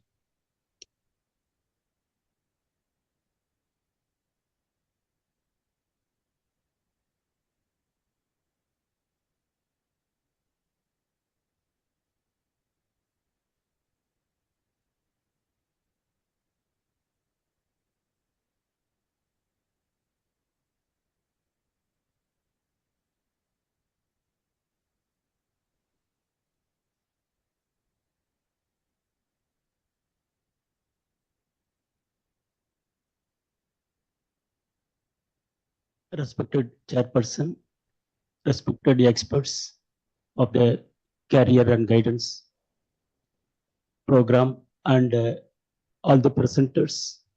Good afternoon to every one of you. Before starting my presentation, I would like to ask you the question. Can anyone tell about the name and significance of these components? Yeah, if we expect that if some people are from electronic department, those who studied DE or other electronic components,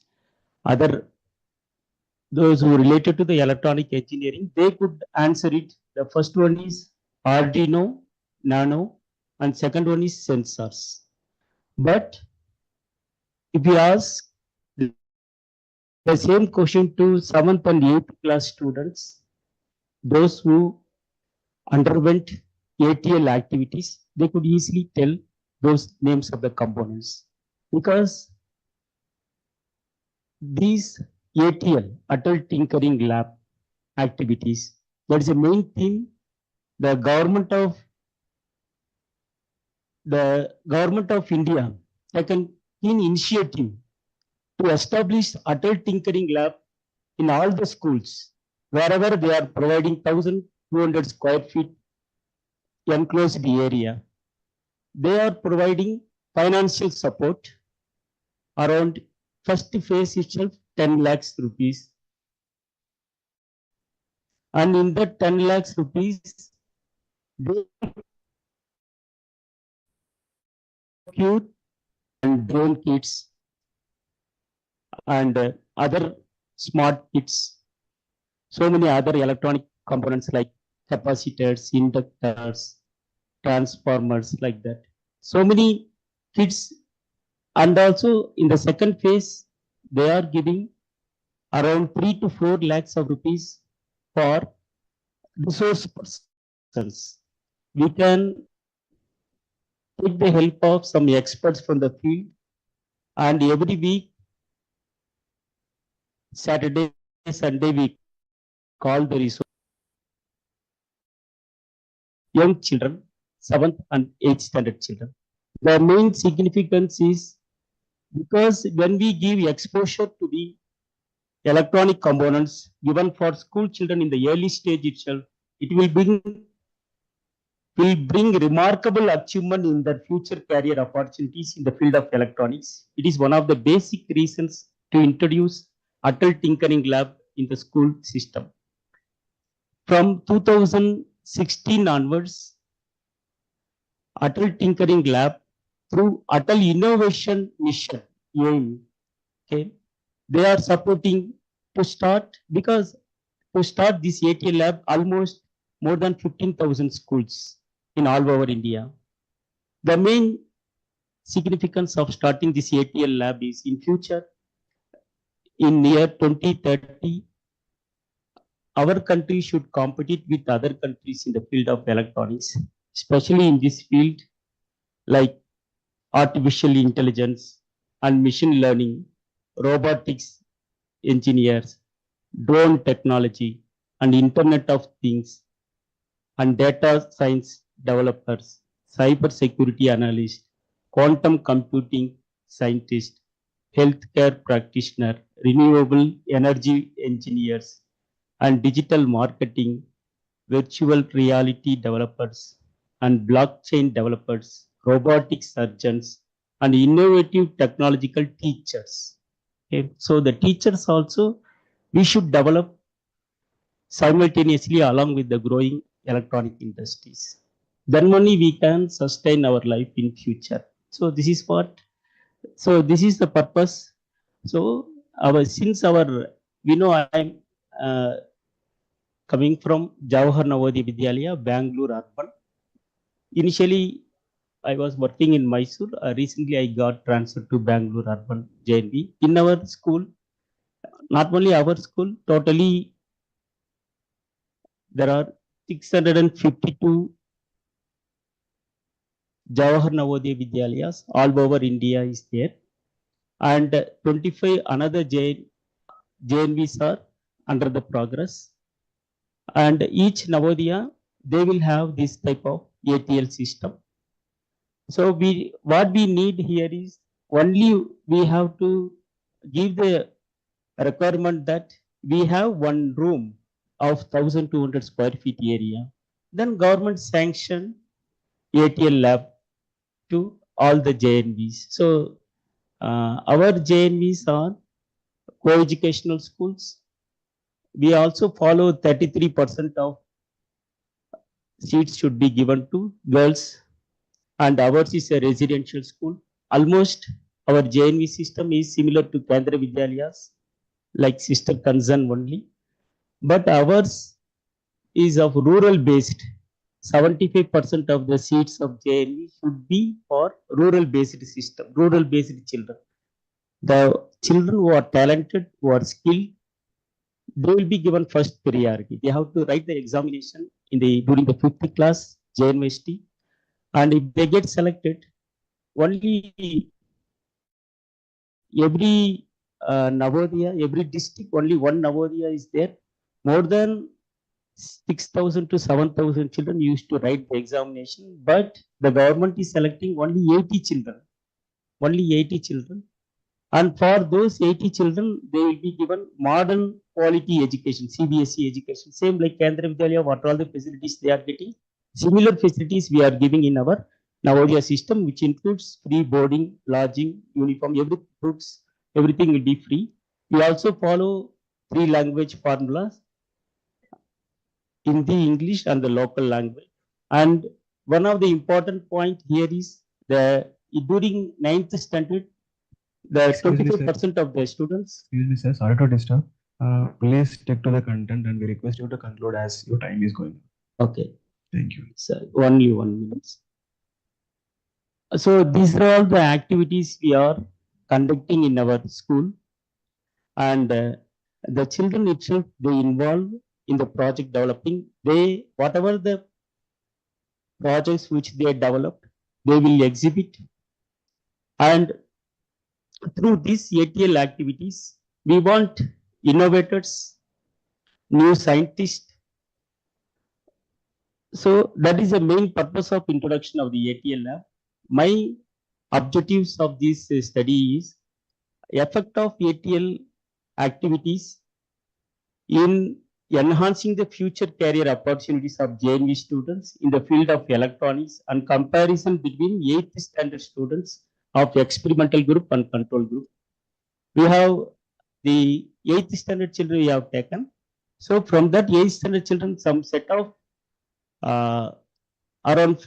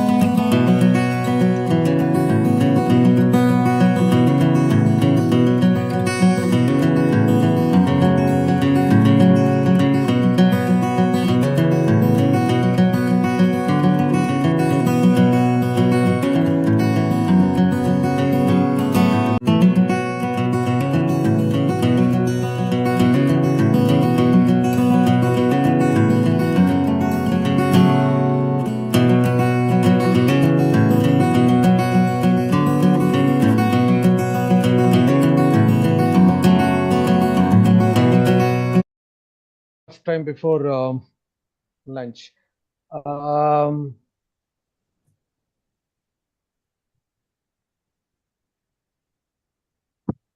Okay, our topic is about integrating artificial intelligence and instructional media in school-based career development programs. Let me start with the reason behind this topic. I'm basically a teacher educator and an engineering educator, a professor of IT department in Hindustan University.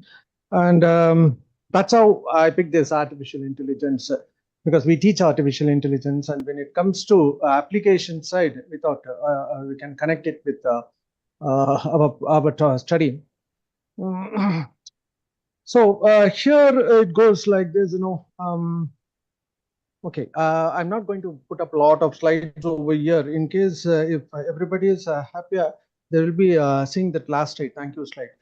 But still, I just rush it. Well, there was a scenario. It happens. We used to teach engineering students, and when they come, they will be in a great dream when you pick up that IT course, and after complete struggle, they used to come to the final year, and it happens few months back when I was in my final year. Wise, I was picking one of my student and asking you what you're going to do after finishing IT. Is without any hesitation, he said, "Sir, I want to become a chef." What chef? Yes, sir. So why do you want to do IT? No, everybody did IT, and just IT. And my father's friends and joined IT, so my father put me in IT. So the problem lies in the career, the importance of career counseling, or career guidance should be happen in schools. And what, as a professor, I feel is the career counseling is not only for students; it has to be given to parents, because they are the influencers, and they put out the pressure on the students. And today, the new generation students, they are not so much fascinated about medicine or engineering. And after seeing this, getting these experiences, whenever I go for a career counseling session in schools, I designed a program. Idea is engineering becoming as a de facto thing. Over past thing, they are to get into engineering without knowing what they're going to do. So today, most of my final year students are passionate about doing all other things except engineering. And most in engineering colleges, almost every engineering college produce engineering graduates, but only few produce engineers. So all these problems lies in choosing their career at the early stage. And for the past 2 days, I've been listening to most of the presentations.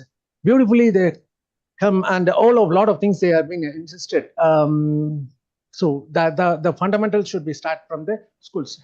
Having said that, let me say every small thing should start. I mean, everything should start in a small way, which the course says. And here, the need of artificial intelligence in career counseling is it's very difficult to go for a personalized approach for students in a career counseling, because every individual is different. We cannot put everything in together. And today, most of the schools doesn't have enough counselors. When I go and for a study, some studies that we go there to some schools and then see hardly every school have 1 or 2 counselors. And the most pathetic thing is these counselors are used as a substitute teacher. They will go and take the class. That is the ground reality. Counselors are doing all of the job, and counseling is taken as a backbench when it comes to career development. So this is a very pathetic situation, ground reality. And keeping these things in mind, so there is a need for the technology, the integrating of a technology into this counseling. Okay, so here with the so the personalized, the need for personalization is ঠিক আছে, কোনো problem নেই, ধীরে সুস্থে চলে আসো। আবার তো ওদিকে আমার একটা ভয় লেগে যাচ্ছে।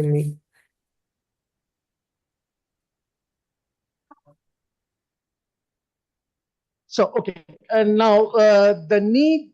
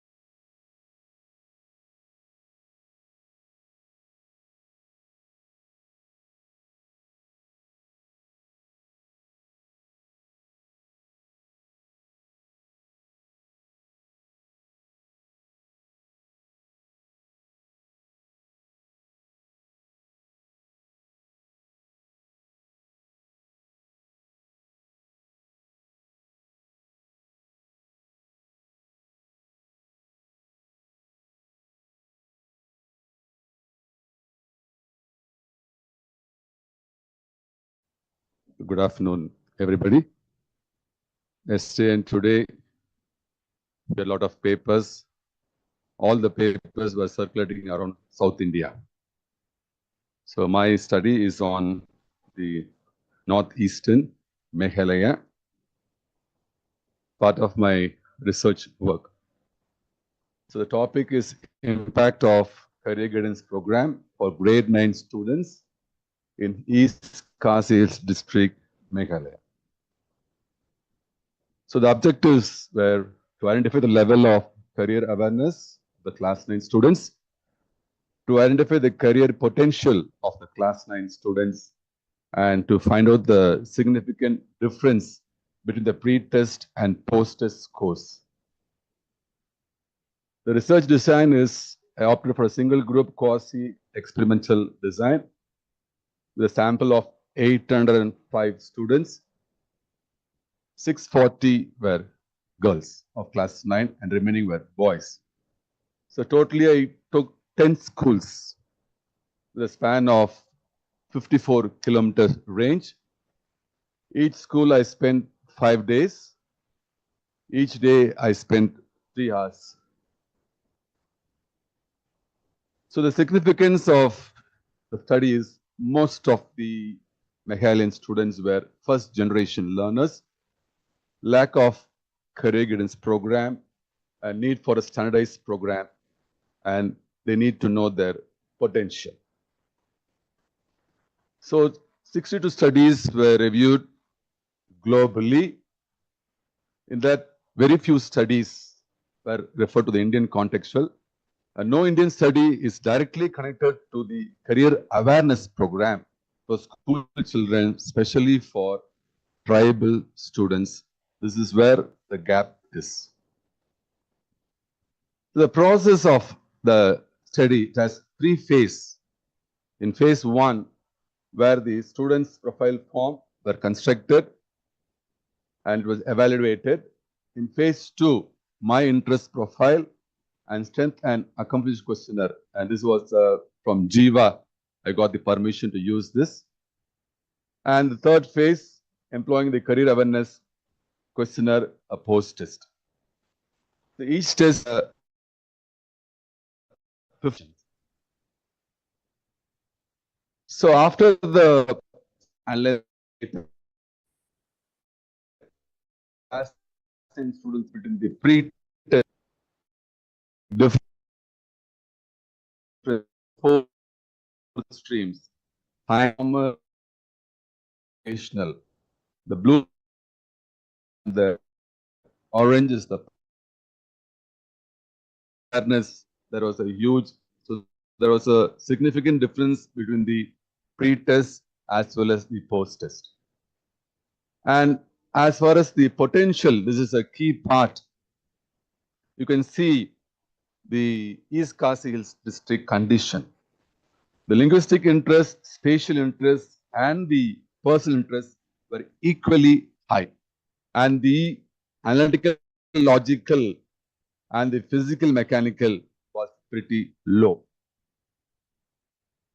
So the findings and discussion, there is a significant difference between pre-test and post-test scores on career awareness of class 9 students. Among the class 9 students, only 10.2% of them have analytical logical potential. This program enhanced their awareness of career choices and opportunities. The conclusion, it was found that the linguistic potential was predominantly high.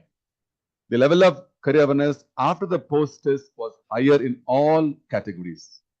The qualitative feedback was received on the impact of career guidance awareness program.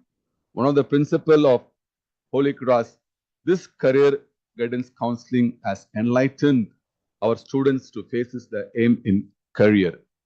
Another principle of Good Shepherd, Geelong, Jongsha, it's a place, it's a village, an enriching interaction and sharing that enable our students' future and the step they will make for their successful life. So recommendation, class 9 students should be aware of the 4 streams: science stream, commerce stream, humanities stream, and vocational stream. This is the only area where the students can make a choice after class 10, and they should be aware of all the 4 streams. The class 9 students should know which potential is higher in them, because all of them have all potential. Which is higher? That is very, very important. So based on their core, they need to choose the group. That is what the concept behind this research. So class 10 students must be aware of career alternatives. That is why they should know all the potential. If they are able to find all the potential, the career alternative is very simple for them. Then the class 9 students should be able to choose the career choices based on his potential, not by the mark they get in class 10. Limitation of the study. The study was carried out only for class 9 students in East Khasi Hills district, Meghalaya. Meghalaya has 7 districts. So my research was in the East Khasi Hills district. The researcher would have known the Khasi language, would have created a better impact because their mother tongue was Khasi. So that was translated in some of the village schools. In city schools, we don't need a translator. So reference, my mentor is Gideon Arulmani. He was kind enough to use this tool. And this tool we are using in our own school for the last 7 years, and it has been very, very successful. Thank you. Thank you very much.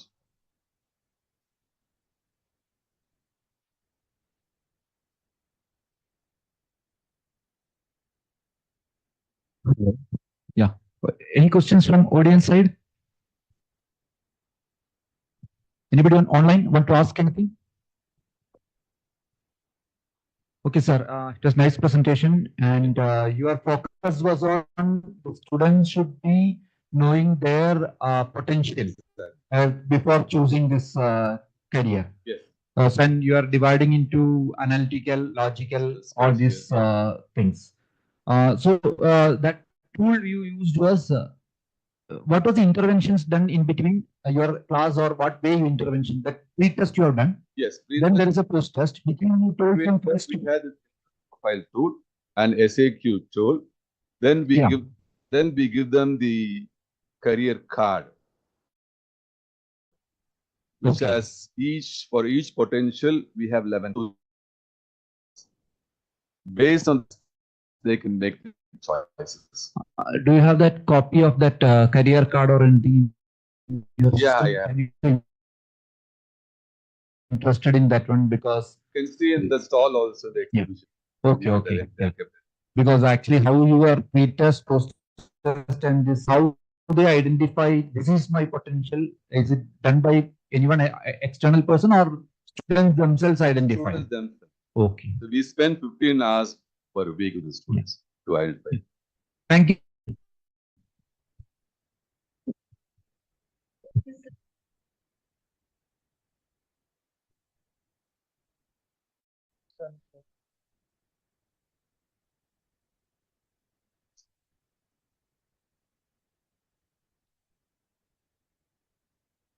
Now I call upon B. Shamsundar Reddy to present the paper.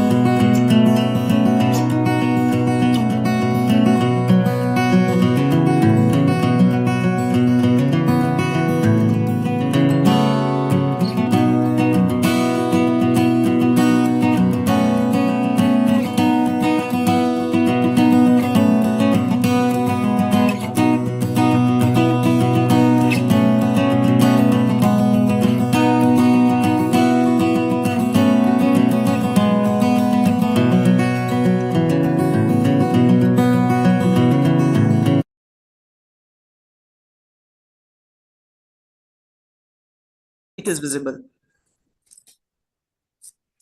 So can I start? Yes, ma'am, you can start. Thank you. So my role as a practicing career counselor, and what are the best practices that we use in both my school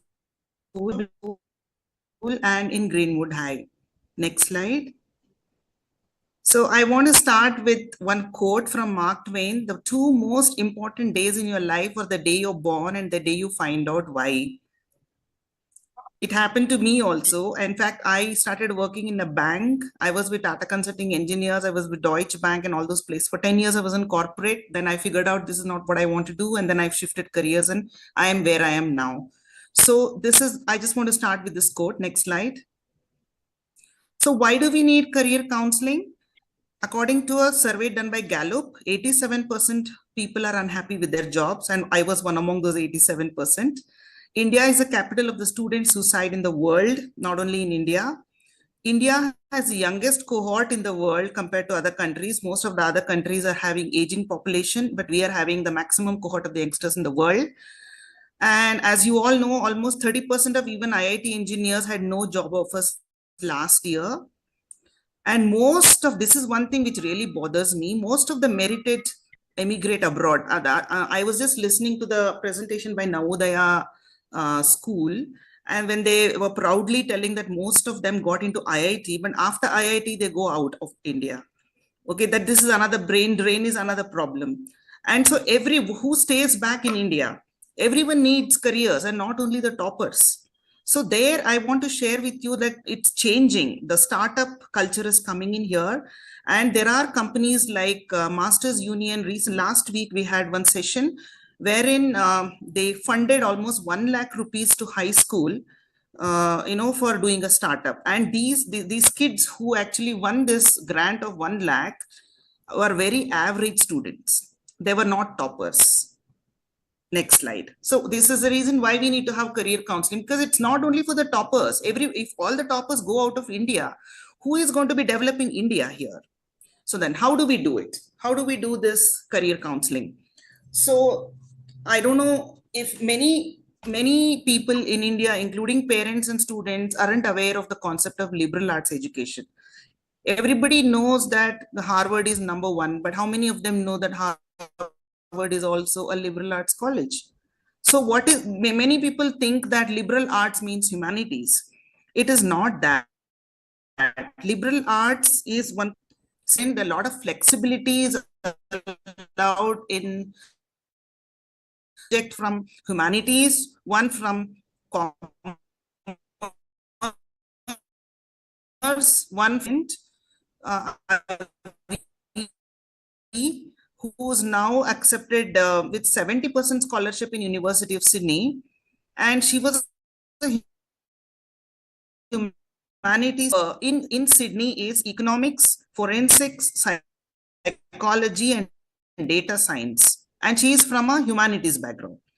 Now, how is this possible? It's possible because they're following, can't move into engineering, although NEP is trying to address that, but the ground reality is it's still a long way to go.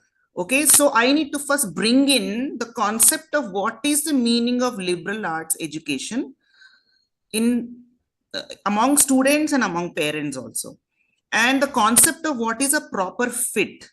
Now, many people go by rankings. Now, if you go by rankings, and Harvard may be #1 in the world, but will that #1 work for you? What I mean is, in Harvard, everybody is an achiever, okay? And supposing you have a roommate he'll also be competing with you. So there are no true friends, so are you okay with such kind of an environment?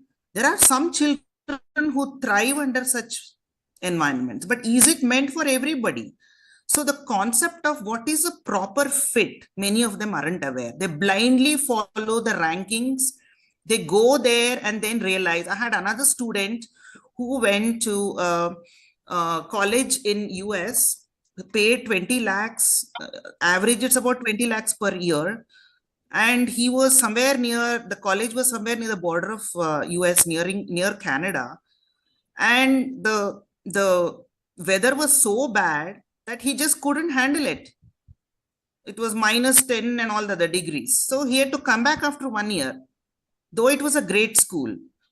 Okay, so will it work for you? Okay, this is great, but will that work for me is the meaning of proper fit. Many of them don't know that. They're blindly following. What's the meaning of profile building? Like IIT, if you join IIT, then you just make the grade, like you get this much of percentage IIT rankings and you're in. Nobody cares whether you're good in English or whether you have soft skills or whether you've done any volunteering or you've done any debating, because that is not holistic, you know. So they just, your admission is based on only one criteria, and that is just marks. But abroad and even in liberal arts colleges, in India, we are having a lot of liberal arts colleges now, starting from Ashoka, Kriya, Shulini, Flame, all these are upcoming liberal arts colleges in India. They look at even your profile and not just only your grades.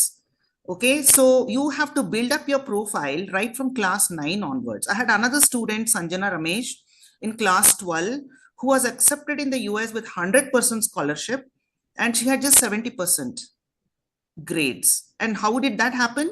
That is because she happened to be the captain of women's basketball team in India at 18 years. Now that was a huge achievement, and they attach a lot of value for it in liberal arts colleges. So you can build up your profile right from class 9 onwards, but how do you build your profile? They need guidance on that. And I already told about what is the meaning of holistic admissions. Meaning it doesn't just look at only your grades. Grade is just one part of what defines you, not the only thing that defines you. And of course, we've been hearing about the 3 pillars of psychometric test. That is interest, aptitude, and personality. And that is just one part again. You know, we can't just depend 100% on psychometrics too. It's just one part which you have to take care of. And one part is the career, which career going. Another part is which college and which country. Okay, that's where I come in. You know, different countries have different entry requirements, what exams to write, and what kind of recommendation. LOR is a letter of recommendations. How should we write the letter of recommendation? What is a statement of purpose? What kind of essays you have to write? Now, children need to know all these things, because abroad, the admissions and even in liberal arts colleges in India, they attach a lot of value. 1 minute time. Yes. Okay, all right. I'll be so. And there are other things like summer schools also where you can build up your profile. Next slide, please. So these are some. Many people aren't aware of the platforms. Like Common App is a platform wherein you can apply to 20 colleges in the US with just one cost of one college. Application, and UCAS is for the UK, and all these are the platforms wherein the transitioning into college admission becomes very streamlined. Otherwise, it can get overwhelming. Just one more thing I want to tell about Concourse Global, which is a platform where normally students apply for colleges, but here colleges apply for students. So you just put up your profile here, and the colleges only contact you if your profile sounds interesting for them. So are you aware of these things? This is what my role comes in. Next slide, please. These are some AI tools which we use, which can get overwhelming for everybody. They can just use these things and it becomes easier. Next. And how these things we organize career fairs, baby fairs, university. I have myself gone to many universities in India, in Australia, in US. I've been to Monash, I've been to Columbia, I've been to Harvard. So I take students also, so they get a first-hand information about a university. Internships, brag sheets are when you keep telling about what all are your achievements, and we discuss about case studies, like I just told you about Sanjana and Avi. Next slide. So these are my successful placements. Those are the acceptance rate. Ashoka has only 5 to 8%, meaning out of every 100, only 5 or 8 get accepted. I have had students accepted in all these places in India and abroad, which makes my life very fulfilling. I don't find my job is a job. It is a passion, which I'm really enjoying. Next. Okay, I want to end with this.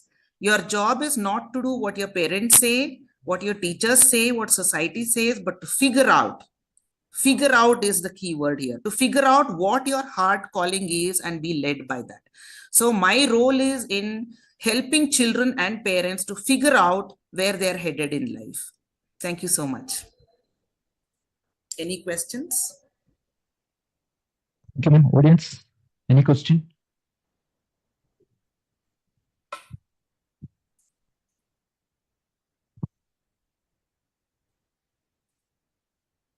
Okay, ma'am. Gayatri, thank you Yes. for nice presentation. And I think I was slightly confused about the abstract says about your experiences in two schools, Delhi Public School, Bangalore, and Greenwood High International School, isn't it? What abstract says about that one. With this, in that paper, you present, at the end of that one, you are telling about during 1 year duration, the program demonstrated significant positive impact. That is the data you have showed there last, that placement data. Is it connected Yes, to that one? it is connected with both DPS because I've recently joined Greenwood High. Yeah. I was with DPS for the last 10 years. Okay. So the data what I have shown is from the last 2 years while I was at DPS. In Greenwood High, I've been just 3-month-old baby, and I've just recently organized a career fair there, wherein 35 plus universities from all over the world had participated. Okay. Because the data was because we are telling about a significant positive impact. It is any kind of measurement you have done, or is it based on the placement what you have shown? That you are showing that in 1 year duration, the program demonstrated a significant positive impact. I just want to know whether any particular qualitative or quantitative study you have done based on that. No, sir. That's what this was not like. We've been having that experimental model pre-test, post-test kind of a thing. No. So it is basically the kind of placements what I have been career counselors do. And then in fact, what I can say is we were 4 career counselors who were selected from India on a sponsored trip to Australia last year. So that was based on what kind of work we are doing. Okay. Okay, so only 4 of us got picked, and I was lucky to be one among them. They kind of look at what kind of impact we are doing, how we are guiding the students, and what kind of acceptances we have. So I don't have any other data to show like pre-test, post-test kind of a thing. Okay, madam. Actually, one more thing I just want to ask that is there any program on schools, rural schools, you have doing this kind of similar programs other than these 2 schools which you mentioned in the abstract? In fact, that's my dream. When I joined the school, I was telling that, I feel that in India, we are having so many people and so less seats. And in the US, we have 4,000 colleges and there are hardly any students.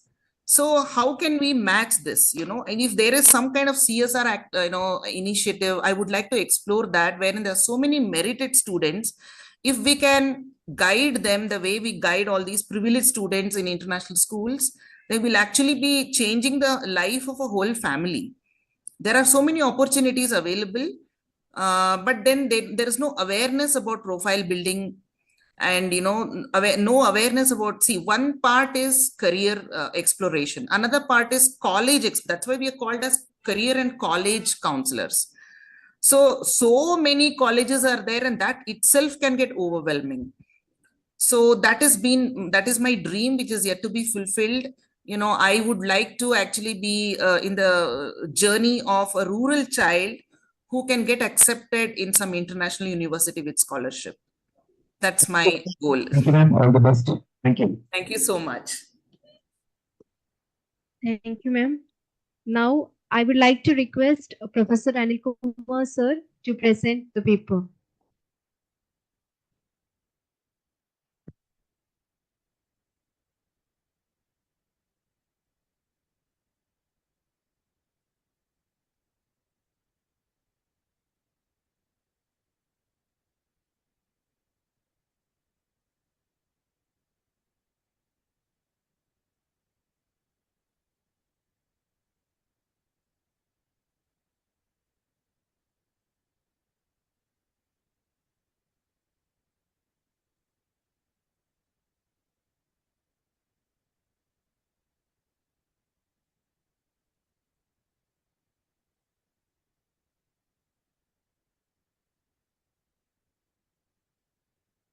Good afternoon, the chairperson and other dignitaries here. This is one of my PhD students' work. Because of her bad health, she could not come even online also. That's how. She has completed her PhD 1 year back, and recently the Mysore convocation, she has been awarded the PhD degree also.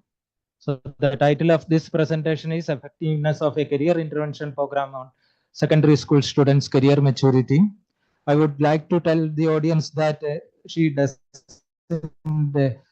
hard any, she was not knowing what to do, what topic I should take.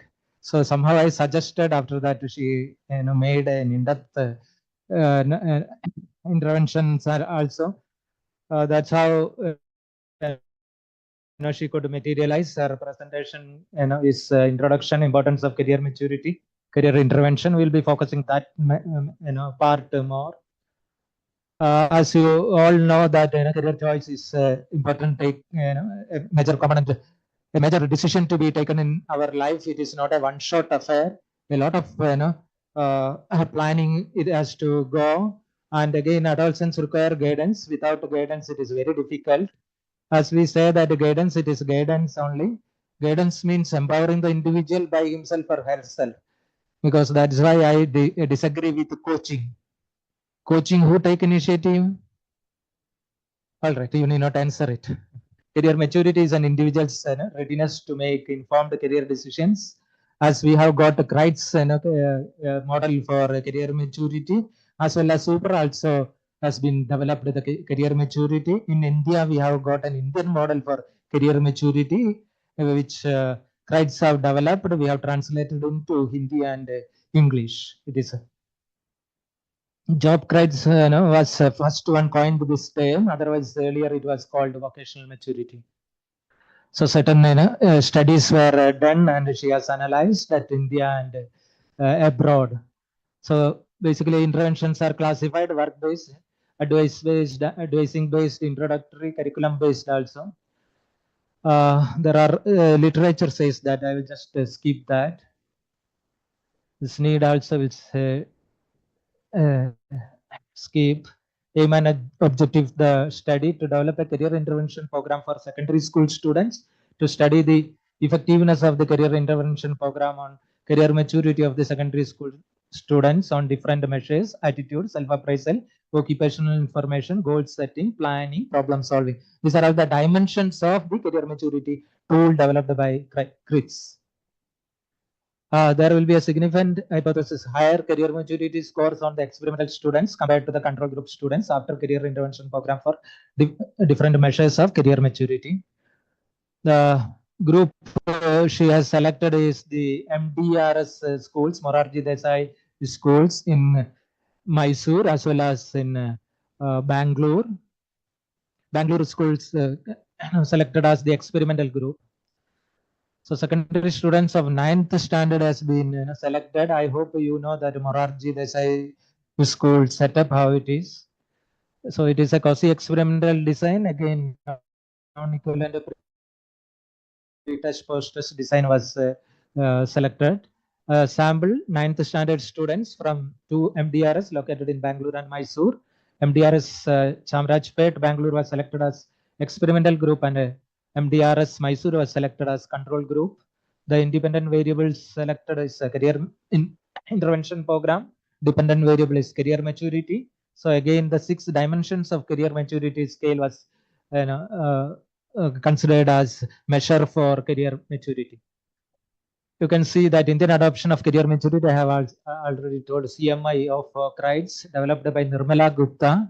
These were the people who were working in NCERT. You are aware about it. Good. Okay. There are 3 people, they have taught you, sir. Yeah, even they taught me also. Okay. Nirmala Gupta, Asha Bhatnagar, and one more madam. Okay. CMI provides 2 types of measures: the attitude scale and competence test. So 5 divisions in attitudinal, decisiveness in career decision making, involvement in career decision making, independence in career decision making, orientation towards work, compromise in career decision making. Yesterday I was pointing out that compromise is an essential part of all career decision making. The scale consists of 50 items in the form of statement related to attitude, opinions, and feeling in making career decisions and entering the world of work. So you will see that the test has got for 5 components. It is got both in English and as well as Hindi, but we have used the English version. So as group guidance was developed to improve career maturity of 9th standard. So the theoretical background is Kreitz model. Program was grounded in belief that career maturity is a developmental construct that can be enhanced through interventions as supported by global research. As an assessment of career needs of the student was carried out. That was the initial activity she carried out. A lot of need assessment came, then come down to some selected for interventions. So career intervention programs, the objectives were like this: foster positive, realistic attitude. I need not write, but more on this execution duration. It was decided to deliver the intervention in a structured form for a period of 24 weeks with 3 to 4 sessions around 45 minutes in each week duration. She herself took many, but she also got experts in having various group guidance activities. So the 4 themes: exploration of self, orientation to world of work, reality orientation or compromise in career choice, career planning, and independence in decision making. All right. So you can see that what are the taxonomies she has used. Following main techniques were identified for delivering: administration of interventions and other psychological tools, class talk, career talk for a regular basis for about 24 weeks, workshops and group discussion in their own classrooms, career books and career website information was provided. Even it was supported by the library person also. Display of career related charts and poster, career quizzes and essay questions, interaction with the professionals from various career field, career related film shows, even career exhibition was also conducted. So this was the procedure followed. You can see that we have done a experimental group pre-test. Career need assessment was also done. Exploration of self, orientation to world of work, reality orientation and compromise, and career planning, independent decision making. After the 24 weeks intervention, she has done a post-test. Then control group only, pre-test, post-test, and we made ensure that this group not interacting very much. Okay, so not much information were shared by the experimental group because it is totally a different school. So various other tools used, standardized tools, David's battery of differential abilities, then educational interest record. As you know that we cannot make any assessment based on one tool. Then SDS by Holland, standard progressive matrices for mental ability, students problem checklist, that is for knowing the need assessment and finalizing the interventions. Important occupational informations. This phase consists of creation of career corners in the school, like in the library itself they have made it. Career talk, preparation of career talk, lesson plans and execution, and interaction with the professional, workshop or group discussion, display of career related charts, quiz and essay writing. This phase reality orientation, there are certain interventions. Career planning and independence in decision making. You could see that the group, she's the person who is interacting. She's the researcher, in fact.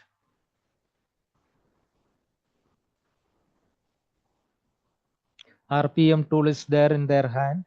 It is a non-verbal test.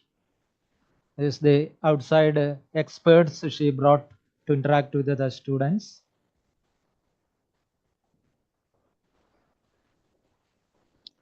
Then after collection of the data, statistics were used, descriptive and as well as inferential statistics. The experimental group showed a marked increase in their mean post-test scores compared with that of control group for each measure of career maturity. Results of one way ANOVA shows that there is a significant difference between adjusted mean post-test scores of experimental group and control group in each measure. because we were having 5 categories. Adjusted mean post-test scores were greater in experimental group compared to the control group. The findings, the career intervention programs significantly improved the career maturity of the experimental group. Across all 6 measures, they support the idea of career maturity can be developed through interventions benefiting students in their educational and career choice. Findings aligns with the previous researches already conducted, demonstrating the program's interventions effectiveness. So there are certain implications we have told to the different stakeholders. So this study analyzed the effectiveness of a career intervention program in enhancing career maturity among secondary school students. A well-structured program is needed to develop to help the students make informed choices, especially with the flexibility of introduction of with the NEP. The findings highlighted the importance of career guidance in the school and provide insight for educators, policymakers, and administrators. A group-based career intervention rooted in developmental theory and adopted in Indian context can be effectively support students in making informed career decisions. So we have dearth of Indian-made tools. Actually, we are adopted the foreign version.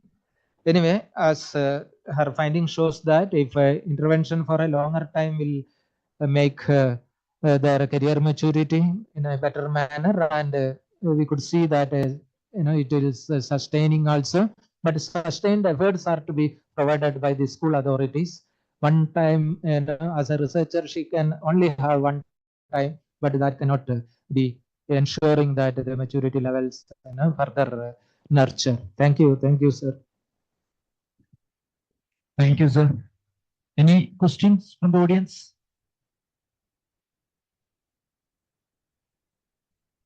Okay, sir. Thank you, sir. Thank you. Yeah, it is actually 24 weeks intervention. Okay, and Chamarajanagar was one. Not Chamarajanagar. Other Chamaraja something in Mysore is the control group. Oh, okay, okay. She is from Bangalore, so Bangalore is the experimental group. Experimental. Morarji Desai, all you people know that economically weaker sections and they do not have much internet connections and exposure to various emerging jobs, etc. In that way, it was but really doing a better. Bangalore, there will be means it is rural areas. This they are in rural area yes, students only. Okay, did not have that much exposure.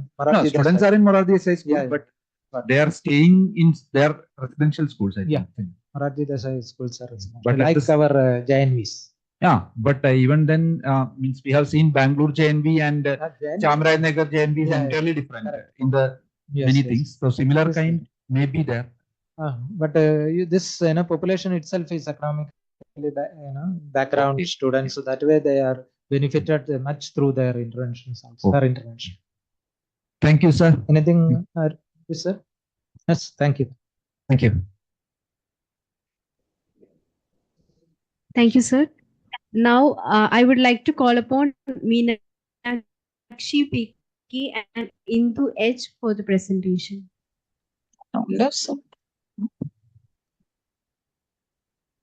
పెట్టారా నాకు ఇలా Zoom ఉందా మనకి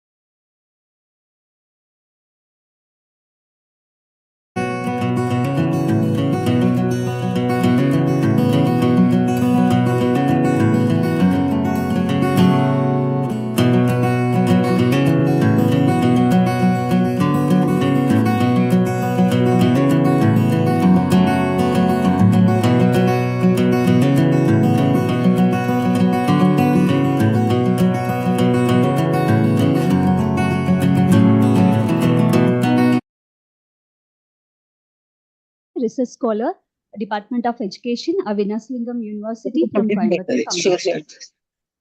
Right. Actually, why I want to took this topic is so interesting because as I am a research scholar. ఇక్కడ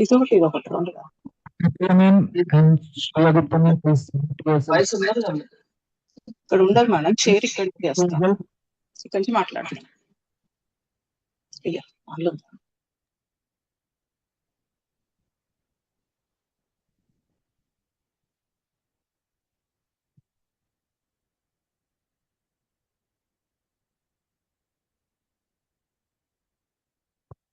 Good afternoon. I'm Meenakshi, research scholar, Department of Education, Avinaslingam University, Coimbatore, Tamil Nadu. Actually, why I took this topic is very interesting one. As a research scholar, in my research, I'm actually usually I have to go for the intervention. When that at the time, my sample was a 9th standard students. So first thing, in the first 2-3 days, I have to interact with the students. So at the time, I'm asking the student what will be their aim of their life. So what they want to be. At the time, one interesting student, he was said, he want to become a politician, right? Another one student said that he want to become an ambulance driver. So these two answers, other students are commonly, they said that doctor, engineer, like that. But these students are given the different answer. So I was realized that the children, they don't know what is the difference between the profession and the service. Right. Even the children are not aware about that, what we want to do and what is a profession and what is a service. These made a one small thinking about me to do a research like this. So after that, I was discussed with the teacher and I got know that the school has a program that is called as a non-Mudalvan scheme, that is initiated by the Tamil Nadu government to make the children to make for a skill development for the future working area workshops, right? So that is why the school program, all the Tamil Nadu schools having the program of a non-Mudalvan scheme. So I have to know that what is happening, what is that effectiveness after that program. So that is why the reason I have to took this topic. My co-author is my research guide, that is Dr. Indu Madam from the same institution. So this is my abstract from the slide, so I can explain and everything. Okay, first we have to know about what is non-Mudalvan scheme. Actually, we know that now our society is expecting not the degrees. That means that is not expecting any certificates. When I was studying that time, the certificate, if I have more, that 5 book is very heavy means, then automatically the people will think that I am a very genius like that. But the scenario is totally changed. Now the skill is important. So in that motivation, Tamil Nadu government is started the skill development program that is called as a non-Mudalvan scheme. Under the non-Mudalvan scheme, we have 2 types of a program. One is for a school-based program, another for a higher education programs. For a school-based program, they are calling as a Kalluri Kanavu. That means the translation, what is the translation of the Kalluri Kanavu is the dream of college. So in the dream of college, they are giving the lot of programs and lot of the seminars and workshops. They're giving the orientation about the different famous Indian institution and foreign institution, as well as they are giving them psychological training among them. So these 2 are happening in the school center. That is a Kalluri Kanavu they are initiating. In the college higher education system, they are having a Pudumai Pentittam. So that is also another scheme for especially for women people who are studying in the higher education. These 2 programs also coming under the non-Mudalvan scheme. So this program objective is nothing but that to get the students to prepare the students for the future jobs. That is especially essential. Skills and knowledge will be the very much important. So my studies also the same thing. Actually, this program was started in the March 2022. From the March 22, the program is still, it's continuing on all the schools of the Tamil Nadu.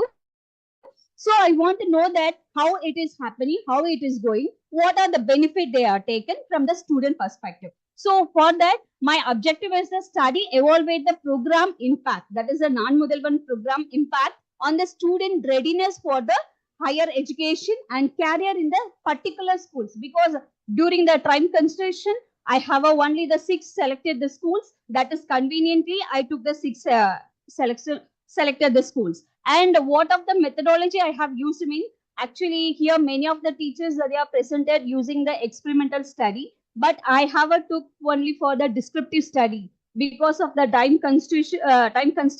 I use the descriptive study. So the descriptive research method was used. The totally 300 higher secondary students are taken as a sample, and especially among the 300 students, among the 6 schools, I have divided into urban schools, rural school, including the corporation school and government and aided school. The private schools, they don't have any special program like this, the non-Mudalvan scheme. So I have took only the government and aided schools only. So after that, for that, to know the effectiveness of the students' impact, so I prepared one descriptive tool, that is a questionnaire I prepared. Among the questionnaire was distributed to all the students and got the data. The Likert 5-point scale was used. And what is the result is, actually I have a demographic variables as a 3. One is a gender, another one is a stream.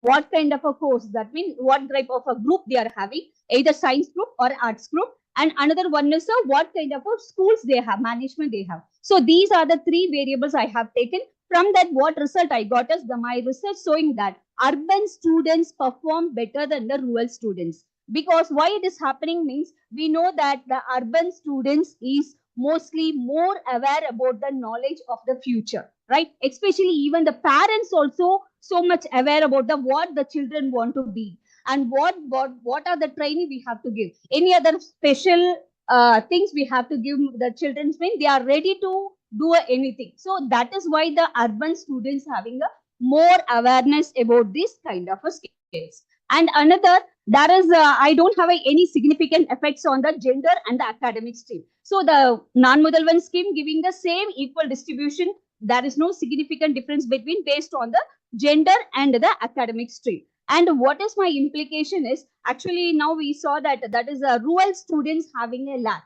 So we have to use different strategy or extra some more strategy for the rural kind of a students to make them, to bring them to make awareness about the job skills. So we have to bring them, because most of the children, they are drop out from the after the 12th standard the school education, after the school education. So we have to make them, we have to motivate them, all the things we have to do, they are also get the job. Because this answer I told no, that one is a politician, the children want to become, that student want to become a politician, and the student want an ambulance driver. So these children actually, they don't know what is actually profession. So because these 2 students are from the rural background. So I personally, I like to make the children to move forward. We have to take more initiative to the children, especially from the rural and performance. While the program can improve the job readiness, even this non-Mudalvan scheme having a lot of training. Even the morning, all the session they are discussing about the psychological tools they are having, and a lot of the training, and who are the expert also they are talking. And even whenever I'm going to the data collection time, I'm giving this personal my initiative. I'm giving the explaining about the RAE, how the students get the admission from the get in the RAE. So this is a initiation taking by myself. So this is happening. So this should be continued, and the better teacher training program also should be given. Because why I'm mentioning the teacher training program is nothing but here the CGC, that is the career guidance cell in all the schools they are running. This is career guidance cells having the leader is a school principal, and some PG teacher will be the responsible teacher. So that PG teacher mostly they are busy in the school examination. So we have to special some more training we have to give them for especially. So that is the teacher training is needed, and consistent implementation. When I was showing that many schools during the examination, all the training should be stopped, and they are after the examination again they are starting. So the implementation should be finished. Implementation should be consistent and don't oversight. This is my research site. This is my all the slides. This is a website. They given the non-Mudalvan Kalluri Kanavu skill and the program. This is a website. This is why they are integrated with the school program, and my objective, research questions, hypothesis, methodology, descriptive study. These are the school, and purposive sampling I was used, because as a convenient, I have to select for getting the demographic variables data. So that is why I have used the purposive sampling. 300 high-end students are this is my school collected the data, list of the schools and methodology. I prepared that especially. Here I want to mention what are my tool consists of the general information, how the program content is delivery in the school and career readiness and program outcomes. These are the specific dimension I have used in my data, and this is a result. So gender, locality and the stream. So locality is having a significant data, and this is my implications and conclusion. This is reference. Thank you, sir. Any questions? Questions? The audience?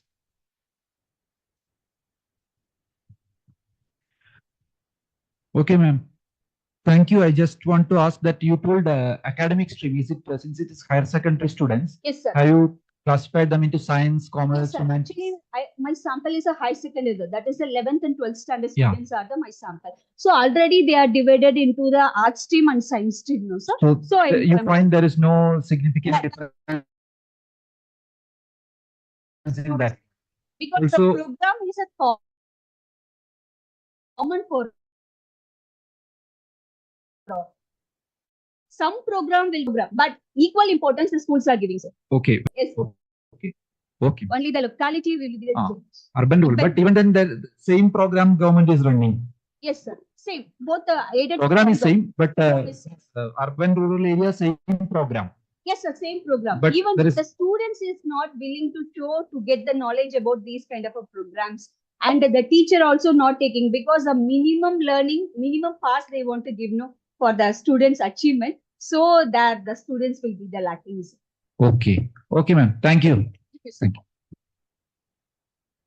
Thank you, ma'am. Now, I would like to call upon Neelam Gupta for the presentation.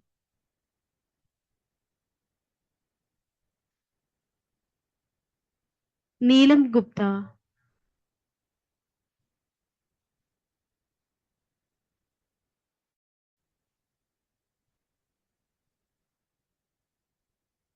I would like to call upon Dr. Shruti Shukla for the presentation. Shruti Shukla.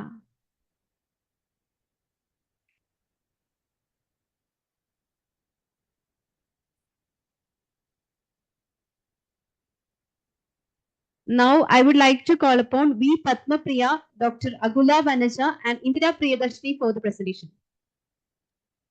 Yes, ma'am. Good afternoon, ma'am. I'm V. Padma Priya from Telangana. Am I audible, ma'am? Yes, Yeah. ma'am, audible. I'll be sharing my presentation from another device, ma'am.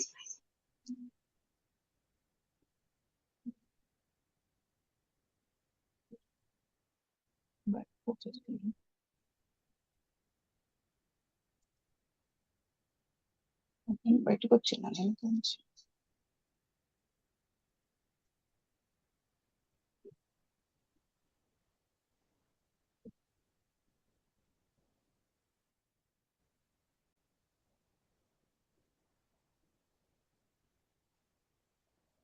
Is it visible, ma'am? My. Yes, ma'am. Yeah.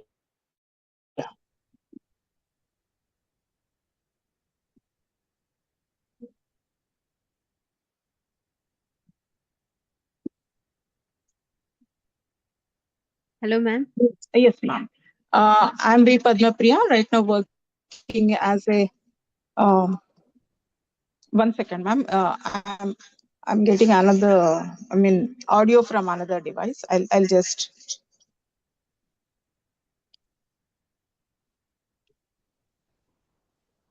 Yes, ma'am. I'm V. Padma Priya. I'm a lecturer at NCERT, Telangana. Earlier, I worked as a school assistant in Government Nehru Memorial High School. Today's paper is about my experiences as a high school teacher and the observations what I have observed through this initiative, I'll be presenting in this paper through the title of my paper is Fostering Career Awareness and Global Perspectives, a case study at Government Nehru Memorial High School, Malakpet, where I worked earlier. I'm a national awardee teacher and also a Nehru Fulbright scholar who is privileged to visit USA on a teacher exchange program and build a network of teachers of different backgrounds. And this experience of mine helped me to bring US teachers to teach in my classrooms. Before that, I would like to just add up the challenges what I had. Our government Memorial High School is a high school, are first generation learners, and their parents are not aware of their studies, and there is no question of career guidance from the parent side in my school. So the teachers take up the role of parents in guiding the children. So in addition to that, several initiatives have taken up with the cooperation of the team at GNMHS with the guidance of, under the guidance of our headmaster, Sri G. Sridhar Garu, who encouraged all the teachers to come up with new ideas, students to choose their career after leaving the school so that they can go in a right path. So as I told you, I, as a Nehru Fulbright scholar, I had the opportunity to invite teachers from US on the teacher exchange program, and I invited 7 teachers from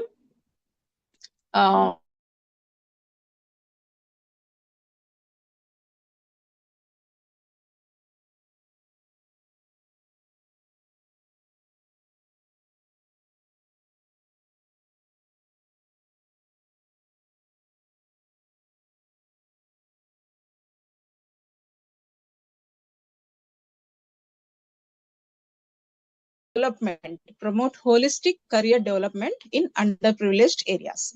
These are the objectives of my paper. So the key initiatives, as I was telling you, I will be presenting about 5 initiatives that have been taken up in our school.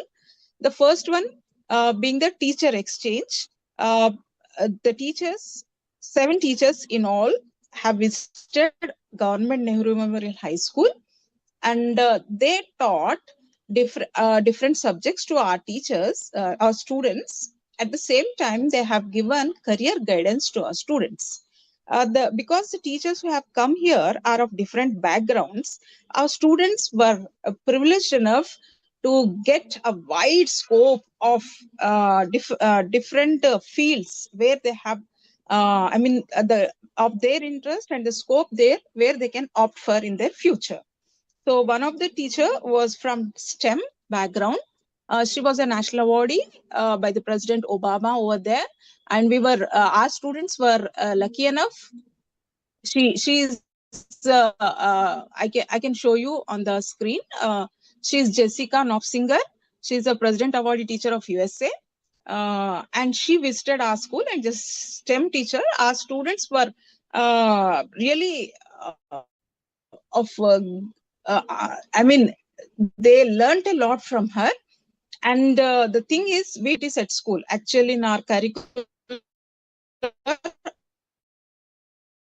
which she has introduced, has given a wide vision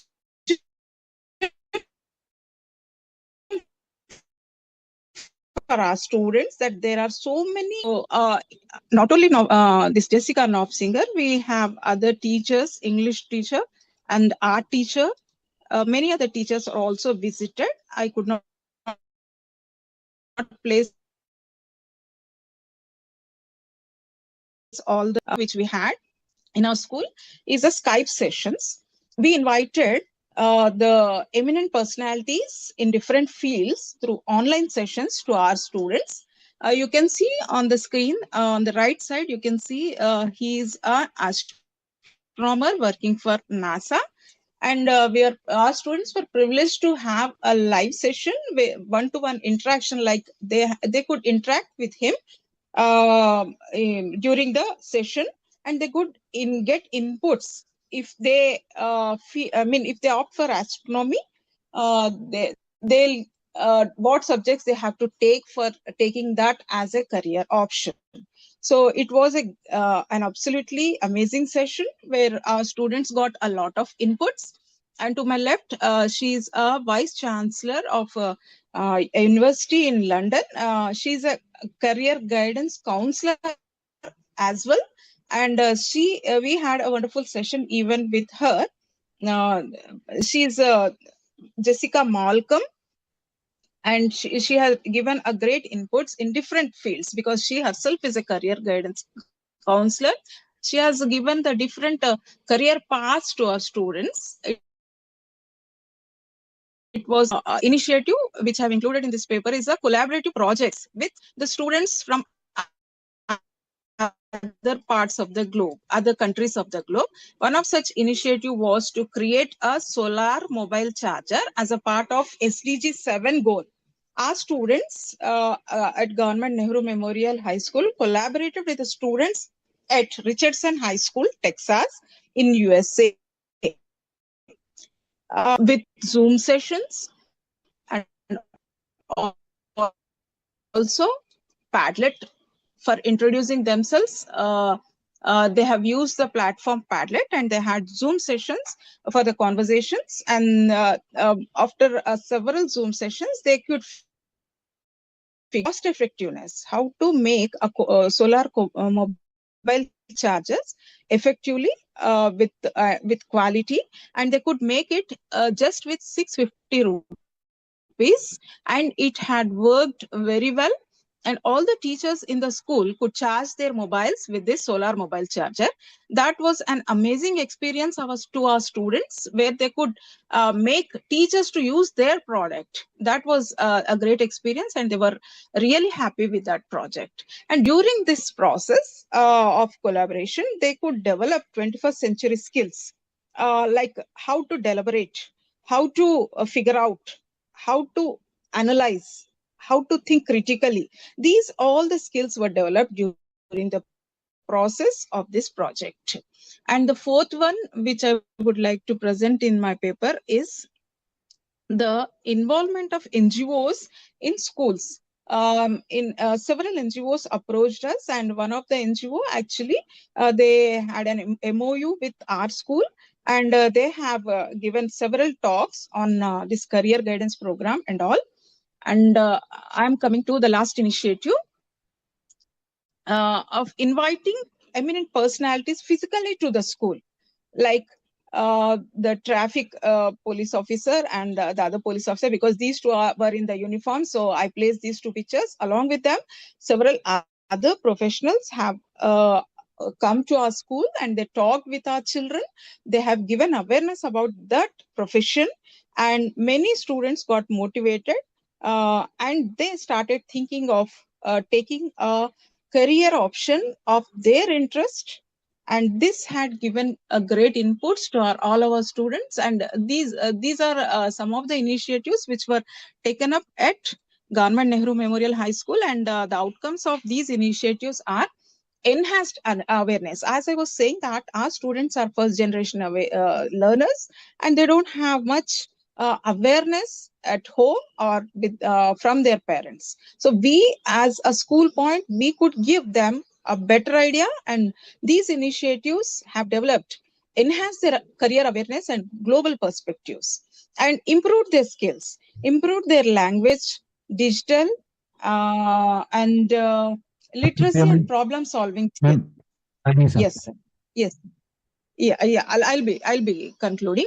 So increased interest. So they have, as I was saying, we had no curricular subject as STEM as subject, or neither the co-curricular subject. But when the teachers with STEM background taught them, they created interest in such subjects. And holistic development can happen. Integrate practical skills and global awareness into the curriculum. Collaboration with different NGOs and partners will definitely enhance the environment at school. And policy support, fund career guidance is in underserved areas. And global exposure to these students will definitely widen their perspectives and give inputs to choose a right and correct career as per their choice.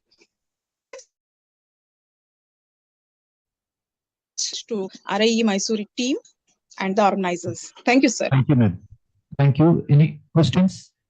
Yeah.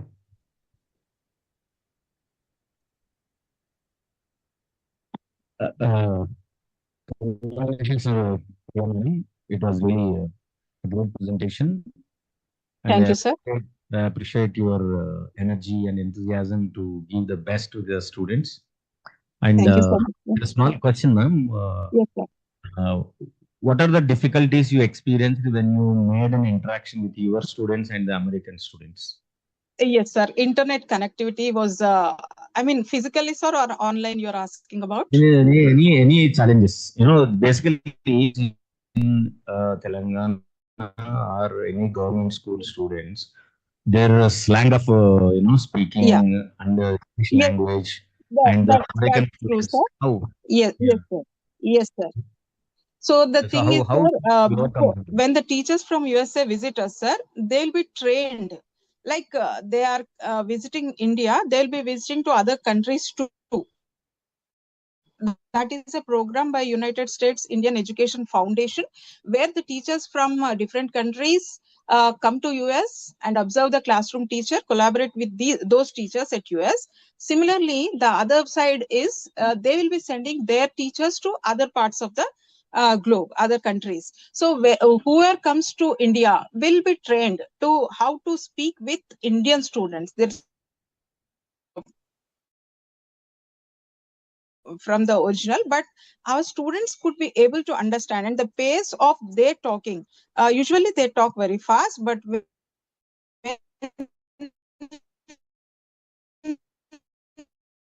they were teaching, students could communicate with them, sir. Of course, there were problems. Teachers, they learned, US teachers learned Telugu, a bit of Telugu from our students, sir. And they even, one of the music teacher who visited us, she learned our Telangana state song, sir, Jaya Jaya He Telangana.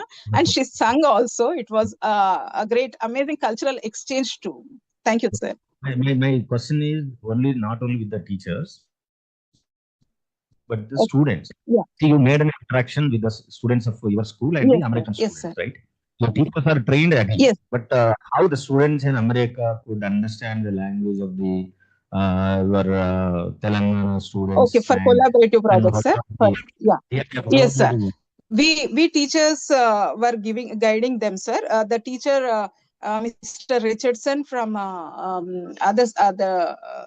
George Hemendus, his name is. He is a physics teacher from that end, and myself, Padma Priya, I'm a maths teacher from our end. So whenever our students were facing challenges, we were also attended Zoom meetings along with our students. We could make it easier for the students to, if they are not following anything from the other end, other students' speech. So their teacher, Mr. George Hemadas, he used to translate in a slower pace, not translate, but say the same thing in a slower pace. And I could simplify it further if needed, translating them into the local language. Thank you. I appreciate your effort. Hope other schools also follow Thank you, your sir. Thank you. initiative and guidelines. Thank you, ma'am. Thank you, sir. Thank you so much.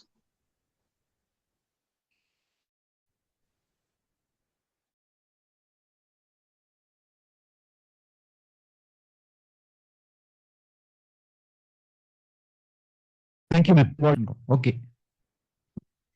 Thank you. Thank you, ma'am. Now we will move upon to poster presentations. I would like to call upon Kavita Sahu for the poster presentation.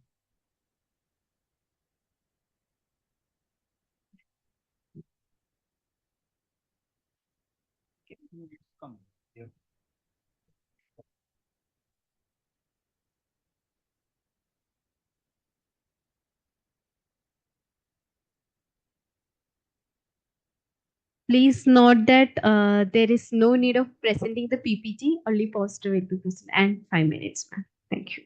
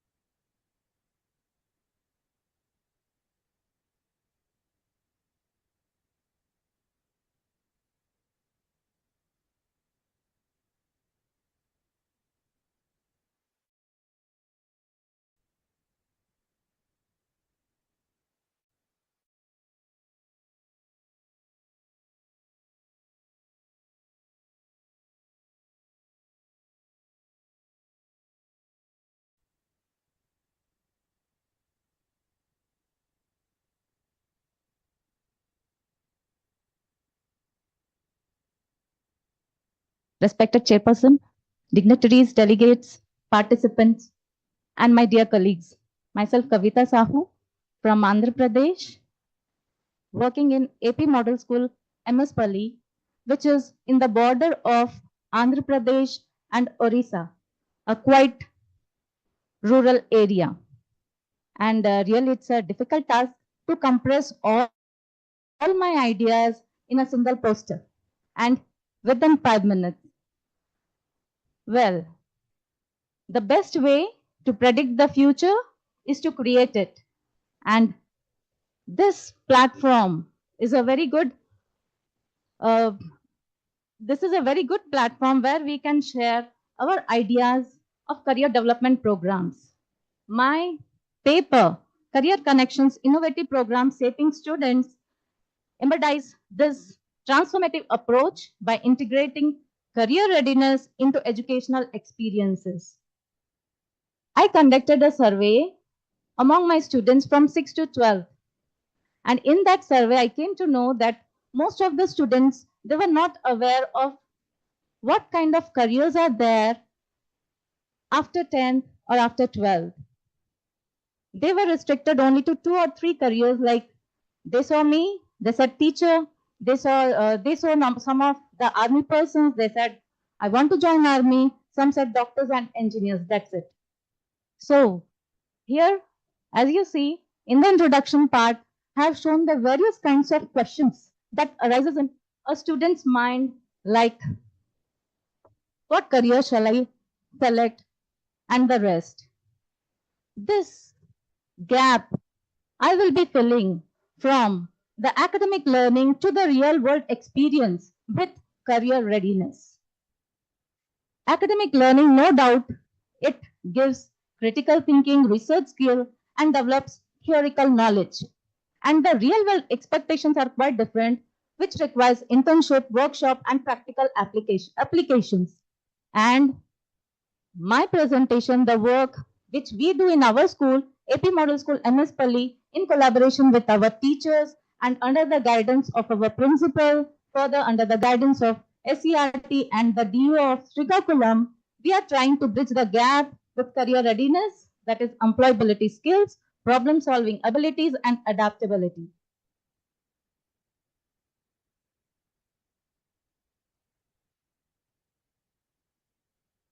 Well, my objectives. The main objectives are self-discovery, where students discover themselves. They know about themselves, their interests, their strengths, and their skills. They are able to manage their career. They explore digital tools. They improve their job search skills, and finally they evaluate learning impact. The methods that we have the methods that we have approached is the integrated career development framework, which contains different kinds of interventions like support from career educators. These career educators are none other than we, the teachers. We have named them as career development educators, and we foster career awareness among students. We inculcate these career through career trees and career posters. We give them project-based learning, and we give them focus. We give them access to technology, and we have made cross-curricular project. We do different kinds of project, and this cross-curricular project is none other than a bit advanced form of project-based learning. And these are the interventions what we have done. We take the support from career development educators. They are the guides, and they foster, they create awareness among the students. They give the confidence that they can learn anything, they can research anything, they can do anything, they can show anything through the project. And here we, the teachers in our subject itself, we give them career clues. Like I'm the English teacher, while teaching my subject, while teaching my topic, like in 10th standard, we have Madam Rides the Bus. When I teach the lesson, I rides. When I get even a single clue, I just try to give them various career opportunities that they have, that they can learn through these subjects. In the same way, our maths teachers or social teachers, they also give their subject career interventions. They give their own subject career awarenesses. And the next one is utilization of technology. As we have already discussed about NCERT and Mindler, we also get enrolled our students in such kind of online platforms, and we suggest our students to join some online courses through LinkedIn Learning and Coursera. And when it comes to some here we have even project-based learning. The project-based learning like documentary filmmaking. The students. 5 minutes. Yes, sir. The students. It's over. That's what. Okay. Anyway, thank you very much. But I would like to just compress within. I would like to tell about cross-curricular projects, which is an upgraded version of project-based learning. Here we English and social, we all together make a project and give the student so that they can learn they do all the things in the same way. For example, garden project, the biology teacher, the maths teacher, and the arts teacher. How arts teacher? They make reports. Through maths, they calculate the landscape, they calculate the budgeting, and through biology, they learn what is that called? They learn the photosynthesis and everything. So these are some of the cross-curricular projects. I have shown everything in my poster. And when it comes to outcomes and implications, academic impacts, career readiness, personal growth, and community and industry involvement are the outcomes of my paper. Thank you very much for giving me this opportunity. Thank you. Any questions? Audience side? Okay, ma'am. Thank you. Thank you, sir. Now, I would like to call upon Monica Chaurasia to present the poster. Good afternoon, everyone. Sorry, good evening. Am I audible? Yes, ma'am. Yes. Yeah. Thanks for this opportunity. And my title is the Innovative Approaches to School-Based Career Development Program for 21st Century Skills. जैसा कि हमें पता है कि according to NEP 2020, integrate all the courses and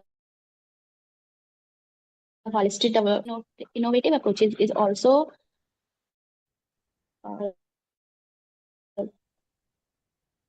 develop the career of school students. And there is some program which are already in our work, like in India, Atal Thinkers Lab, and in Germany, dual education system are there. They are providing a school enhance their skill and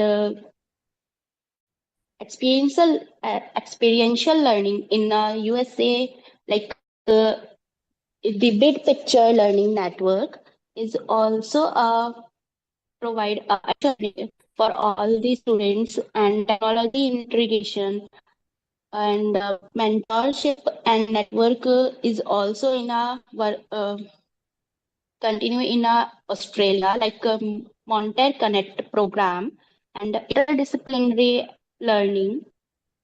So there is some challenges like equity and access, like lack sources of the development of program, career advising, teacher training, like we are lack for to give a teacher training to everyone. And there are some recommendations, like we are conduct a government giving funds for a career counseling initiative and capacity buildings to enhance the teachers' evaluation, then their talent and future career trajectories. And there is a one conclusion. These are the program to enhance the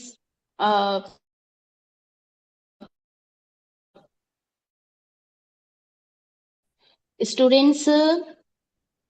Maybe it's equality and educator preparations to provide a digital device in need to address.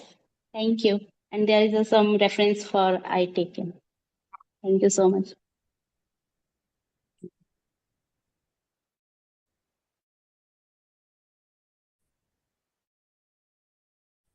Questions?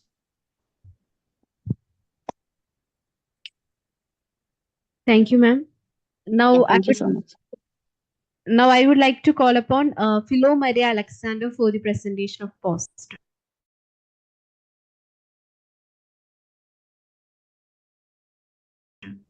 Yes, ma'am, I'm present. Just give me a minute. I'll share my poster.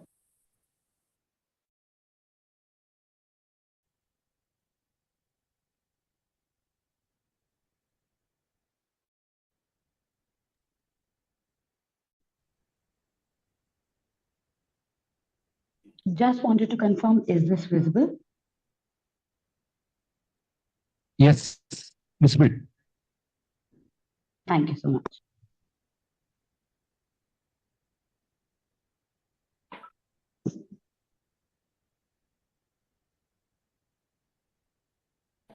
May I start, sir? Yes, you can start.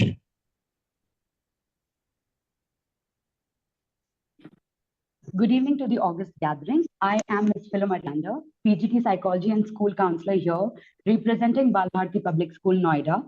And today I would be presenting my poster on the topic Innovative School-Based Practices for Career Development. As we all understand that career is a major area where we have to focus, as it is the building block for a child. It is very crucial for the development of the child, and whatever he becomes in the future actually forms the base in class 11th and 12th especially. Now, looking at that, I had did a proper analysis of the problems that were being faced. Firstly, so the challenges that I mentioned here are few of the problems that were highlighted by the students, the parents, and the counselors of different schools. So this was my sample size. where they indicated that the limited career exposure was one of the problems, parental and peer pressure another one, inadequate resources and financial barriers was the next one. Now, what we did in our school, which I would want to expand and take it forward to other schools as well, is gamification, career podcasts, interactive career dashboards, career clubs, and role playing and storytelling. Here, I would like to highlight two of them. One is career podcast. As we all know that in today's time, our students are so much engrossed in the digital world. So these career podcasts, like any other podcast that you can find on these apps like Spotify, etc., or even in YouTube, becomes a major aspect of their life where they can constantly use these podcasts to understand and listen to the different career options that are available to them. Not only that, they can also put in their queries, whatever they hear from the podcast, to us, and we will be more than happy to help them to understand if there is any issue. So that is the career podcast which we had initiated in our school. The last one, which is the role playing and storytelling, is we've invited people who are currently studying different fields, and we had invited them to our school to discuss in person with the students. Since these children will have a better connect with the younger population, for example, they are in their masters or their bachelors, they can understand their own troubles that they had in when they were in class 11th and 12th, and they can easily implement new techniques for these students. So that is one thing. And the students who had come were mainly our alumni who are well adjusted in great fields. For example, dentistry and financial literacy, accountancy. Many of them are doing great. So they came, they showed everything to the students. They tried to build in the interest of these students, and that is how the role playing and storytelling led to create a nice connect with the students. Now, I would also want to highlight the results here. One is after the survey, we found out, and using the innovative practices, we found out that the students' engagement increased by 60%. There was broader awareness, not only with respect to the children, but also their parents, who were a major challenge earlier, like I have highlighted above. And there was more practical exposure, as there were hands-on learning from this role-playing and the storytelling aspect that we had put. And there was better collaboration with people. For example, now parents have started coming up to us and had asked about, yes, sure, sir. And then, so that is what it is. And there was more motivation, readiness, decision-making, partnership, and that is how we completed the survey, and we will be taking it out for our sister branches as well. So that is the entire presentation, and this is the way forward. Ma'am, your voice is not audible.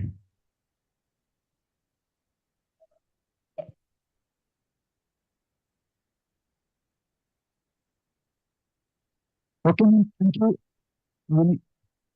Any audience have any questions? Okay, thank you, ma'am.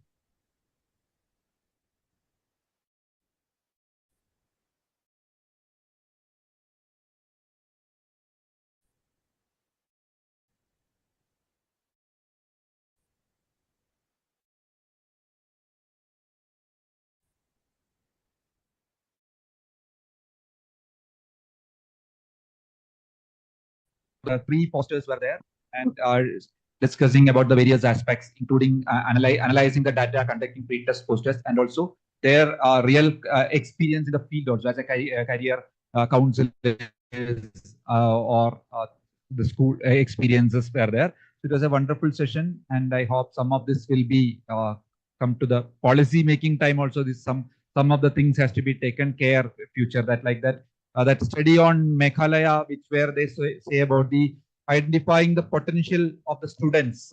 That is a very important thing when they are going for the future in that one. Also that almost all the studies are very interesting and very important.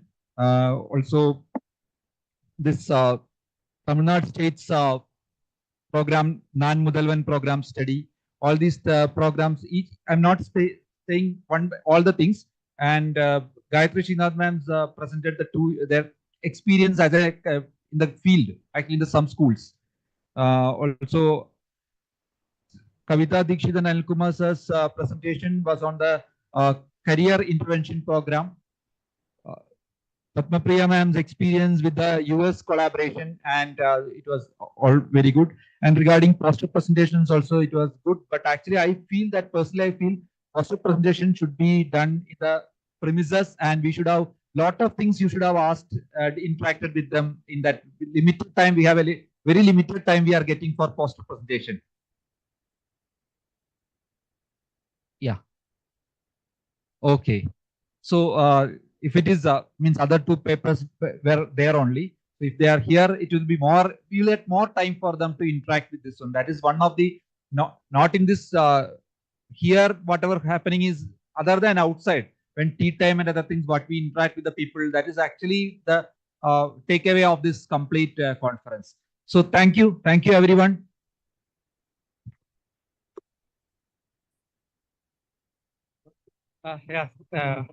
Dr. Madhu has really managed to show very well, and he was also very active in asking questions. Not only asked the participants to ask questions, but himself also. That was wonderful, sir. And Dr. Madhu is now our ICT in charge and now handling all our parallel session. I am really thankful to Dr. Madhu for his cooperation. And now we stop this session. We will be very soon starting a panel discussion. Like last day, I have told, people can sit here only. Those who wants to have tea one by one, they can go, so that we can begin with the parallel session. I just ask, sir, a cup of tea is required now for you, sir. Yeah. What about you, sir? Yeah, please, just we will have and come back. 5 minutes break. All right, 5 minutes break, and then we all will assemble here till the VC comes, Mysore VC comes. This is what we got it as soon as he is attending a board meeting. Once board meeting is over, he directly will come. Till then, we will continue. All right. So we'll have maybe 3 minutes first. Then we can have another round also, so that everyone get an opportunity. I think that would be nice. So we'll break for a tea. And please come back. Those who have taken tea already, please relax in this hall only. Thank you.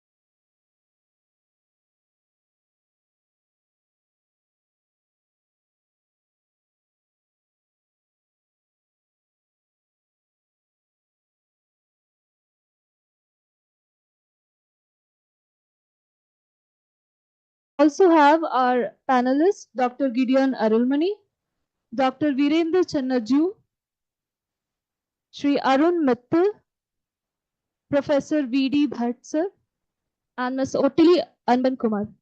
I welcome all the panelists to the stage.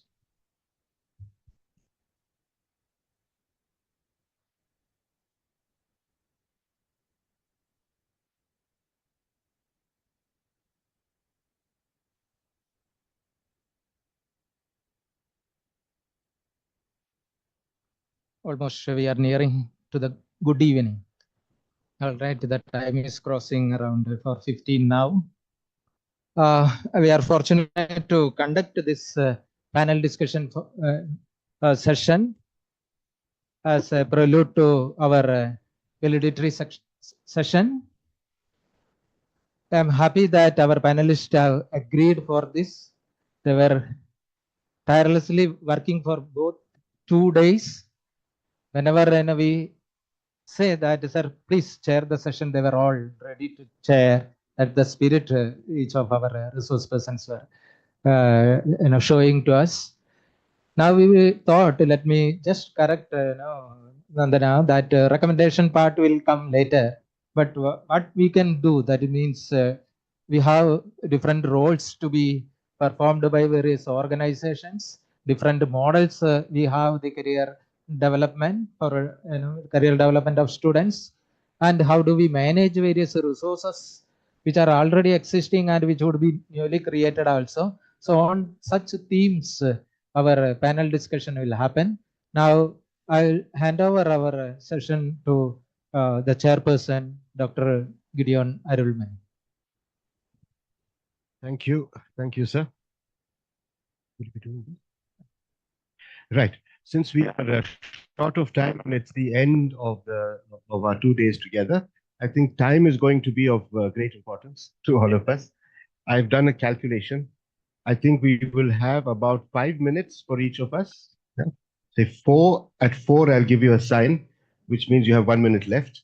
I think that's all we have. And if the Vice Chancellor is still held up in his board meeting, then we'll do another round.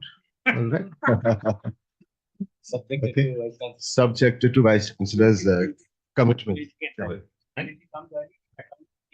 No, then I think that he'll wait for a little. Yeah. We can give him a place right in the front.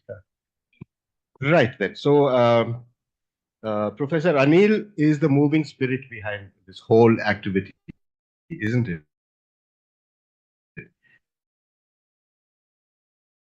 And role that institutions play, the role that institutions play in relation to guidance. So, sir, 5 minutes.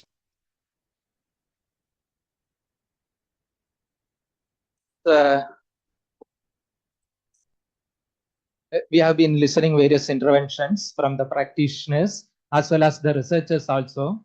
We could also see that there are various national and regional and even state agencies work in the field of career development. But our schools and our students are not aware about various resources and the national level organization's role. I have been interacting with various our guidance students here, diploma in guidance and counseling students. And also whenever we have in-service training programs organized in this area, then teachers comes and tell us that, no, we do not know. Because sometimes, we will just give them the information. As you know, that guidance itself, the major part of guidance, lies with the information. We used to tell that information is the key to success. So we need to build, the teachers as well as other resource persons about various organizations and their roles also. When I was doing the diploma educational vocational guidance in 1990 from our headquarters, that is our NCERT, it was a 9 months diploma in educational vocational guidance. When we were part of this, they took us to PUSA, the institution called CERTIS. Anybody has information about the CERTIS except but sir, I will ask to all other people. CERTIS, Central Institute for Research and Training in Employment Services. All right. This was an apex body, like NCERT is an apex body for school education. CERT is, or the old name only CERT is the apex body of employment exchange services. And you all know that nowadays people are not at all registering in the employment exchanges. We were the batch, we have registered and get a NCO code. And we were wondering that what is this code? After 10th, I have registered, then 12th, then graduation. Then I came to know that when I did this diploma, what is this NCO? Anyone can tell NCO? What is it is an abbreviation. I think the old generation has registered. Gideon? No. You are mostly abroad and all. Okay. Okay. You just inform. We are waiting for. All right. Our principal is online. Sir. Good afternoon. Good afternoon, Professor. Good afternoon, everyone. Yeah. Yeah. Sir, we went to VC's office and VC is still continuing with the meeting. So they told that VC, whenever he starts from there, they will give a call to us. So we thought at that time we can start the evaluatory function. Yeah, sure. Yeah, please then we thought utilizing this time, so we are having a panel discussion also. Sir, That's you great. can also join. Okay, you can also join. I'm listening. I'm listening to you. Yeah, thank you. But you can intervene at any time and add your points, sir. Thank you very much, sir. Thank you. Yeah. So CERT was an organization and it provides all resources for our employment exchanges. All right, and people were not aware. Then we went there and saw the materials, career literatures. As you know that it was a government organization. I am talking about it was because the name changed now. It is called National Institute of Career Services under Ministry of Labor, Directorate General of Employment. They have a lot of literature now also, online also.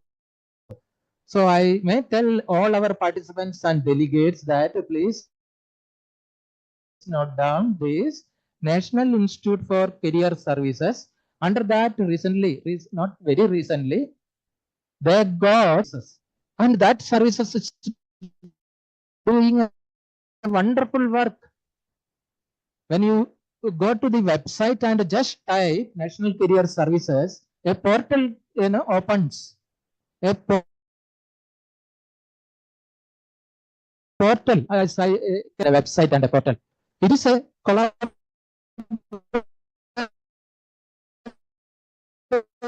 of different, and then this, as I told, the DGUT, and they have online counselors available there. All right, in this NCS, those who have got training in this field, career education or guidance and counseling, any of those diploma which has been accepted, those people can become an online counselors. So different language counselors are available. Students from them, they charge a minimal fee also. Earlier it was 300, and they provide in their own language, whichever the language they want. So one has to log in and get credentials, and they can choose the counselors online, and according to the availability of the counselors, they can start interacting with them. NCS. It has got, I could have shown here also. I think the online, it might take more time. Gideon sir is looking the time. Anyway, I am not opening it. You people can look at. All right. So what we say is that there is one source. Okay. Like that, we have another one. National Classification of Occupations. National Classification of Occupations. It was started in 1968 in tune with the International Standard Classification of Occupations. They want to compare the countries based on their classification, and they should want to make reports related to the manpower requirement in different areas, emerging areas like that. So they thought that there should be a parity with within the countries and among different countries. So on following the international standard classification, we have also developed, our own NCO, National Classification of Occupation. This has started, even before our independence. All right, even international standard classification also. So when you look upon the latest version of National Classification of Occupation, 2015, it is in 3 volumes. The first one is the coding structure. The second one is starts with various occupations. So the whole job of in the country, particularly India, they have classified not based on jobs. As you know that many jobs, together we call it as an occupation which has got this. Oh, okay. Oh, all right. 5 minutes you can have. No, you continue. Oh, okay. Then sorry. Yeah. All right. Okay, let me stop and see you. And 2 minutes for each other panelist will provide. Thank you. 2 minutes. Yeah.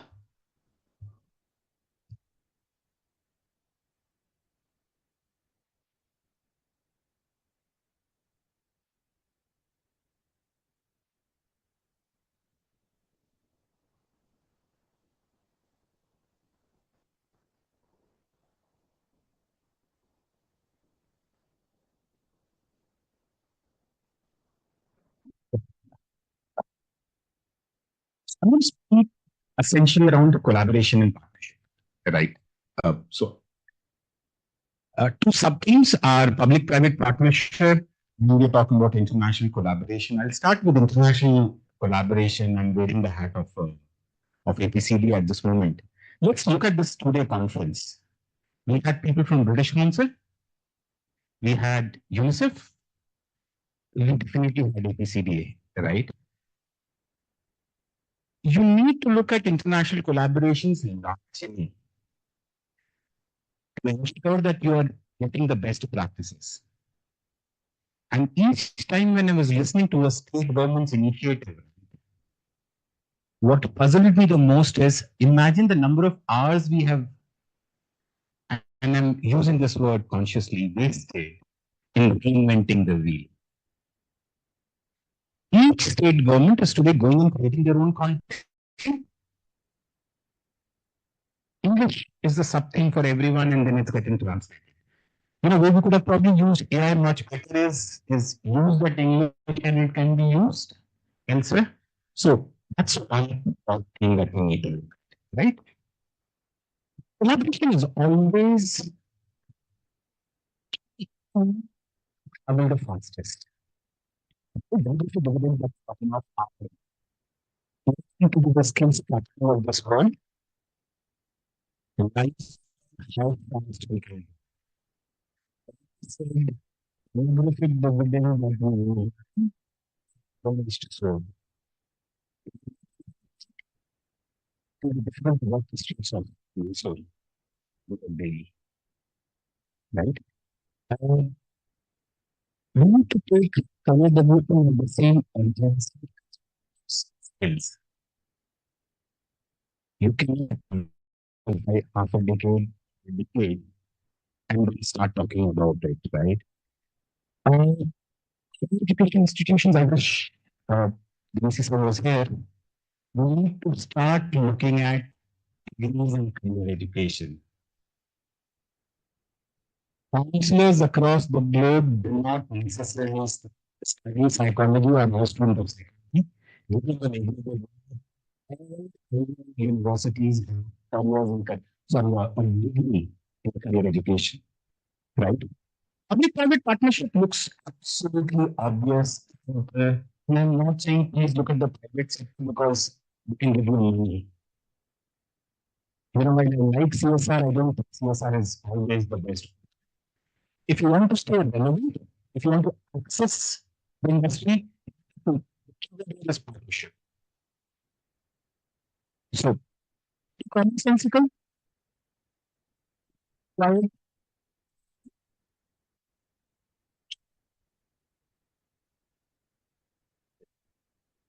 think you're right on time. Thank you. I think the next person is Ottilie Anwar, and she wants to speak about non-government law. Thank you, Gideon. After 2 days of intensive sessions, what I've understood is, yes, we're all talking about collaboration. And I believe from the NGO sector, this was one of the highlights that I look at because being the founder of an NGO, I feel that one of the strengths is that we are independent enough to empower ourselves. As NGOs, we need to empower ourselves to ensure that we get all the stakeholders on one platform. So we can meet the government bodies, we can meet the corporates for the CSR that is required for this, and the importance of career guidance, and the fact that the government doesn't understand that yet, because which does not make it compulsory in schools. I believe that every school should have one career counselor, a counselor who is also an expert at career guidance. So when you look at such policies, how do you also as NGOs look at lobbying for this? So I believe NGOs have that power. They have, the network to go and also lobby for these things with the government agencies. There's also another approach, which might not be the softer approach, where if things don't happen, then some of the things that we do is a public interest litigation, where in the interest of the people, we also ensure that certain policies are put into place, or the government focuses on these aspects so that it becomes mandatory everywhere. For example, even the mental well-being and the career guidance part that we're looking at, it becomes mandatory for every institution. We can look at that. And when we talk about stakeholders, one of the examples that I can give is even through my NGO, one of the programs that we've done is through this collaboration itself. So we've got the CSR funds from leading organizations, and then we've got the best skilling, Asia's largest skilling center, which is in Hubli. We've got them on board. Then we've got one of the best universities on board, and we've also seen what's the demand, because demand, we have to bridge the gap. NGOs need to know that. They need to go study the market, study what is required, and they also should know the resources for it, and also what is the need, what is the lacuna, what is the gap that is there. So they can study all these things, and then they become the body that connects all of this and bridges the gap. Right. So through one program, we have done that, which is called as Abdul Kalam Susandi Fellowship Program. So over here, what we do is right after we provide them guidance, career guidance, and then right after that, we provide them BSc. Then we've connected them with the corporates. Immediately they get industrial training, and we've connected with all the industries where they'll also be placed. So there's 100% placement, there's skill development, there's career guidance, and there is also 100% cost that is taken care of because we've got the funds for it. So NGOs can look at this, and another important thing that they can also work on is build a cadre of counselors, right? Counselors in such a way that, for example, we also work with self-help groups. As NGOs, we're connected with self-help groups. We're also connected with the Women and Child Development Department, and yes, so we'll have to make sure that those who are looking for employment, we train them for this, and that's something we're also looking at with one of the foundations, over here, Promise Foundation, that can we take this up in North Karnataka, where we can build a cadre of career guidance professionals so that we can take it forward. To summarize what we can do is, the power of NGOs would be that we are great at networking, we have good people skills, we have to empower ourselves, and sometimes we're fearless as well. So go out there and connect all these people and then bridge the gap. That's what I want to look at. Thank you. Yeah, 2 minutes, right? Yeah. In fact, Anil has asked me to talk about the interventions and their models. You know that the ultimate beneficiary of all this is the student, one who is studying in the school. And how do career guidance reach the student? There are mainly models which we can say that work at the systemic level, macro level. There are also models which work at the classroom or school level. They are, broadly we can classify them as those which are integrated with the curriculum, those which are supplementing the curriculum, and those which are embedded, or complementing. Now, if you look at the NEP 2020, they have already, in the curriculum framework, they have said that the schools will have to create the career pathways of students right from standard 6. So we can consider that as a model which happens at the systemic level. All schools have to implement it, and the details are worked out by the concerned agencies. The other possibility, in fact, we would have discussed all this in the last 2 days. It will be mainly a reminder or recalling to you. Having a separate counselor who provides career guidance. So when does this person meet the student? That means there must be a time slot created in the transactional time, and this person is made available. The third possibility is when teachers provide career-oriented information to the students, or a teacher is a career counselor. This would be done alongside their teaching. There will not be any separate time slot given in the timetable. Every teacher, as and when there is an opportunity, would be providing information which are relevant for students and for their career development. There are also models which were discussed earlier, like whether a single school can take the responsibility of providing career guidance, or should we have a cluster of schools? You have heard about the school complexes. The school complexes are those where neighborhood schools come together and work as a complex, and maybe you have a counselor who works for these alternate schools. And he has something like the doctors. He has a visiting day to the school. On a particular day, the person is available. There are also possibilities that this happens as a supplementary or complementary process, something where the school organizes a career conference or career exhibition. It is not there throughout the year. It happens only certain days, like this conference, for example, which is for 2 days. Similarly, the schools can have the career conference or career exhibition. So there are alternative ways, but ultimate reality is how they reach to the student. Thank you.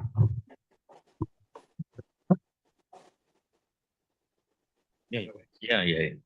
Really, sir. Thanks for this opportunity. I appreciate Anil Kumar for making this platform. So here, how many of you are really passionate to help your students? Can you raise your hands? Oh, very good. I'm really very happy looking at all your hands raised. Very good. See, before year, we have done a program here on the mental well-being of the students.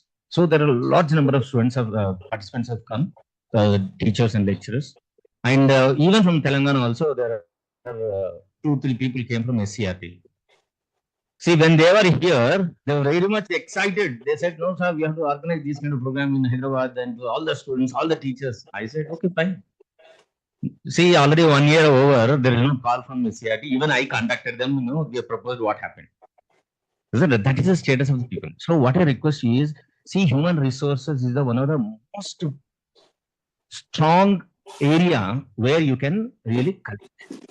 See, we are here, I am here, I am talking from this podium and dais, that I am helpful online.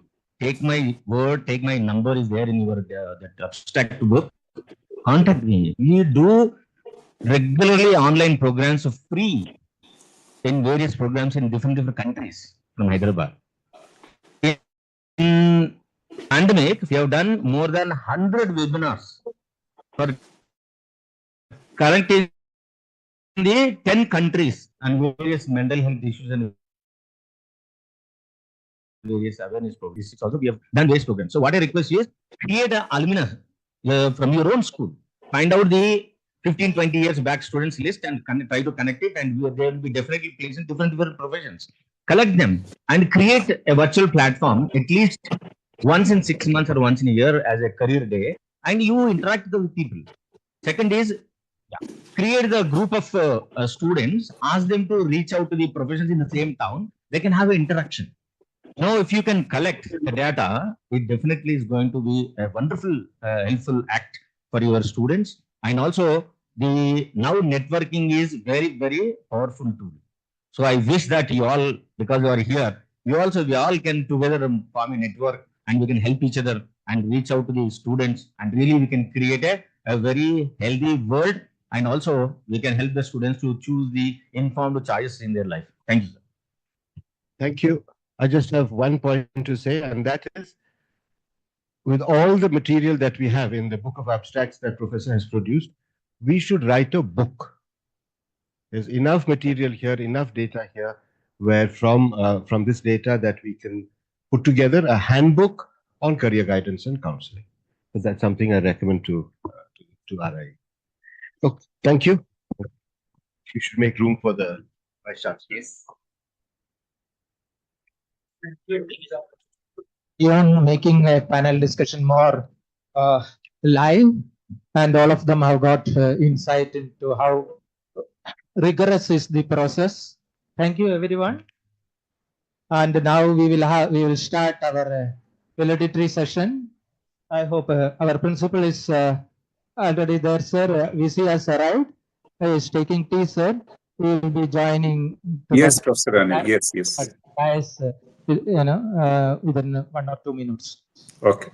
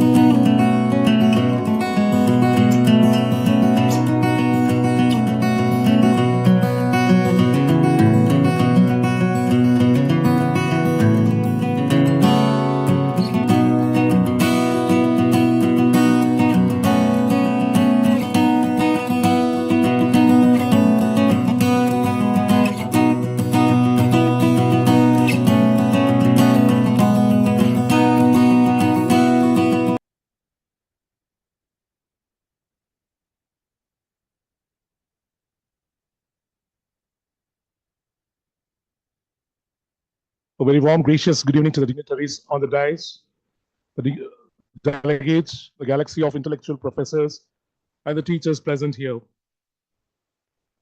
After the 2 days of enriching discussions, thought-provoking sessions, and valuable insights, we gather here to reflect on our experiences, share our knowledge, and also to bid formal farewell to this esteemed gathering.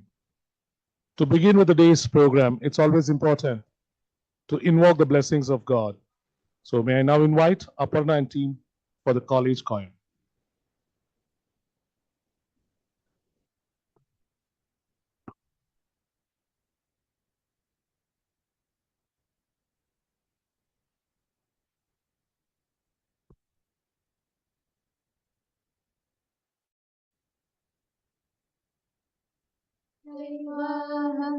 समुपासते Shiv इति ब्रह्मेति वेदान्तिनः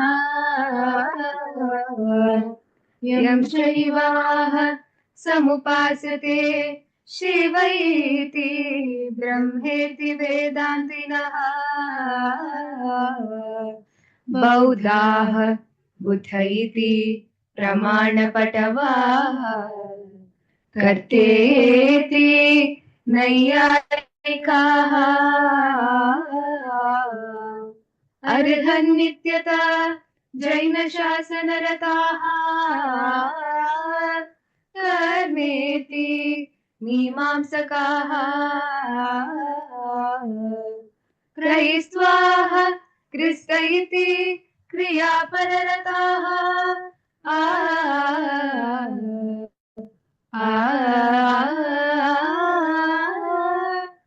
अल्लेति महम्मदाः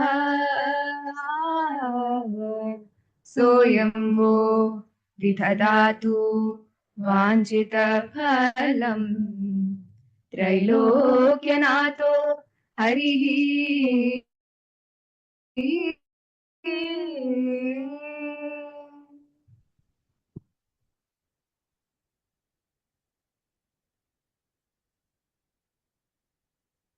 Of our evening. To formally address and to welcome our distinguished guests, may I now humbly invite Professor Kalpana Venugopal, the Dean of Instructions, RI Mysore, to deliver the welcome address.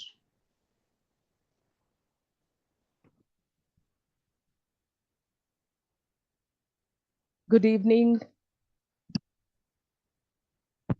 Good evening to one and all gathered here. Namaskar. Very quickly, 2 days seems to have passed. We just began last morning and time has flown by, but it's heavy with a lot of deliberations, discussions that have happened. And RI Mysore was reverberating with a lot of sound on academic discussions and with a lot of opportunities for us to interact with each other, exchange notes, agree, disagree, add value to whatever we had to share here. And now we've come to the end of this program, and I'm here to welcome you for the valedictory session. We have amidst us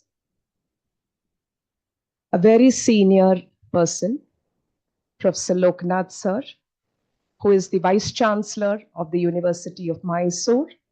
Sir, we welcome you to this August gathering, which is the conference, a national conference conducted here at RI Mysore.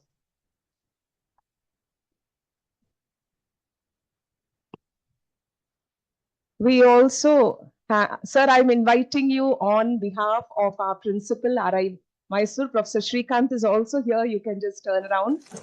Sir is here.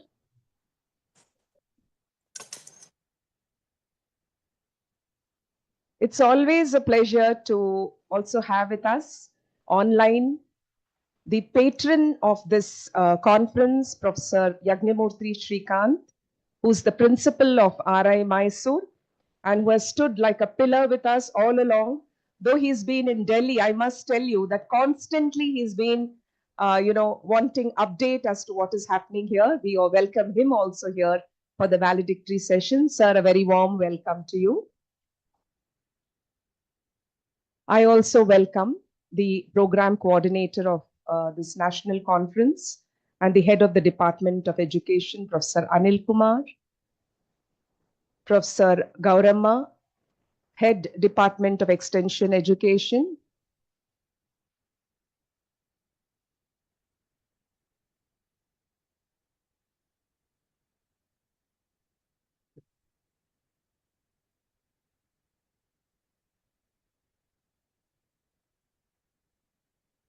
Gauramma, he wants you to give it to him and he will give it to you.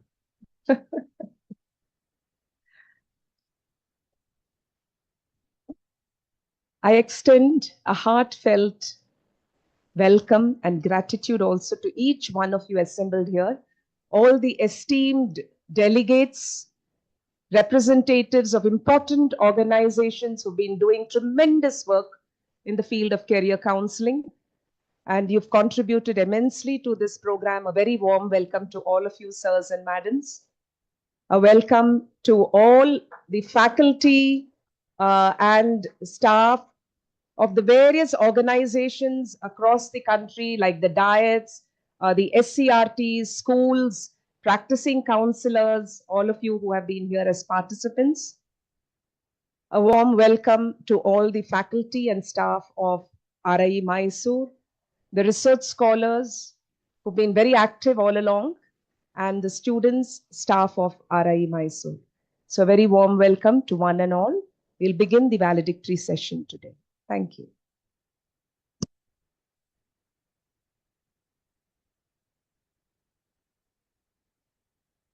Madam, I take this privilege to welcome you also to this event.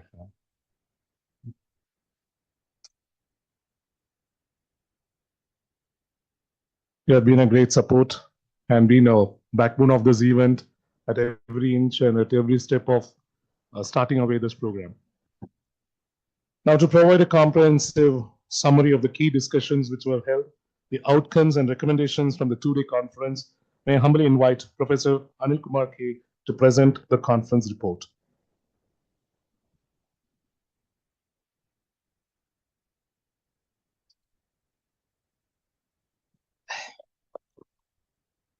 A very good afternoon and good evening. Now we have almost reached 5 o'clock. Good evening to each one present in this hall.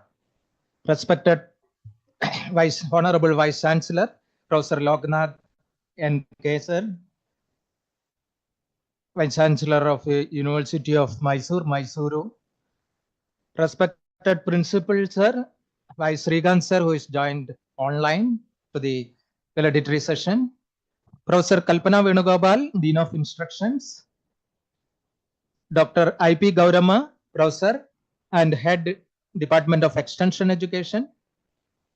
Our esteemed guests who have been here for almost 3 days. Dr. Gideon Arulmani, Dr. Arul Mittal, C. Virendraji, and Madam's name I used to forget. Arun Arban Kumar. Okay, I don't know how I pronounce. And our Gopal Krishna ji, and we had also Professor N.K. Chanda from University of Delhi. He has just left 2 people. And other delegates here representing various states, and also the participants who are keen to attend this 2 days session, and also the other participants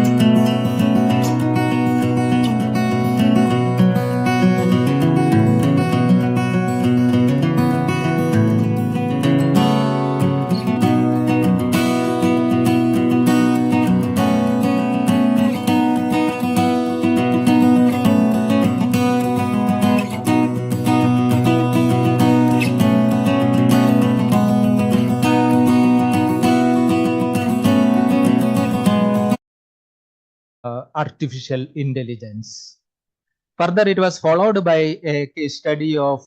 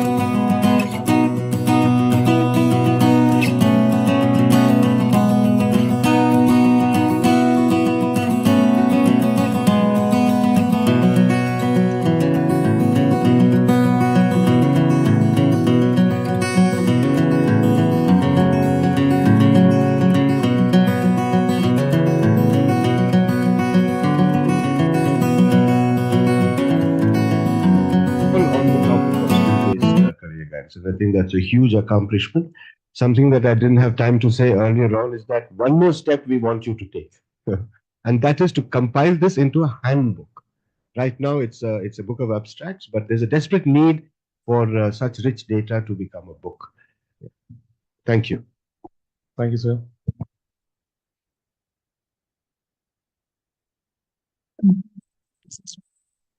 Experience when we look at a national conference on innovative practices and experiences. I really congratulate Regional Institute of Education, Mysore, and NCERT for having organized this. I come from the NGO sector and I'm also an entrepreneur.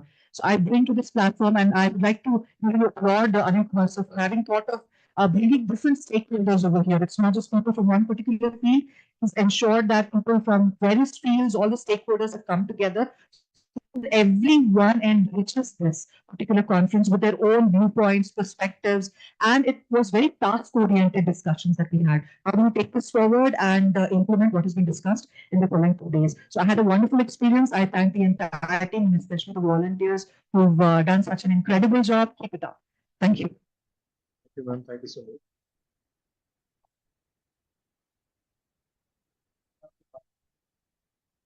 Any participants who would like to share their inputs? Can give your feedbacks, inputs.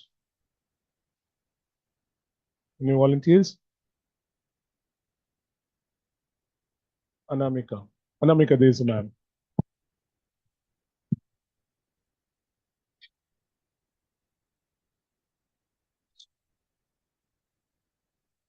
Normally in a seminar, they organized session, plenary session, and then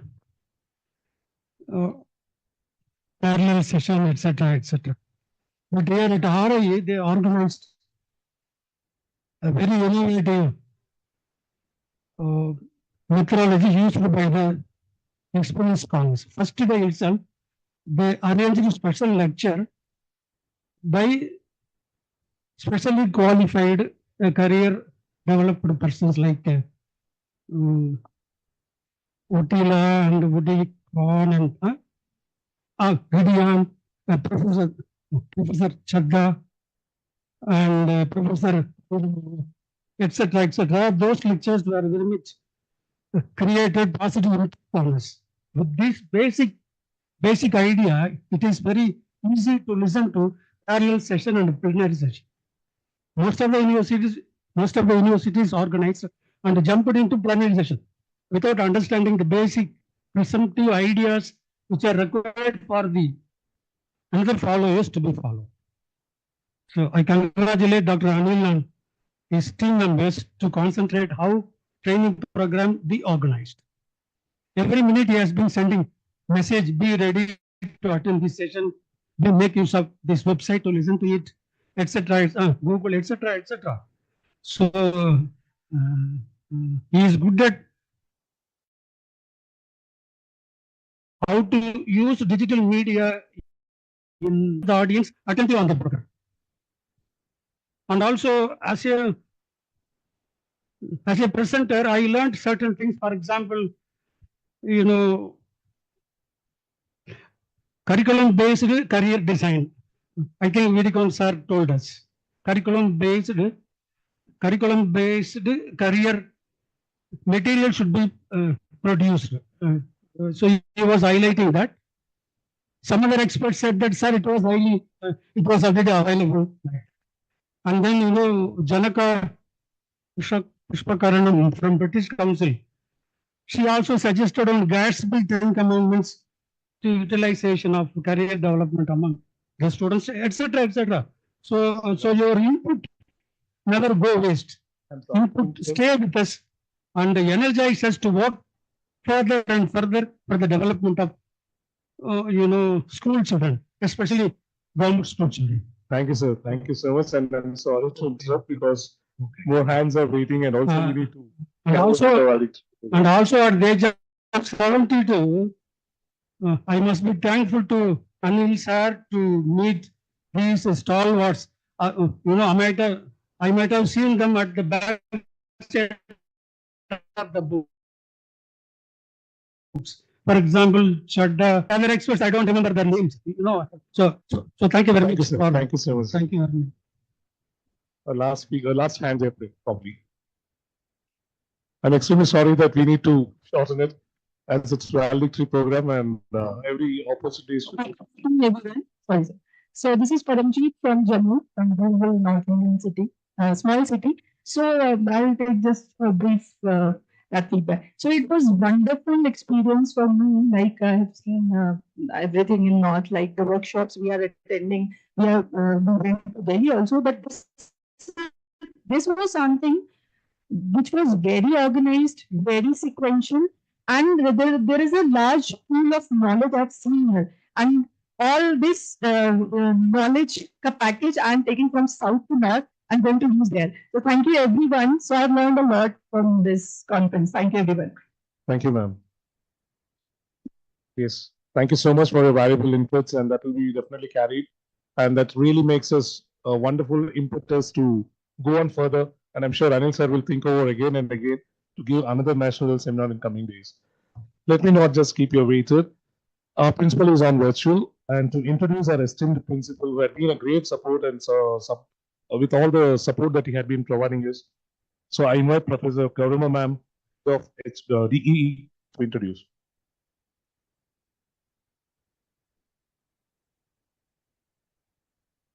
Good evening, everyone.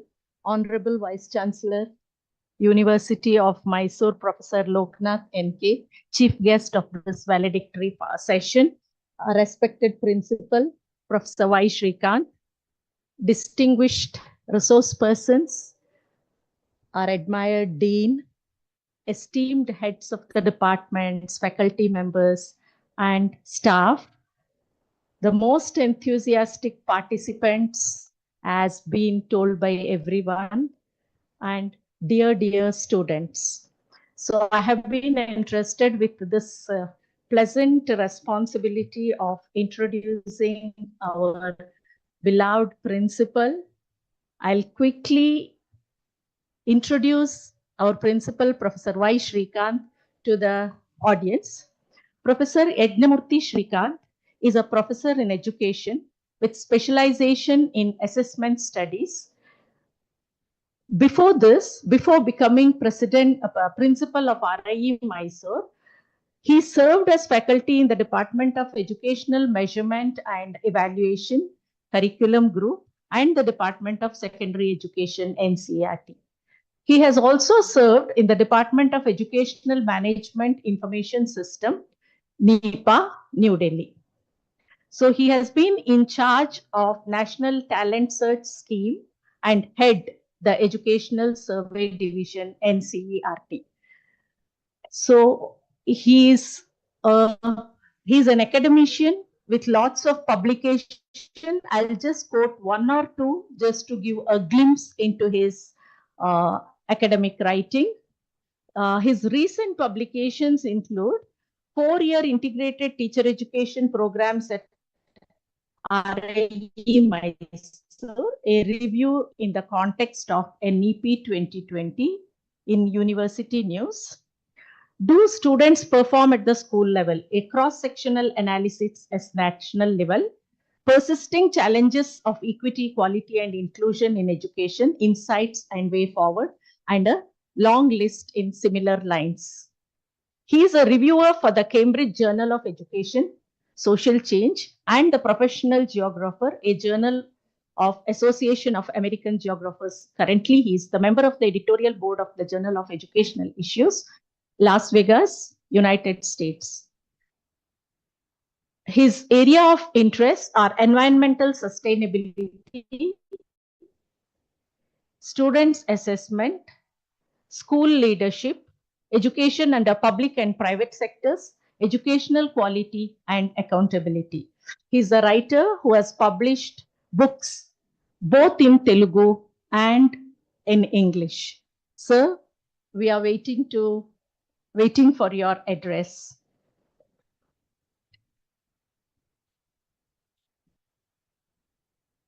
Respected Professor Loknath NKG, the Honorable Vice Chancellor, University of Mysore, my colleagues, Professor Anil, Professor Karna, Professor Gaurama, the participants who have come from all over the country. I'm really happy that the conference has happened in such a beautiful manner and very productive discussions have happened. Let me start with an observation that when it comes to RI Mysore, many of you know that NCERT conducts, and as part of NCERT, RI Mysore conducts diploma course in guidance and counseling as a one-year program. We held several discussions with state secretaries of education, and they were all opposing to depute the teachers for long duration programs. They said that 3 months is very long for us to, depute the teachers, so we cannot do that. So as a via media, we came out with an understanding that there could be a short duration program wherein the teachers, especially, they can be provided inputs with regard to career and career development and guidance and counseling. So as part of that, we conducted this 10-day program, and which has been very successful. And Professor Anil is coordinating, and we have conducted in several places. So this is one of our innovative approach. I should start with this, I thought. The reason because this facilitated in many teachers benefiting this, which otherwise is a very long duration program. So the problem is that, like, if we stick to our regular stereotypic views that, we have to conduct long duration program, we may not be able to address the requirements of the people. So we need to, adapt to the environment, adapt to the changes that are required as part of the system. I would not like to take much time, sir, especially the Honorable Vice Chancellor is here, and he should have been the person to speak first. But I'm taking, the benefit because I've joined online, and I may get disconnected at any point of time. So I will only speak few words. When it comes to the career and school, I always believe that, childhood should not be grabbed. So this is what is happening, especially in the recent days, in the recent years, all across the country and in Asia more particularly.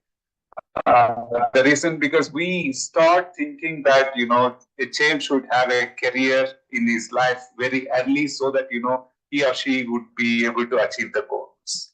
So I think it is preparing the child for the career rather than, thinking of the career. So that's very important. I believe that this should be the motto of, our career development, especially in the schools.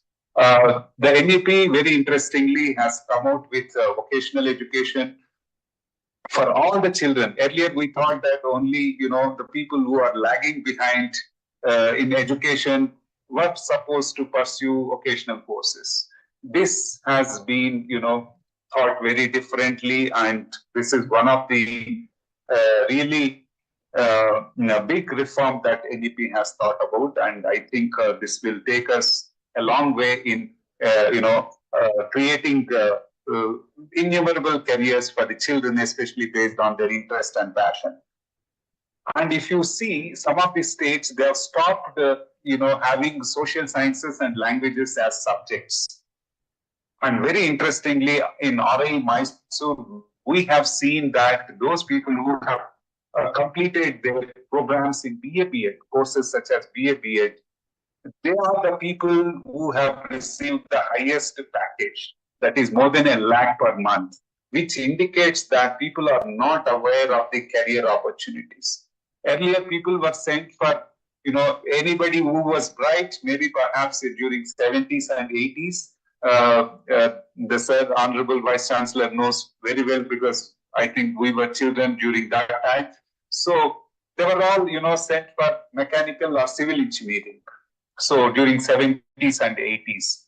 And then during 90s and 2000 and after that, now it is electronics and computer science. Anybody who is bright is going to these fields. I'm not suggesting that, people should not go, but talent is required all across different fields. And especially students should choose the programs on the basis of their interest.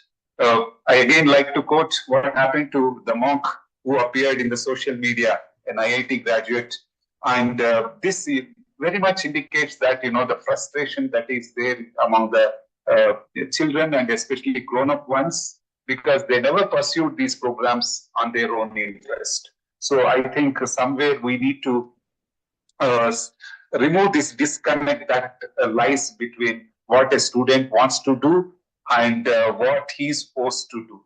So I think somewhere we need to patch it up so that people are in a position to take the programs on the basis of their interests, which also I suggested earlier in the inaugural. So when it comes to this is not just one stray case. I can quote any number of cases, but due to paucity of time, I'm not going to talk about that. But I can just tell one more case where I personally have seen an engineering graduate, a girl who completed her course, and she gave the certificate to her father and said that I've done this for you. Now I want to do what I want to do. And she pursued journalism. That's what she was interested in. This indicates that people should be taking up the programs on the basis of their interests rather than choosing just like that. So when it comes to aspirations, especially with regard to career, students are highly pressurized by the aspirations of the family and community. And this is where the hurdle lines and, should be given a free hand, and the opportunities that are available in the world, especially in the modern era, the student community should be, provided an understanding of that. So we conduct career exhibitions. I think that, considering that we have a lot to do in this area, especially the school complexes, etc. So all of us have this responsibility to provide bright future to our students. Thank you very much, and I wish you all the best. Thank you, sir. Thank you for joining us virtually and sharing your input, sir. It's now time to introduce our esteemed chief guest, and to do the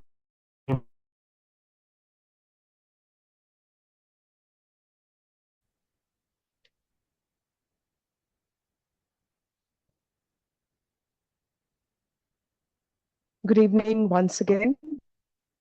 We have amidst us Professor Loknath N.K., currently who serves as the Vice Chancellor of the University of Mysore.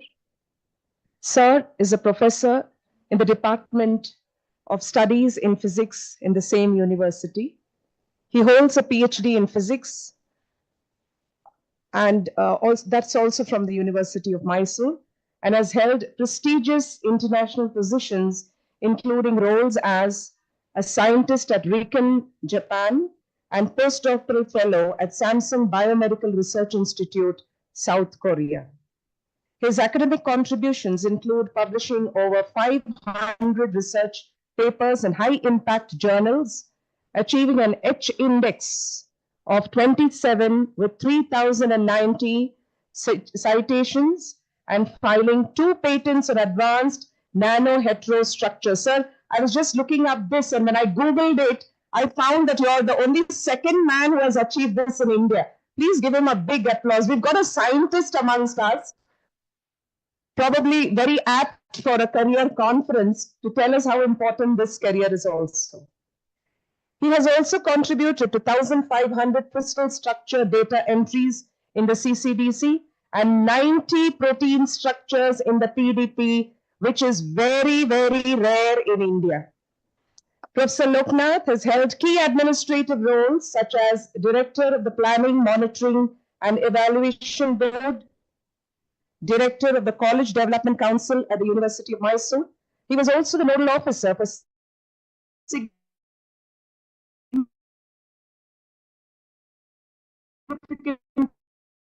and the Cosmos Project. He has received awards such as the Sir C.V. Raman Young Scientist Award and the ARCA UK Award of Excellence. He's a prolific speaker and has delivered over 85 invited lectures across India and over the globe. Sir is also the chairperson of the management committee of the Institute. Sir, it gives us immense pleasure to have you with us today. The floor is yours.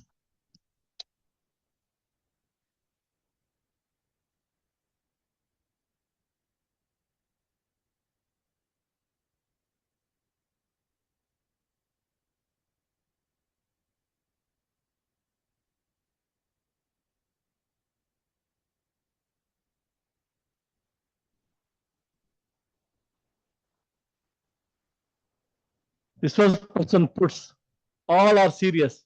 Why you are so serious now? You should be serious during his lecture, not now. This is a time to enjoy. That means you should show your smile on your face that you learned something from here. I believe in vision. I believe with views of Dr. Abdul Kalam. He always says, as a teacher, as a student, he has to have a vision. If you keep vision in your mind, that means you set in goals, automatically you will smile on your face because you achieve step by step by step. So this is also a very good moment where you learn from the last 2 days, very important thing of innovative experiences and practices in school-based career development programs for students. Professor Yagnamurthy Srikanth, Principal, RIE Mysore, and Professor Kalpana Venugopal, Professor Anil Kumar, Professor Gauramma, and all the delegates, resource persons, teaching and non-teaching staff members, students, and other persons in this august body. I am very happy to be here. Actually, I should be here on the inaugural function, but unfortunately, due to some preoccupied work, I could not able to come. Always Professor Srikanth is mentioning to come over here, so I came for this valedictory function. So I am very happy that, which I am seeing that even resource person says it was a good, even the participant says good, and also very good thing is all are from different states. The diversified is there, and also the more important thing is you are all learned people. So education and learning, or teaching and learning, is a continuous process. It cannot be an something like an learned everything. No, it is a dynamic. Similarly, creating job is also dynamic. Right? Today, traditional jobs goes on increasing. But other jobs are coming up. See, last 15 or 20 days back, I was in Japan to deliver a talk. And I'm supposed to talk on the heterostructures, what she mentioned. Before I start my slide, so one of the students is asking, sir, we are going to teach on this and this. How do you know this? Because AI tell us. See, AI is a machine learning. It can tell what I am going to tell. So that's how it will become so easier. In the same way, he mentioned that Professor Anil Kumar, there's a dearth of counsel. I would say there's a dearth of good teachers. There's a dearth of good academic leaders, and also the dearth of good leaders of the society. So we should have to find some way to find a very good teachers at the middle school and high school level. So what happens over the days is everybody is interested in studying the engineering, medical, or any professional course. Nobody is interested to teach. Teaching is a very passion. Only few can achieve it, because I remember my teachers at the high school and the middle school level, they teach mathematics in such a way that they're very strict. Nowadays, all teachers are very friendly. The result of that, so mathematics become a difficult subject. Science became a difficult subject. But those days, they made me strict. So I learned mathematics and science very easily. So that's the reasons where we should find a way for the students, the upcoming students, to make good teachers. So I'm just giving an example of Karnataka situation. In Karnataka, most of the high school teachers, particularly this BSc, B.Ed I'm talking about, because of the workload, a physics method teacher can teach chemistry also, mathematics also. Similarly, a mathematics teacher can also teach biology as well as chemistry. It is not correct. That means we should need to find way the teacher who studied a particular subject to teach the particular subject. People are talking about multidisciplinary, interdisciplinary. Yes, it is. Yes. And also we have seen in the NEP, right? Probably you may know that. See, in India, the backbone is the youth, right? As per the today's data, 1,168 universities in India, 46,000 odd colleges, resulting of 30 million students are in higher education. These all higher education students are coming from the high school, right? So the problem is we cannot find the students with the ability of innovation, or people say critical thinking. When you get the critical thinking, only if you know subject. The first essence of education is what is spoken in the Nipa, New Delhi. We are all thinking that education is to seeking a job. Not correct. Education is to gain knowledge. How to increase knowledge? The first thing what I understood from my education days is we are lacking in the self-study by ourselves. We are all dependent upon something. So we are all dependent upon the technology now. We are all dependent on the mobile. We are all dependent on the internet. Who will read the books? As a vice chancellor, I'm just counting how many teachers, how many students are entering the library. Now the number is very, very less because nobody wants to read, right? They want to read whatever they want. That's all. That is not the case. We should read books to gain knowledge. Read other language books. We need to know what they are thinking, right? Everybody has been thinking in a different ways. A person who thinks in a different way and a special way, he will get a thought. That thought would be an idea that will lead to the innovation. So in the innovation, the education has to be go ahead, because in education till today, we are not changing so much, right? As I seen, the technology changed us.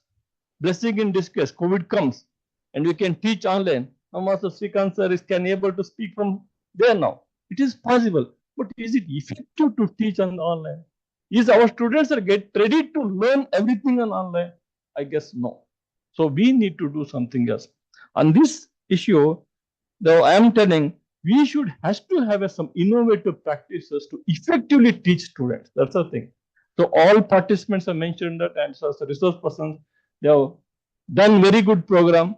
I am always seeing as a RIA college, very structured and very well planned their program, they fix the programs. That's why I would say, I should thankful to all the teams, including principal, the behind the scene for working for the success of this program. So whenever I'm talking about this, no matter this, people say that degree marks card is not sufficient. We need skills. What are the skill sets I should learn? Everybody says skill. So what I want to do? So you want to become a teacher. What are the skills that I should learn? So the wrong thing is, in the internet, everything is available. We need to develop students which part of things you want to know. That's the thing. You have to screen it. When you do like that, that means you should have to think over it. People say that artificial intelligence helps. I will agree with that. Artificial intelligence enhance my work, enhance my ability, but artificial intelligence does not give everything, right? So I seen that many students are using ChatGPT. Doesn't work for everything. It works, it helps, it enhances, but it is not complete. So therefore, we use the technologies to meet the demands, but technology alone cannot give us. Therefore, we need to learn by ourselves. So that's why I'm saying is the very important success of each person I have seen is self-study. Those who are engaged in self-studies of 20% of 100% syllabus, 20% is enough. You will get an idea so how to do this one. So, and also today or in the external years or in future, education is a continuous effort and it has to be done through hard work only. There is no shortcut for teaching a better teacher, right? A better teacher means when you become experienced, you become better and better teacher, you will give the better example. I do remember my college days, how teachers are giving examples. Now, most of the teachers do not give the examples of local things. So those things you have to develop. Automatically, when you looking at about subject, and if you are mastering subject, automatically idea comes in, automatically career development will come. So in India now, though we are highly popular, but we are dearth of people with skills. That's the thing the company or education institution or anybody looking at. Those are the points to be done. So in this way, a technology-driven guidance is to be there. So therefore, education and technology transform ourselves in a better people in the society, and thereby society will change. Everybody, you agree with that? I mentioned that 30 million students are there. NLP 2020 idea is to at least can we get from 30 million students, can we get at least 25,000 innovators? That's the question. Can we able to get 25,000 innovators? That means they should provide a job. They should have a great source of our nation. So is it possible? That's the thing we are looking at. So for that, we have made a lot of efforts on this. Particularly, you can say that in the higher education particularly, and you all studied higher education plays a very pivotal role in everybody's life. A person got higher educated, automatically his family get benefited. His family get benefited, and the society get benefited, right? So that means we are all making students to learn more and more to become better and better in their life. So education is the only way we can able to learn better, we can do better, and also we do something for our nation. Now the question comes. So we have in the olden days, we have 100 students, 100 students get passed. So we have input and output. Because I'm a physics professor, I'm always looking at input and output. But the question now rises is, what is the outcome of these students? That's where we're lagging. People talking about lot of teaching. Where is experiential learning? That is lagging, right? So therefore, we need to make the students something expected outcome should be there. So you go to any colleges, anywhere, a professional college, you join. Sir, after my degree, what is my salary? Where I can get job? They directly ask. But first thing is, can they be able to understand it? Can they be able to ready to take job? Right? So that's the question lies. Therefore, in such cases, this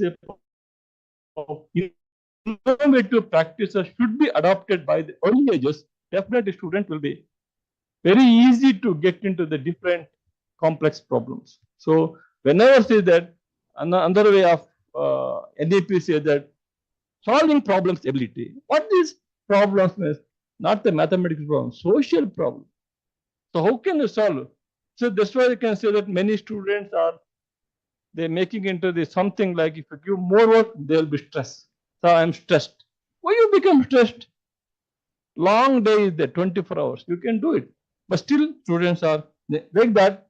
We should change our ideas, change our teaching methods to help the changing scenario of the students now. So as I understood, when I was a student, I can listen 1 hour. But do you really know that present student, did you listen to 1 hour? Ask the student if they're standing here. Definitely not. That's why you can see in the YouTube, you can see that 1 minute or 1.2 minutes, you will get in shots. That's enough. Because you have a views. But that 1 minute does not make you become perfect man at all. So you need to listen longer time. So how to make the student to learn longer time? That's the most important. So you think about the Western countries. I'm giving a simple data. 100 students got degrees in the colleges in Japan, 100 degrees in America, and 100 degrees of this. In India, if the 100 degree and the 100 students got engineering itself, the employability is only 12 to 13 students. Whereas in America, it will be 91 to 92 students. See the difference. What makes difference? The one is the outcome. That's the most important. In Japan, 97 to 99. How it becomes possible? Because they learn all the skills, what the job requires, what he intended to do. And also, he has a vision. All those students have vision. So in India, we are making education become so friendly. Anybody can enter a degree. Anybody can leave the degree anytime. But in the Western countries, as in Eastern countries like Japan, only those people can achieve can go to the higher education. That's the reason. So we are given education. That's why I'm telling the two things. I'm from physics. I'm telling quality and quantity. So quantity is very high our case. So when there is a quantity, quality should come, but percentage may be less. Even 30 million, 5% is enough. So we can change the country, right? As you've seen every day in the newspaper, most of our young boys who studied in India working for the wealth of other countries. If they come out back to India, what will happen situation in India?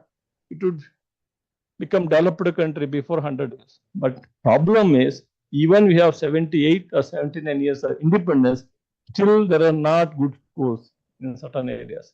Still there is no health connectivity. Still there is no roads. So that means there is a lot of improvement is possible in India. On this approach, I really appreciate the RI College principal and their staff has initiated a very important thing is the career counselors. This is also most important because the present scenario needs counselors. So changing word. Probably the resource person said when they were become IIM student, there were no counselor at all. No need. Because whatever is there, we will say, yes, we never take anything else. But if you say something today, the students get angry. The first thing is angry. So probably heard about superconductors. In superconductor, electron have become resistance zero at all. Zero means there is no, you can have no zero resistance. No, human cannot become a zero resistance, right? That way we have studied. Now the scenario changed. The scenario makes students more complex and more complicated their life. So therefore, I would say that because our father of the nation said that simple, be simple.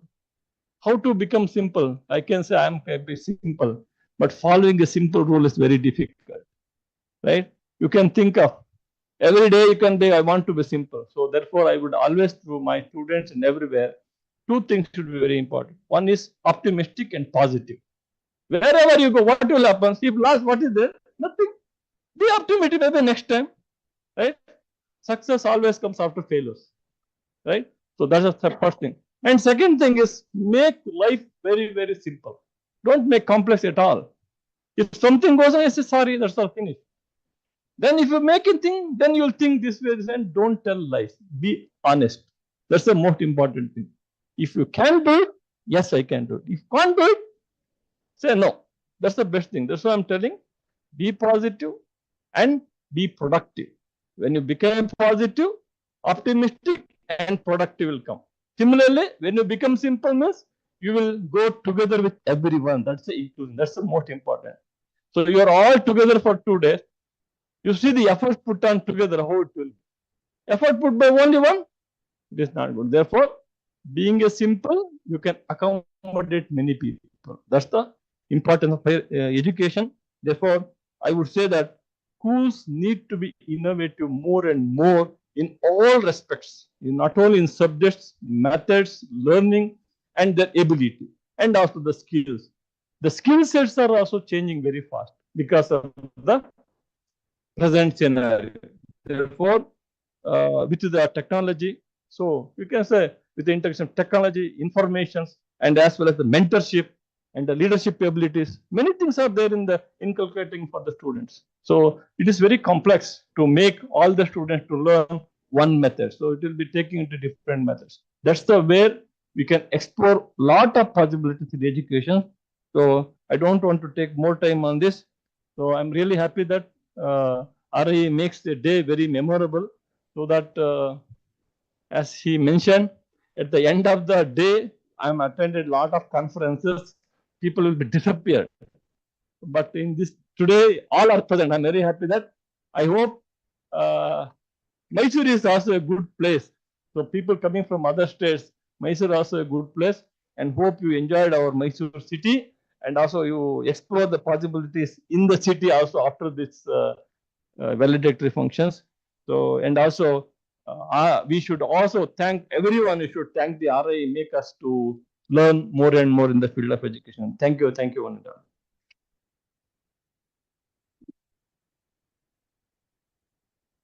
Thank you so much, sir. It has been a great pleasure, and indeed, your talk has been on touching about the various facets of education, skill, optimism, and many other things. It was indeed a great pleasure, sir. And definitely our students and their teachers will carry these great memories. As a token of our appreciation and gratitude, we now like to felicitate our chief guest. I beg your pardon. May I request Dean ma'am and also Anil Kumar sir jointly honor our chief guest. Thank you, sir. Thank you, ma'am.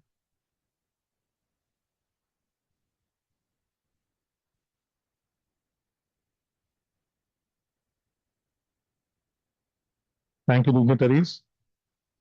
As we approach the conclusion of this memorable session, we extend our heartfelt gratitude to all who contributed to the success of this conference. To propose a vote of thanks, may now invite Professor Anil Kumar sir to kindly propose a sincere thanks to everyone.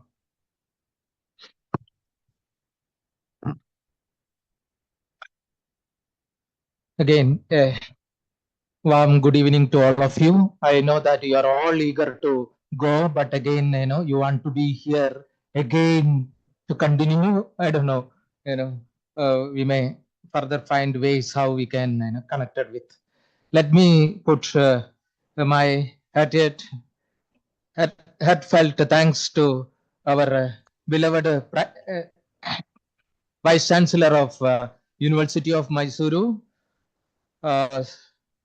sir. With your presence, we are honored, sir. Not only honored, but we are also educated, sir. We know that the value of simplicity. You have taught us, sir, how a man should be there. Really, we could observe in you. We would have been happy. Our, principal should have been here.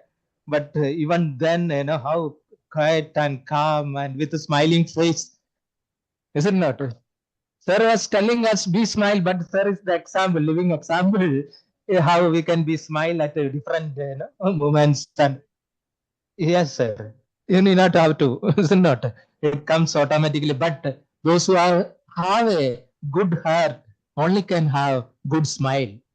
I appreciate you, sir, the philosophy of your life. We will learn many things from you, sir. As you are our management committee chairperson also, you frequently visit us. So, as sir told, a day has been made. And a historic day, let me put it, sir, with your words. And RA is going to remember always for your contribution. I also thank the next Vice Chancellor, Lingaraja Gandhiji, who came from Bangalore South Bangalore City University. Earlier it was called Bangalore South University. And sir was also changed his plan and came to us. As you know that Lingaraja Gandhi is Gandhian, and he want to conduct or inaugurate many functions on that day, 30th January. He preponed those to 29th, sir. He was showing us the photographs. I had to be there, but because of your invitation, because I know that how is RI and how RI contribute to the southern region and particularly for Karnataka. So I want to be with you on that day. So he came, sir, taking much of pain, and he was with us for the whole inaugural session, and he saw the vibrant audience and the book exhibition. He really felt how the RI is functioning and all. We really thank for sir's support during our inaugural session. And also before coming to the our experts, let me tell you, in any conferences, we should value the participants. We should value the delegates. Think about an occasion if you do not have numbers.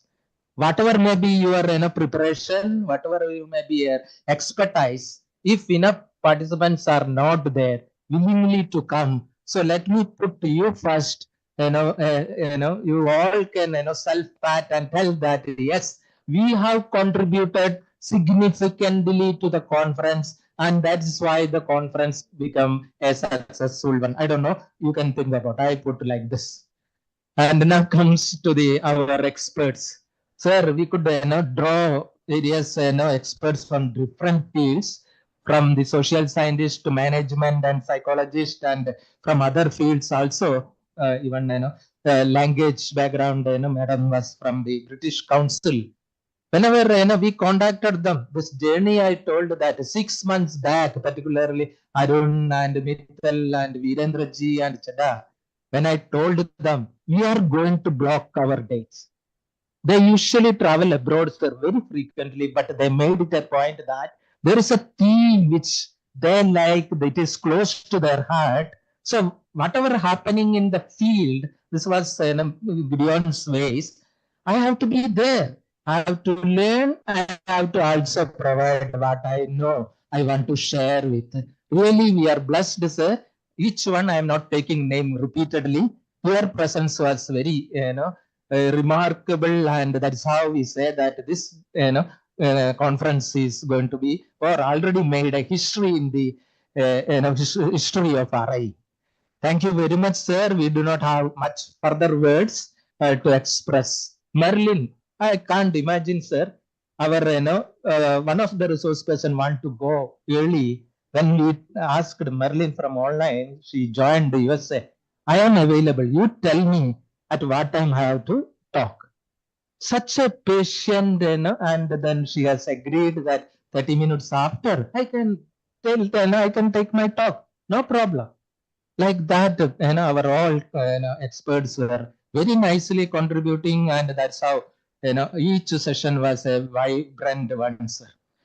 Now I also tell, if any efforts like this, there is a team behind that, and also a leader behind that. Without a leader, without giving direction, I don't think so any program like this of a national level can become a successful one. This is what the spirit our principal has provided, sir. He has given a free hand to us, but monitored every time. That's how. Go ahead, Anil Kumar, go ahead.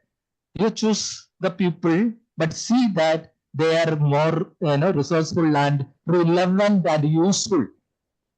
This is the word you sir has used, relevant to the audience.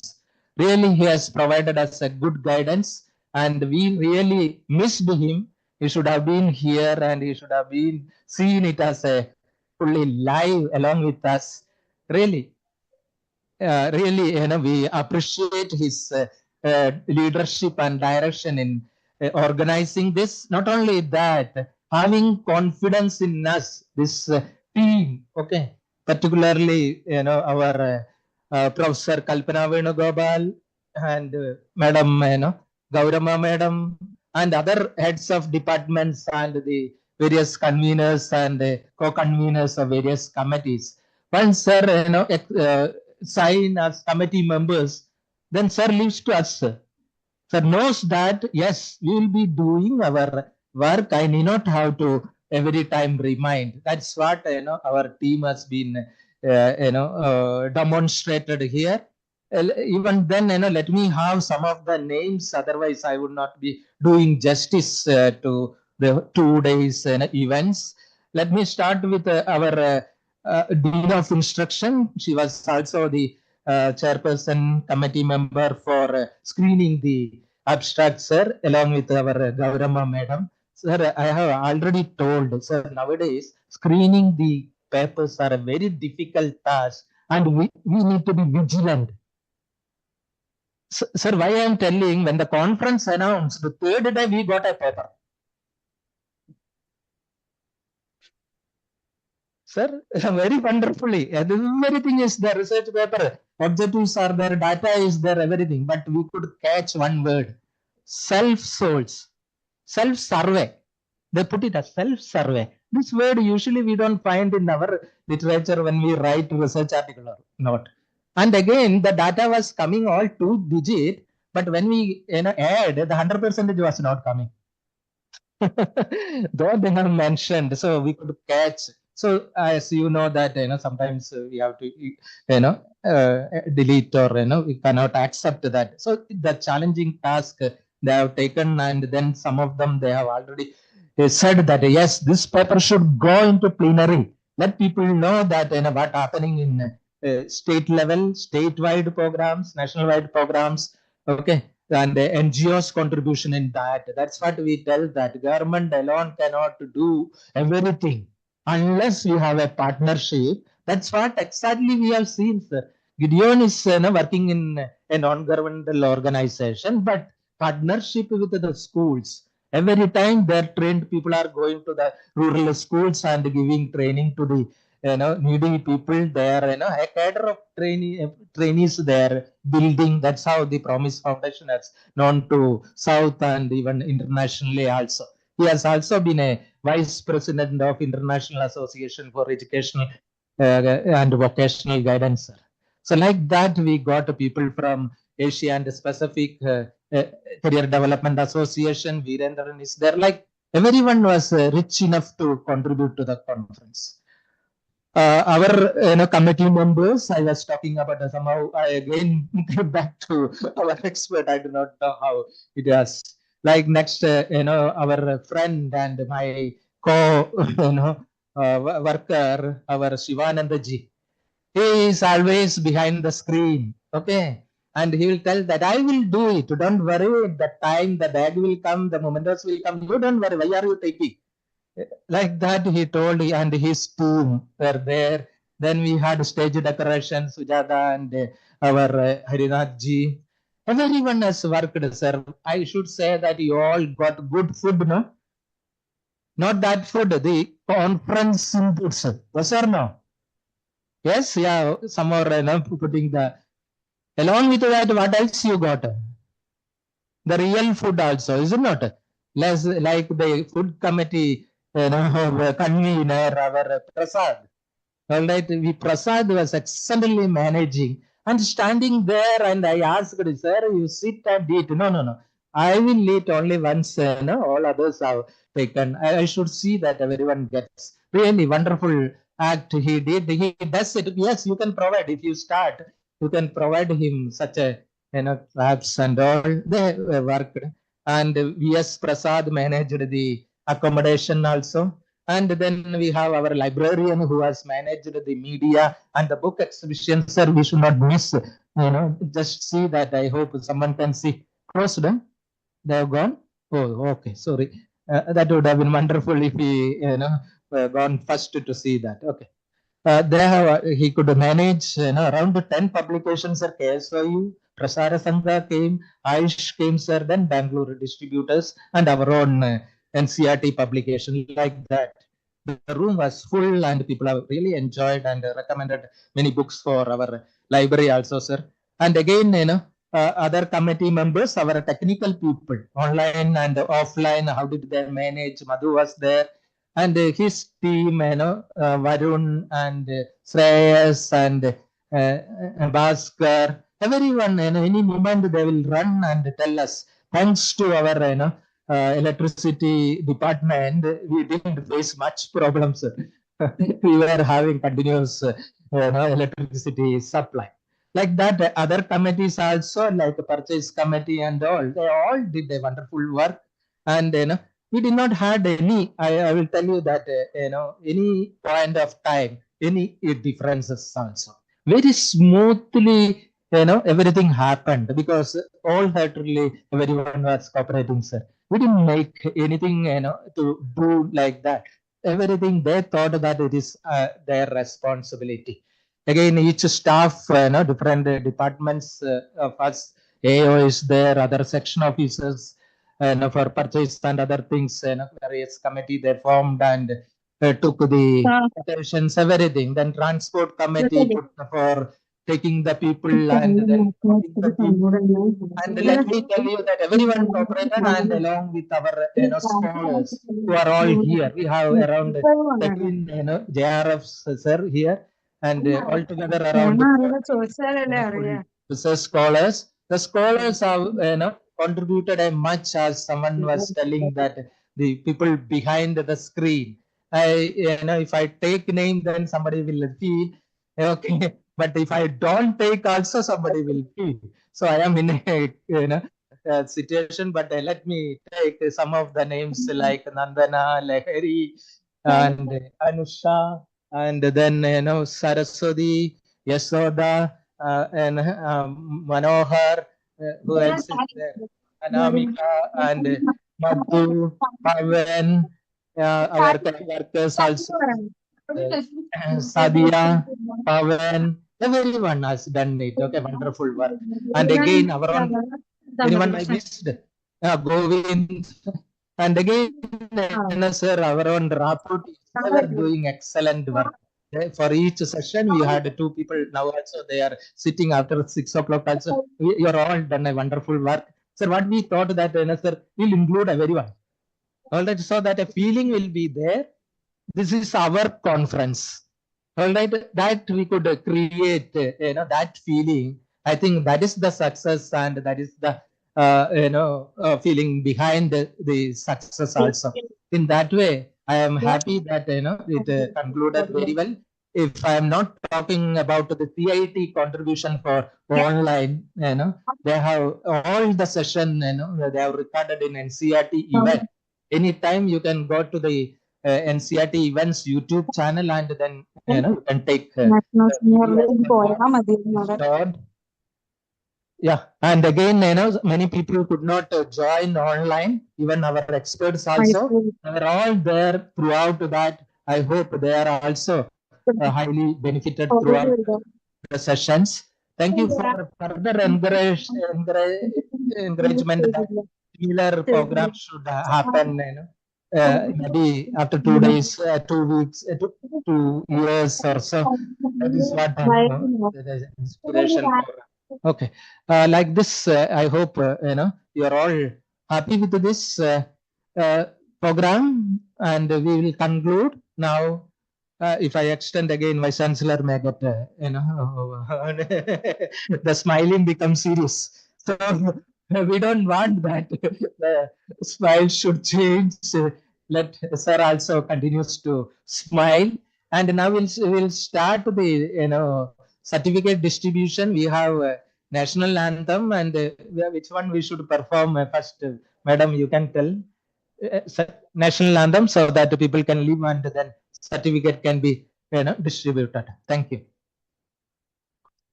Thank you, sir. Thank you elaborately. Thank you everyone, each one of us, and forgetting me in the end. In a lighter note, in a lighter note, please. Okay, a smile means everything, and that smile and thanks is everything. RI is a family, and we believe that we are a part of it. So no hesitance, no hard feelings. Anyways, we conclude our program on this part, and let us all remember our martyrs and sing for the national anthem.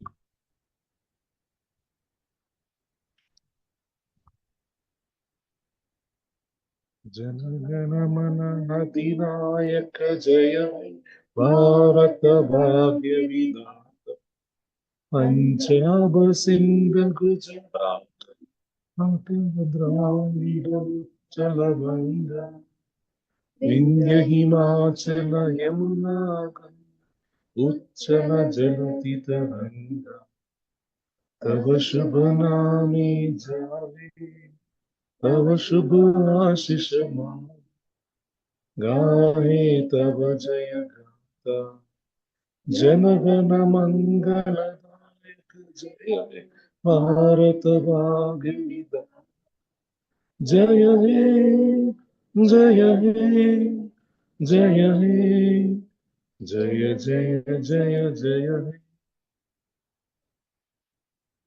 Thank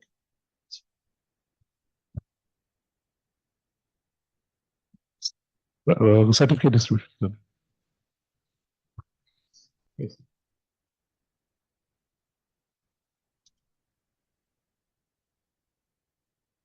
A. Madhu Babu of English, Srikakulam, Andhra Pradesh.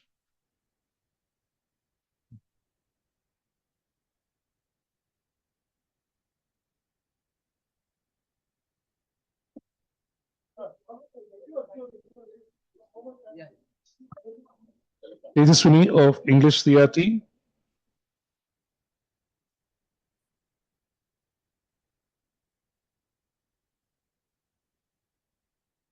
Dr. A. Anubhavan, Principal, Royapuram, Chennai. Saraswati, Research Scholar, Department of Education, RIE. Bhattatsala Babu of Nellore. Saraswati A. Research Scholar.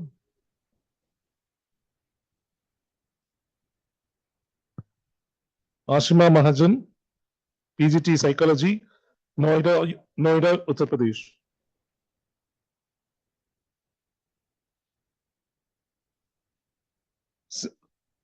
Dr. B. Sendamayan Selvan, PGT Chemistry, Bangalore Urban.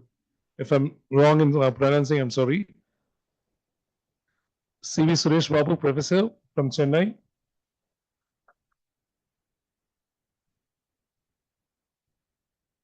Dr. D. Vinci, Assistant Professor, Department of English, Jai College of Arts and Science, Chennai.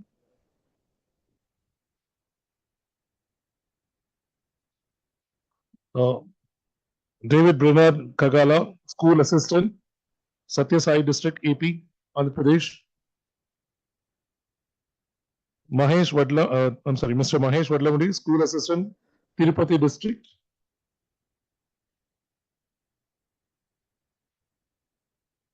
Ms. Giranjali Sunil, Principal, Kannur, Kerala.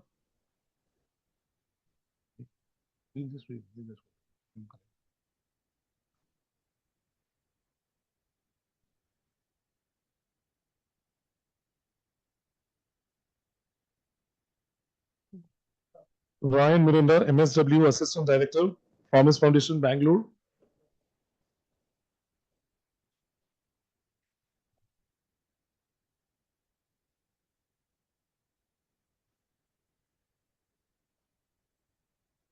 Ms. Gopika Krishnan, Research Scholar, Kottayam, Kerala. Nagalakshmi Essay of Andhra Pradesh.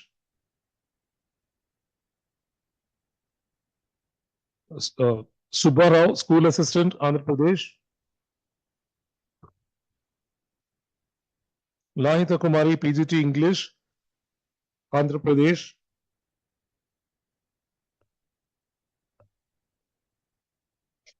Halima B, MC Principal, Kasargod, Kerala.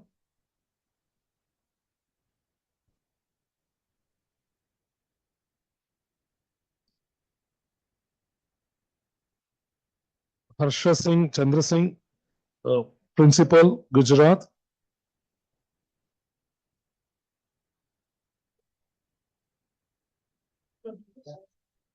Dr. Kannan, Assistant Professor, Tamil Nadu.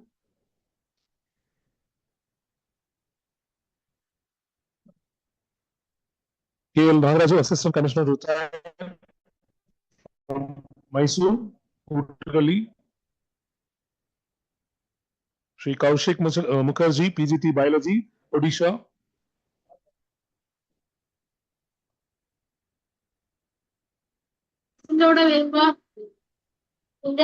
Next Education Consultant. Dr.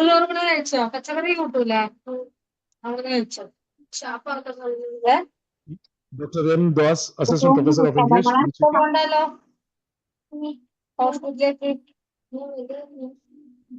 Niranjan Kumar, Secondary School Teacher, Chamarajanagar.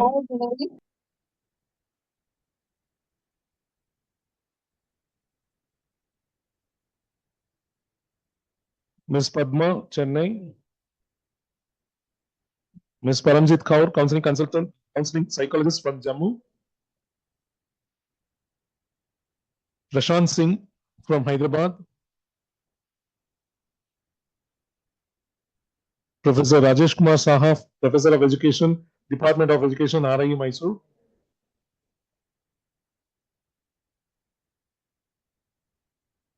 Shanika Anand Adike, Applied Psychology, Sholapur.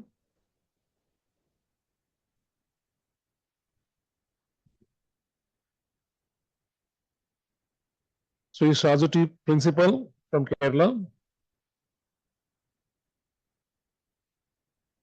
Srija Shashidharan from the Department of Journalism, Calicut, Kerala.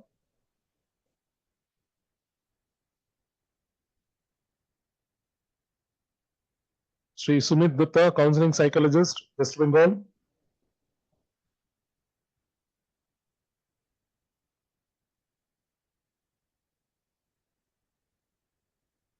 Dr. Syed Hamid, Director and Chief Mentor, Group of Schools, Telangana.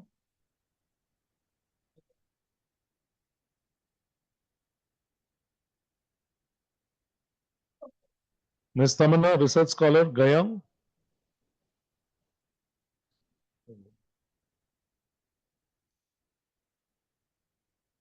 Sri Vivekanand Ghosh, Vidyalaya, Kolar, JNU, Kolar.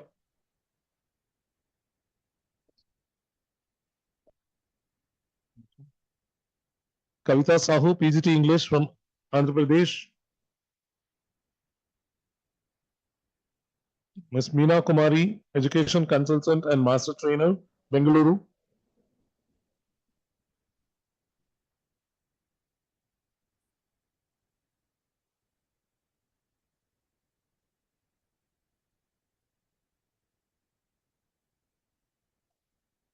These are a certificate of participation.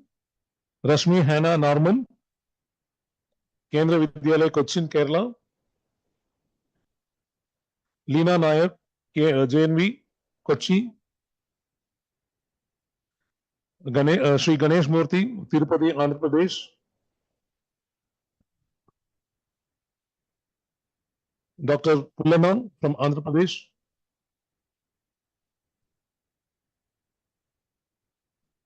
Rupali Charan from Jamia Millia Islamia, New Delhi.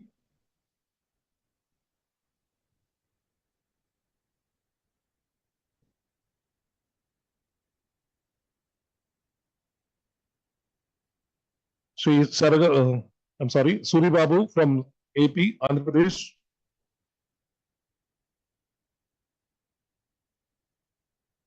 D. Nalini from Chennai. Sri Swapnarajan, Siddhartha Nagar, Mysore.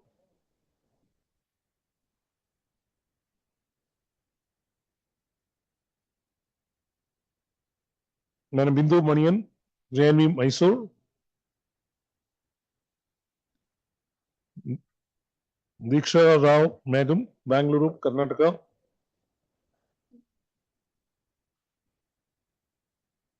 It is there.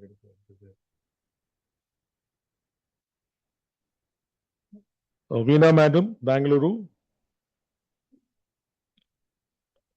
Not there, no. Sri Venkata Chalapati, Principal, Telangana. Sanjana Nagendra Career, Bangalore. These are all participation. I think this was yours. Sri Karanjit Singh from Jammu. Ms. Nivya from Narayana Vidya Mandir, Kannur. Dorothy, Ms. Dorothy Viola Dutta, Andhra Pradesh. From Ernakulam, Sri AP Muralidharan. Sri Sari Pratap from Vidyashankar Layout, Mysore.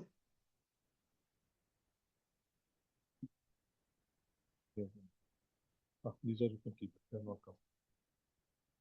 Give me the other one. Which I could use.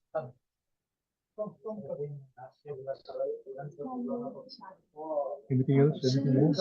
No, that was not there. Anything else? No, it is given to it. They are not.